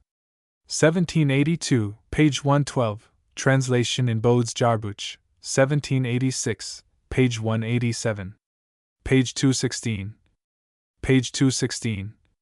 Page 216. Description of a lamp micrometer and the method of using it. Phil. Trans. 1782, page 163. A paper to obviate some doubts concerning the great magnifying powers used. Phil. Trans. 1782, page 173. A letter from William Herschel, Esq. FRS, to Sir Joseph Banks, Bart. PRS. William Herschel. Joseph Banks. Phil. Trans. 1783, page 1. AUS einem Schreiben de HRN. Herschel in Michigan, Bode, Dattert London, Den 1310 August, 1783. Herschel. Bode. This is a letter forwarding Herschel's memoir on the parallax of the fixed stars, etc. Herschel's. Bode's Jarbuch, 1786, page 258. On the diameter and magnitude of the Georgium Sidus, with a description of the dark and lucid disk and periphery micrometers. Phil. Trans. 1783, page 4. On the proper motion of the Sun and Solar System, with an account of several changes that have happened among the fixed stars since the time of Mr. Flamsteed. Flamsteed. Phil. Trans. 1783, page 247. Bode's Jarbuch, 1787, page 194, page 224. Astronomisch Nachrichten und Entdeckungen, aus einem französischen Schreiben Desselben in Michigan, Bode, dater Datchet, nahe bei Windsor, den 18. Mai 1784. Bode. This letter is on the subject of the use of high magnifying powers, and gives a resume of his recent papers. Bode's Jarbuch, 1787, page 211. On the remarkable appearances at the polar regions of the planet Mars, the inclination of its axis, the position of its poles and its spheroidal figure, with a few hints relating to its real diameter and atmosphere. Phil. Trans. 1784, page 233. Page 217. Page 217. Page 217. Account of some observations tending to investigate the construction of the heavens. Phil. Trans. 1784, page 437. Bode's Jarbuch, 1788, page 246, has a summary of this paper by Baron von Zach. See also Bode's Jarbuch, 1794, page 213. Von Zach. Catalogue of Double Stars. Phil. Trans. 1785, page 40. On the Construction of the Heavens. Phil. Trans. 1785, page 213. Bode's Jarbuch, 1788, page 238.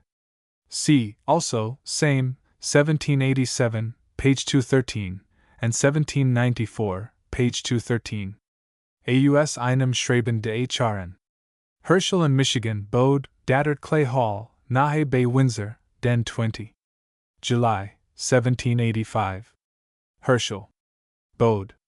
This is a letter forwarding 2 memoirs, and giving the prices of telescopes. Bode's Jarbuch, 1788, page 254. Catalogue of 1,000 new nebulae and clusters of stars. Phil. Trans. 1786, page 457. Bode's Jarbuch, 1791, page 157, and same, 1794, page 213. Investigation of the cause of that indistinctness of vision which has been ascribed to the smallness of the optic pencil. Phil. Trans. 1786, page 500. Remarks on the New Comet, 1786 2. Phil. Trans. 1787, page 4. Letter from Herschel to Bode on the discovery of 2 satellites to Uranus, dated Slough, 1787, February 11th. Herschel. Bode. Bode's Jarbuch, 1790, page 253. An account of the discovery of 2 satellites revolving round the Georgian planet. Phil. Trans. 1787, page 125. Bode's Jarbuch, 1791, page 255. Page 218. Page 218. Page 218. An account of 3 volcanoes in the moon. Phil. Trans. 1787, page 229. Bode's Jarbuch, 1791, page 255. Note on M. McCain's Comet. 1787 I. Added to preceding paper. McCain's. Phil. Trans. 1787, page 232. On the Georgian planet and its satellites. Phil. Trans. 1788, page 364. Bode's Jarbuch, 1793, page 104. Observations on a Comet, 1788 2. Phil. Trans. 1789, page 151. Catalogue of a second thousand of new nebulae and clusters of stars, with a few introductory remarks on the construction of the heavens. Phil. Trans. 1789, page 212. Bode's Jarbuch, 1793, page 104. Also, same, 1794, page 150. Account of the discovery of a sixth and seventh satellite of the planet Saturn, with remarks on the construction of its ring, its atmosphere, its rotation on an axis, and its spheroidal figure. Phil. Trans. 1790, page 1. Bode's Jarbuch, 1793, page 239. Same, 1796, page 88, 1797, page 249. On the satellites of the planet Saturn, and the rotation of its ring on an axis. Phil. Trans. 1790, page 427. On nebulous stars properly so called. Phil. Trans. 1791, page 71. Bode's Jarbuch, 1801, page 128. On the ring of Saturn and the rotation of the fifth satellite upon its axis. Phil. Trans. 1792, page 1. Bode's Jarbuch, 1796, page 88. Page 219. Page 219. Page 219. Miscellaneous observations. Account of a comet, page 23, 1792, I. On the periodical appearance of Omicron Ceti, page 24. On the disappearance of the 55th Hercules, page 26. Remarkable phenomenon in an eclipse of the moon, page 27. Phil. Trans. 1792, page 23. Observations on the planet Venus. Phil. Trans. 1793, page 201. Observations of a quintuple belt on the planet Saturn. Phil. Trans. 1794, page 28. Bode's Jarbuch, 1798, page 90. Account of some particulars observed during the late eclipse of the Sun, 1793, September 5th. Phil. Trans. 1794, page 39. On the rotation of the planet Saturn upon its axis. Phil. Trans. 1794, page 48. Bode's Jarbuch, 1798, page 74. On the nature and construction of the Sun and fixed stars. Phil. Trans. 1795, page 46. Bode's Jarbuch 2. Supply band, page 65. Description of a 40-foot reflecting telescope. Phil. Trans. 1795, page 347. Bode's Jarbuch 3. Supply band, page 238. Additional observations on the comet. 1796, I. Phil. Trans. 1796, page 131. On the method of observing the changes that happen to the fixed stars, with some remarks on the stability of the light of our Sunday, to which is added a catalogue of comparative brightness for ascertaining the permanency of the luster of stars. Phil. Trans. 1796, page 166. Bode's Jarbuch, 1809, page 201. Page 220. Page 220. Page 220. On the periodical star Alpha Hercules, with remarks tending to establish the rotatory motion of the stars on their axis, to which is added a second catalogue of the comparative brightness of the stars. Phil. Trans. 1796, page 452. Bode's Jarbuch, 1809, page 201. A third catalogue of the comparative brightness of the stars, with an introductory account of an index to Mr. Flamsteed's observations of the fixed stars, contained in the second volume of the Historia Coelestis, to which are added several useful results derived from that index. Flamsteed's. Phil. Trans. 1797, page 293. Bode's Jarbuch, 1810, page 143. Observations of the changeable brightness of the satellites of Jupiter, and of the variation in their apparent magnitudes, with the determination of the time of their rotatory motions on their axis. To which is added a measure of the diameter of the second satellite, and an estimate of the comparative size of all the four. Phil. Trans. 1797, page 332. Bode's Jarbuch, 1801, page 103. On the discovery of 4 additional satellites of the Georgium Sidus. The retrograde motion of its old satellites announced, and the cause of their disappearance at certain distances from the planet explained. Phil. Trans. 1798, page 47. Bode's Jarbuch, 1801, page 231. A fourth catalogue of the comparative brightness of the stars. Phil. Trans. 1799, page 121.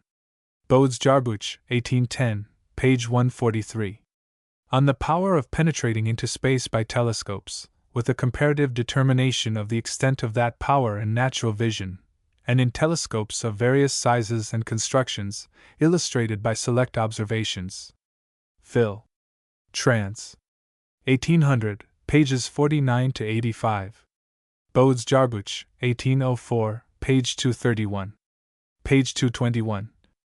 Page 221. Page 221. Investigation of the powers of the prismatic colors to heat and illuminate objects, with remarks that prove the different refrangibility of radiant heat. To which is added an inquiry into the method of viewing the sun advantageously with telescopes of large apertures and high magnifying powers. Phil.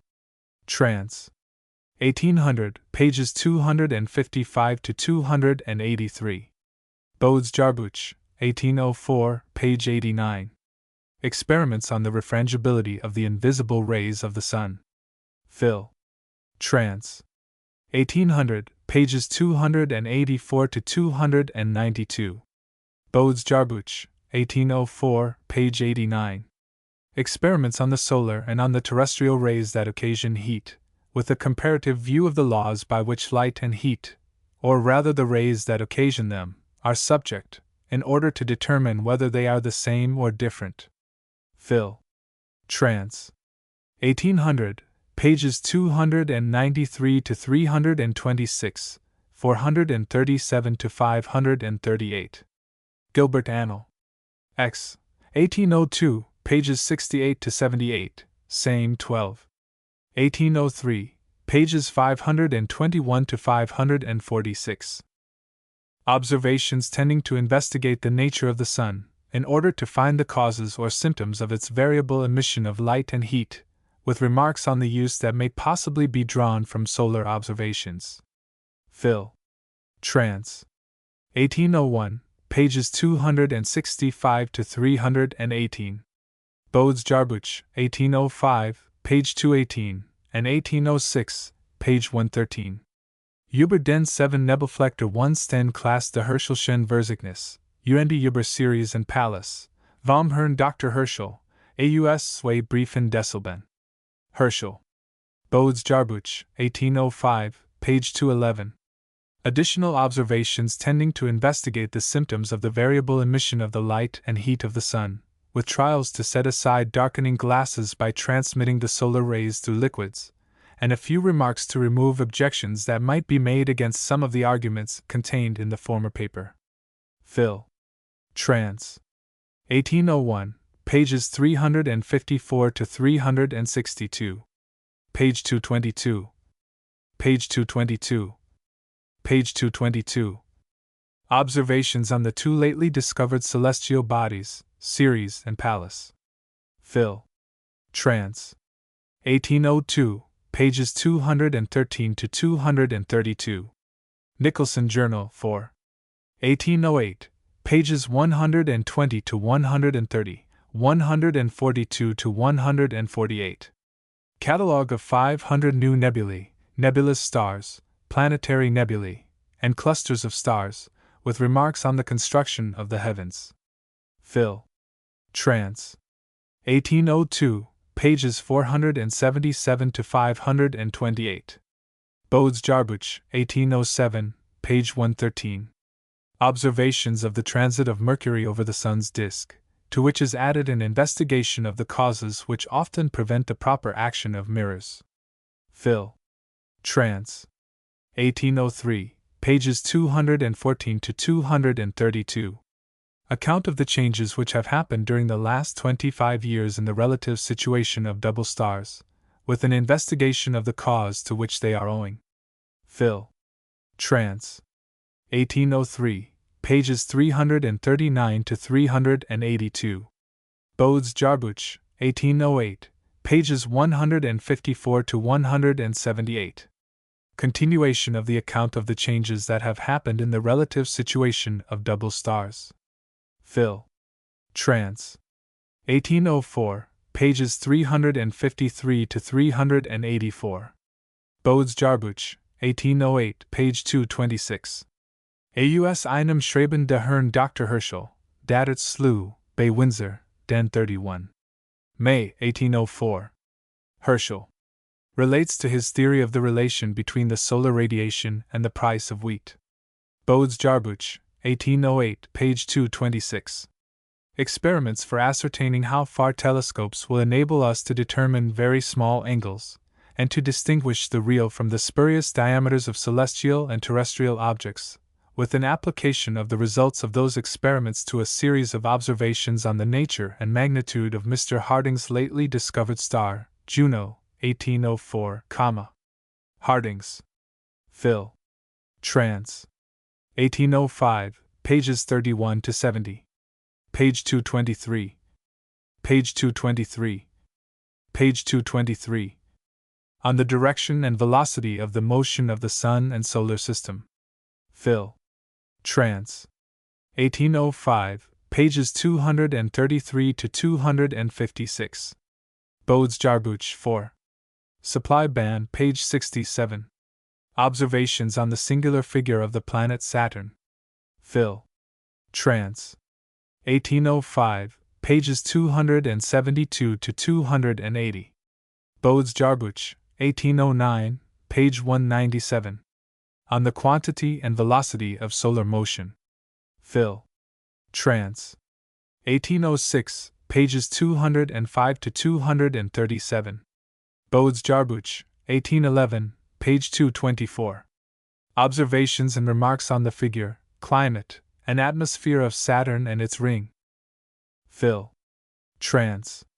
1806, pages 455 to 467. Gilbert Annal. 34. 1810, pages 82 to 105. Bodes-Jarbuch, 1810, page 228. Experiments for investigating the cause of the colored concentric rings discovered by Sir I. Newton between two object glasses laid one upon another. I. Newton. Phil. Trans. 1807, pages 180 to 233. Annal. De Chimie, 70. 1809, pages 154 to 181, 293 to 321. Same, 71. 1809, pages 5 to 40. Observations on the nature of the new celestial body, Vesta, discovered by Dr. Olbers, and of the comet which was expected to appear last January in its return from the Sun, 1806, 2. Olbers. Phil. Trans. 1807, pages 260 to 266. Observations of a comet, 1807, I. Made with a view to investigate its magnitude and the nature of its illumination, to which is added an account of a new irregularity lately perceived in the apparent figure of the planet Saturn. Phil. Trans.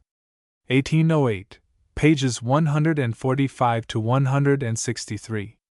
Gilbert Annal. 36. 1810, pages 389 to 393. Zach Monat. Caresp. XX. 1809, pages 512 to 514. Page 224. Page 224. Page 224. Continuation of experiments for investigating the cause of colored concentric rings and other appearances of a similar nature. Phil. Trans. 1809, pages 259 to 302. Supplement to the first and second part of the paper of experiments for investigating the cause of colored concentric rings between object glasses, and other appearances of a similar nature. Phil. Trans. 1810, pages 149 to 177. Gilbert Annal. 46. 1814, pages 22 to 79. Astronomical observations relating to the construction of the heavens, arranged for the purpose of a critical examination, the result of which appears to throw some new light upon the organization of the celestial bodies. Phil. Trans. 1811, pages 269 to 336. Journ. De Phys. 75, 1812, pages 121 to 167. Observations of a Comet, with remarks on the construction of its different parts, 1811, I. Phil. Trans. 1812, pages 115 to 143. Journ. De Phys. 77, 1813, pages 125 to 135. Zach Monat. Caresp. 28, 1813, pages 455 to 469, 558 to 568. Bodes Jarbuch, 1816, page 185. Observations of a Second Comet, with remarks on its construction, 1811, 2. Phil. Trans. 1812, pages 229 to 237. Nicholson Journ. 35, 1813, pages 193 to 199. Bodes Jarbuch, 1816, page 203. Astronomical observations relating to the sidereal part of the heavens, and its connection with the nebulous part, arranged for the purpose of a critical examination. Phil. Trans. 1814. Pages 248 to 284. Bodes Jarbuch, 1818, pages 97 to 118. A series of observations of the satellites of the Georgian planet, including a passage through the node of their orbits, with an introductory account of the telescopic apparatus that has been used on this occasion, and a final, page 225, exposition of some calculated particulars deduced from the observations. Page 225. Page 225. Phil. Trans. 1815, pages 293 to 362. Bodes Jarbuch, 1819, pages 232 to 242. Astronomical observations and experiments tending to investigate the local arrangement of the celestial bodies in space, and to determine the extent and condition of the Milky Way. Phil. Trans. 1817, pages 302 to 331. Bodes Jarbuch, 1821, page 149. Astronomical observations and experiments selected for the purpose of ascertaining the relative distances of clusters of stars, and of investigating how far the power of our telescopes may be expected to reach into space, when directed to ambiguous celestial objects. Phil. Trans. 1818, pages 429 to 470. On the places of 145 new double stars, 1821. Roy. AST. SOC 1, 1822, pages 166 to 181. 2. List of works relating to the life and writings of William Herschel. List of works relating to the life and writings of William Herschel. Arranged alphabetically by authors. N.B. In general, the notices of his life to be found in encyclopedias of biography, etc., are not included here. N.B. In general, the notices of his life to be found in encyclopedias of biography, etc., are not included here. Arago F. Analyse de la vie et des travaux de Sir William Herschel, from Annuaire du Bureau de Longitudes, 1842. Paris, 1843. 18 Mo. William Herschel. See also the Annuaire for 1834, for an account of Herschel's work on double stars. Herschel's. Arago F. Biographies of Distinguished Scientific Men. Translated by Admiral W. H. Smith, Rev. B. Powell, and Robert Grant Esq. Herschel. W. H. Smith. B. Powell. Robert Grant. Herschel. First Series, page 258. Boston, 1859. 8 Vo. Page 226. Page 226. Page 226. Arago F. Herschel. Translated from the French. Herschel. Smithsonian Report. 1870, page 197. 8 vo. R. William Herschel's Verzeichnis von Nebelflecken und Sternhofen bearbeitet von A. Ars. William Herschel's. Ars. From the Königsberg Observations. 1862, folio. Bessel, F. W. Sir William Herschel. From the Königsberger Allgemeine Zeitung, 1, 1843, number 37, etc., reprinted in his Abhandlungen, vol. 3, page 468. Leipzig, 1876. 4-2. William Herschel. Dearest H. L. Verzeichnis von Sir William Herschel's Nebelflecken erster und vierde Klasse, aus den Beobachtungen berechnet und auf 1850 reduziert. William Herschel's Abhandlungen der Math. Phys. Klasse der K. Sachs-Gesell's. D. Wissenschaften, Band 3. 1857, page 359. Duncan E. Obituary Notices of Astronomers, page 86. Sir William Herschel. William Herschel. KCH, FRS, 1738 to 1822. London, 1879. 12 MO. Fedus F. J. Biographie Universelle des Musiciens, article Herschel. Herschel. Paris, 1835 to 37. 8 vo. Forbes J. D. Sir William Herschel, being section 2 of dissertation 6. William Herschel. Encyclopaedia Britannica, 8th edition. Volume 1, Dissertations, page 838. Fourier J. Éloge historique de Sir William Herschel, prononcé dans la séance publique de l'Académie royale des sciences le 7 juin, 1824. William Herschel. History de l'Académie royale des sciences de l'Institut de France, tome 6, Annie 1823 p. Alexi. Page 227. Page 227. Page 227. Harding C. L. De Herrn Dr. Herschel's Untersuchungen über die Natur der Sonnenstrahlen, aus dem Englischen übersetzt. Erstes Heft. Translations from Phil. Trans. 1800, Cell 1801. 16 MO. Herschel's. Hastings C. S. C. Holden and Hastings. Holden.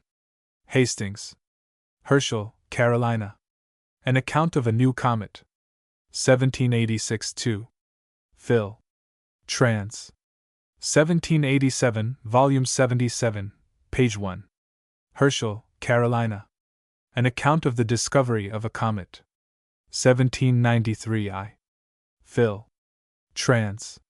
1794, Volume 84, page 1. Herschel, Carolina. Account of the Discovery of a Comet. 1795 2. Phil. Trans. 1796, Volume 86, page 131. Herschel, Carolina. Catalogue of stars taken from Flamsteed's observations contained in the second volume of his Historia Coelestis, and not inserted in the British Catalogue, to which is added a collection of errata which should be noticed in the same volume, with remarks by W. Herschel. London, 1798. Folio. Flamsteed's. W. Herschel. Herschel, Carolina.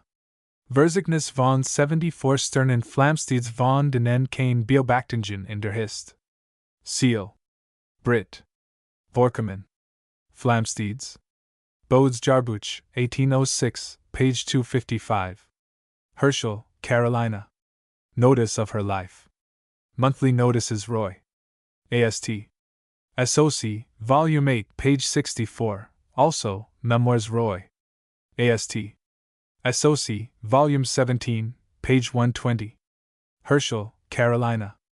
Page 228, Memoir and Correspondence of Caroline Herschel. By Mrs. John Herschel. With portraits. London, 1876. 12 MO.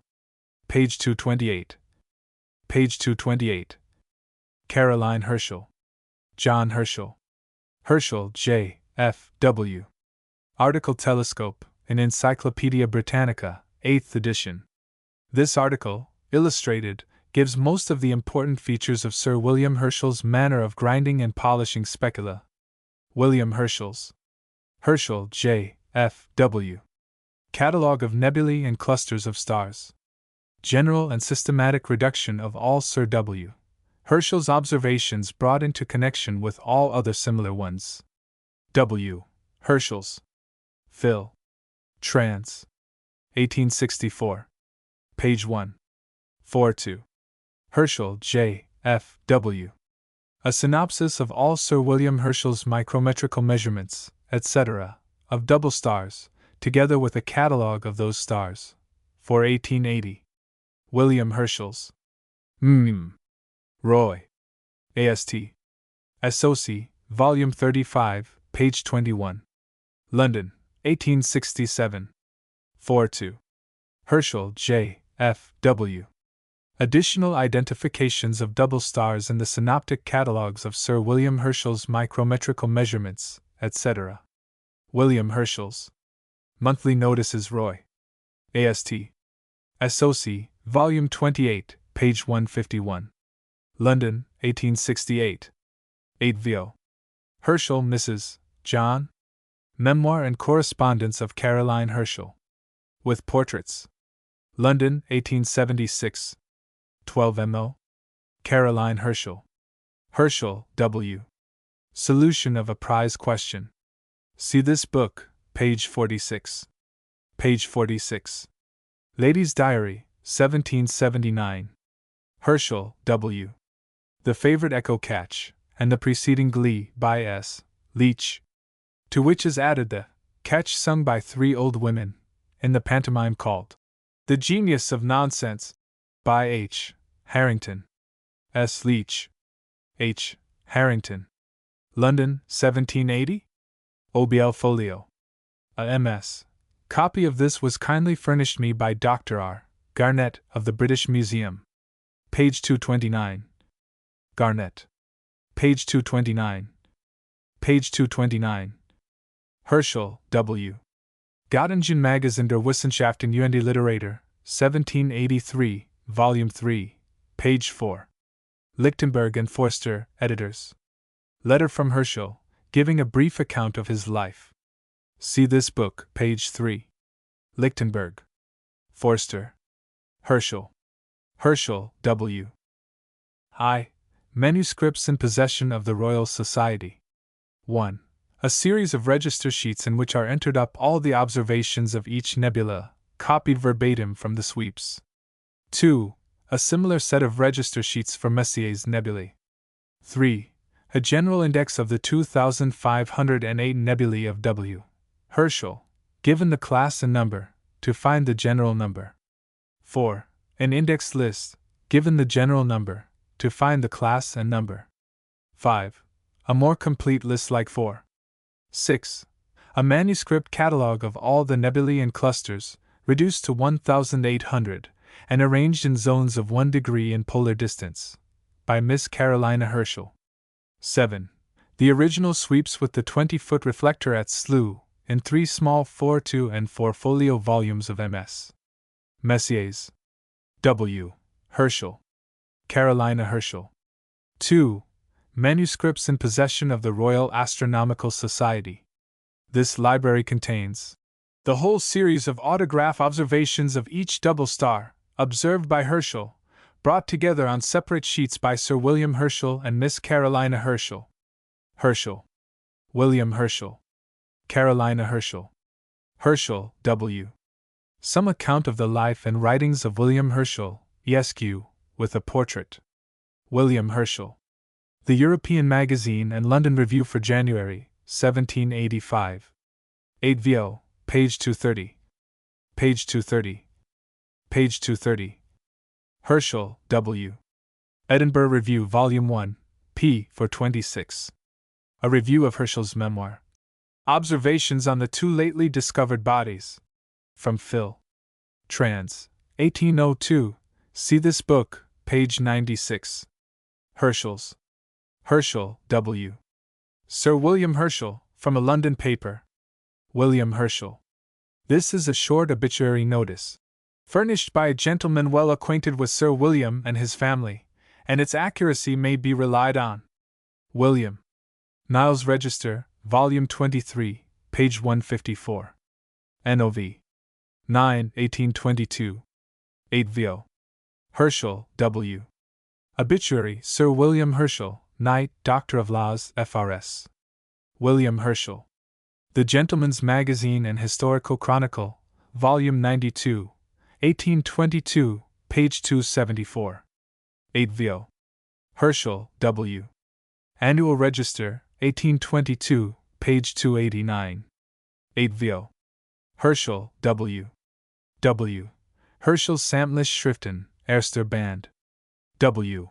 Herschel's Über den Bau des Himmels. MIT 10 Kupfertafeln. Edited by J. W. Pfaff. A second edition was published in 1850, Dresden and Leipzig, 1828. 8 Vo. J. W. Pfaff. Herschel, W. New York Mirror, Volume 6, 1829-30, page 388. Herschel, W. Living Age, Volume 2, page 125, 1844. 8 Vo. Reprinted from Chambers' Journal. Herschel, W. Foreign Quarterly Review, Volume 31, page 438. 8 Vo. Review of Aragos. Analyse de la vie et des travaux de Sir William Herschel. Aragos. William Herschel. Herschel, W. Arago's Life of Herschel. Aragos. Herschel. Eclectic Museum, Volume 2, page 556. Reprinted from the Foreign Quarterly Review, Volume 31. Page 231. Page 231. Page 231. Holden E. S. On the Inner Satellites of Uranus. Reduction of Sir William Herschel's Observations. William Herschel's Proceedings Emmer. Association ADV Science, August, 1874, page 49. 8 Vo. Holden E. S. Index Catalogue of Books and Memoirs Relative to Nebulae, Clusters, etc. Smithsonian Miscellaneous Collections, No. 311, pages 19-38. Abstracts of Sir William Herschel's Memoirs, on Nebulae, in the Philosophical Transactions. William Herschel's Washington, 1877. 8 Vo. Holden E. S. and C. S. Hastings. A Subject Index and a Synopsis of the Scientific Writings of Sir William Herschel. Reprinted from the Report of the Smithsonian Institution, 1879. William Herschel. Washington, 1881. 8 Vo. Kraft, J. G. F. Kosnachricht von dem berühmten Astronomen Herschel und die einigen seiner Entdeckungen. Herschel. Bayreuth, 1787. 8 Vo. Pierce, C. S. Photometric Researches. A reduction of Herschel's observations on the comparative brightness of the stars. Annals Harvard College Observatory, Volume 9. Herschel's Leipzig, 1878. 4-2. Sommer, G. M. William Herschel. Über den Bau des Himmels. Drei Abhandlungen aus dem Englischen übersetzt. Nebst einem authentischen Aussage aus Kants allgemeiner Niedergeschichte und die Theorie des Himmels. William Herschel. Kants. Königsberg, 1791.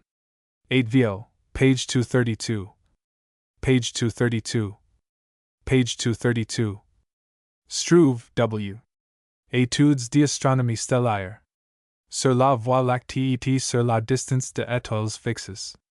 Page 24 etc. Contains an elaborate review of the construction of the heavens according to Herschel.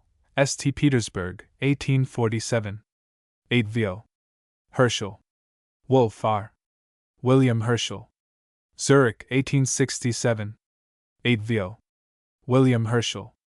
Zach F. Vaughan. Dr. William Herschel, translated from public characters and printed in Zach's Monatlich Correspondence, 1802, Part 1. Page 70 etc. William Herschel. Zach's 3. List of the published portraits of William Herschel. List of the published portraits of William Herschel. R. W. S.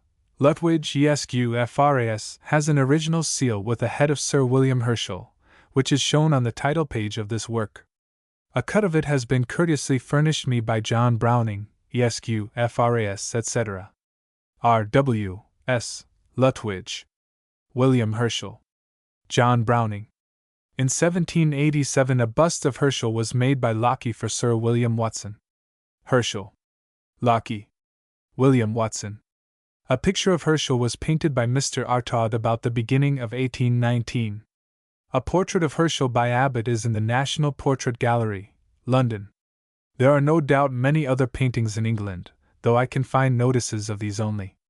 The Royal Society of London has nearly 100 portraits of its most distinguished members, but owns none of Sir William Herschel.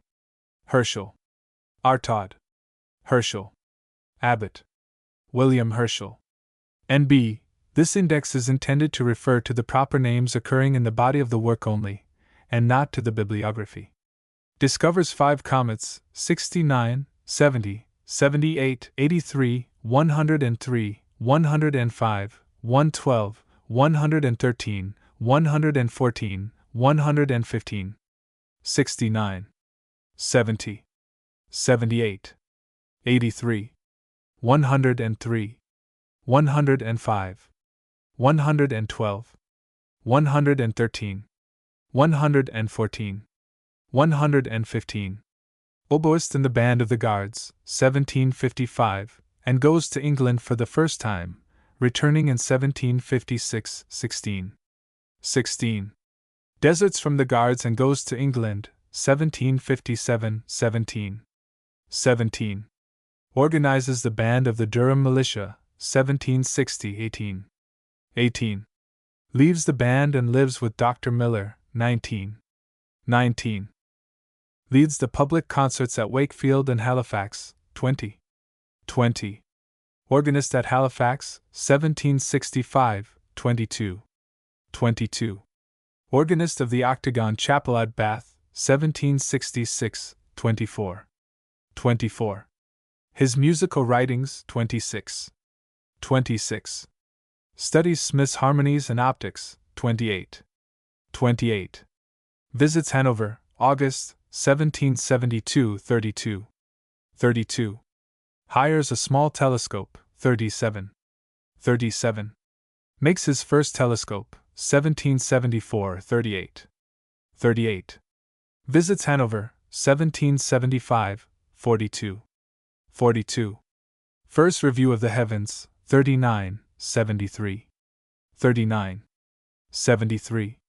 2D Review of the Heavens, 73. 73. 3D Review of the Heavens, 1783, 73. 73. Fourth Review of the Heavens, 1785, 74. 74. Manufacture of Telescopes, 40, 59, 75, 77, 120, 121, 122, 123, 124, 125, 126, 127, 40, 59, 75, 77, 120, 121, 122, 123, 124, 125, 126, 127. Moves to 19 New King Street, Bath, 43. 43. Conducts oratorios of Handel, 43. 43. Begins astronomical measures, 1779, 44. 44. Joins Philosophical Society of Bath, 45. 45. First published scientific writing, 1779, 46. 46. First communication to the Royal Society, 1780, 47. 47. Discovery of Uranus, 1781, March 13, 49. 49. Its effect on his career, 53. 53. Elected a member of the Royal Society, 1781, and receives the Copley Medal, 56. 56. Attempts a 30-foot reflector, 59. 59. Goes to London, 1782, May, June, July, 61. 61. Appointed Royal Astronomer, £200, 1782, 67. 67. Removes to Datchet, 1782, August 1st, 67. Page 237. 67. Page 237. Page 237. His assiduity, 72, 77, 79, 81. 72. 77. 79. 81. His mechanical genius, 14, 41, 121. 14. 41. 121. Cost of his telescopes, 77. 77. Marries Mrs. John Pitt, née Baldwin, 1783 80. 80. Only child born, 1792 80. 80. Removes to Slough, 1786 81. 81. Doctor of Laws, Oxon, 1786 47. 47. His account of the discovery of Uranus, 1781, March 13, 4. 4. Discovers 2 satellites to Uranus, 1787, January 11, 84. 84. Discovers 2 satellites to Saturn, 1789, August-September, 125. 125. Invents machines for making reflectors, 1788 41. 41.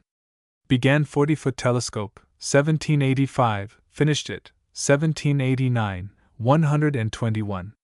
121. Biographical letter, 1783 3. 3. List of published portraits of him, 232. 232. Value of his sister's assistance to him, 34.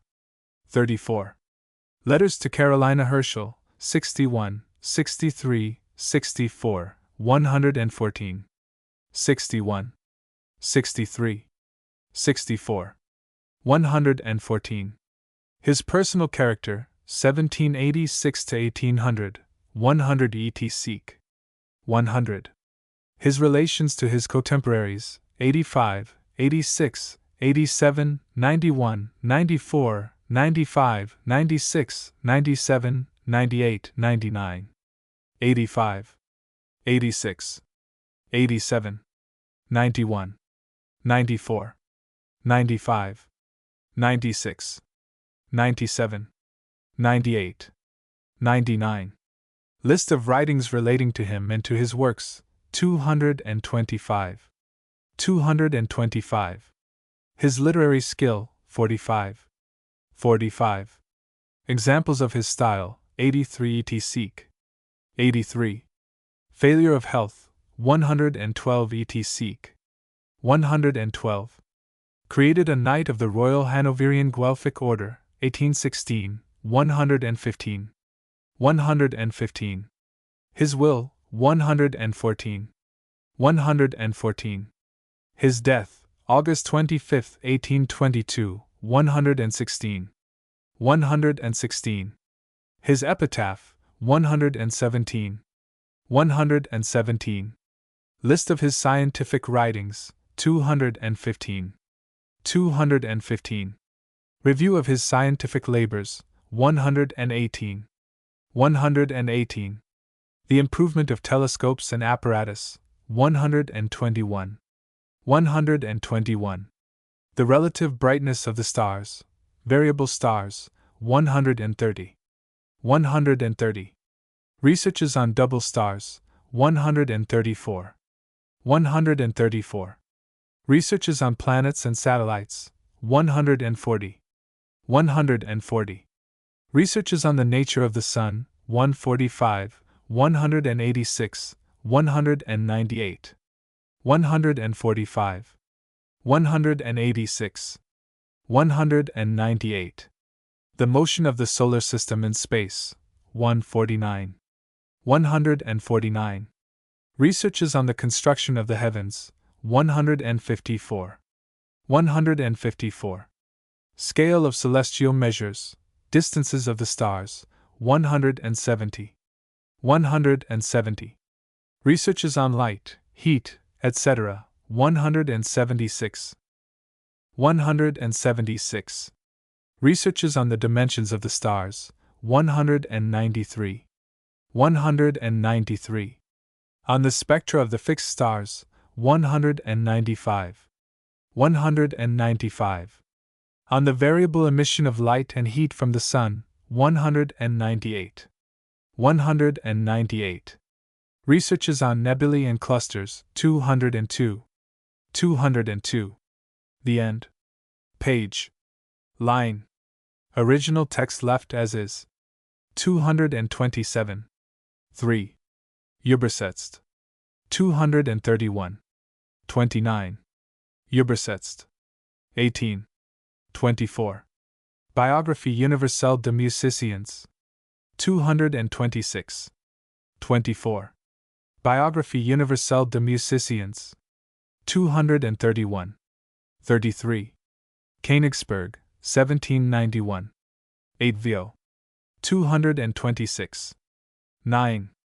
Königsberger Allgemeine Zeitung. 195. 4. Fraunhofer. 235. Index. Fraunhofer, J. 195. 226. 29. Volume. All other occurrences are volume. 238. Index. Ranzoni, Signor, 59. 58.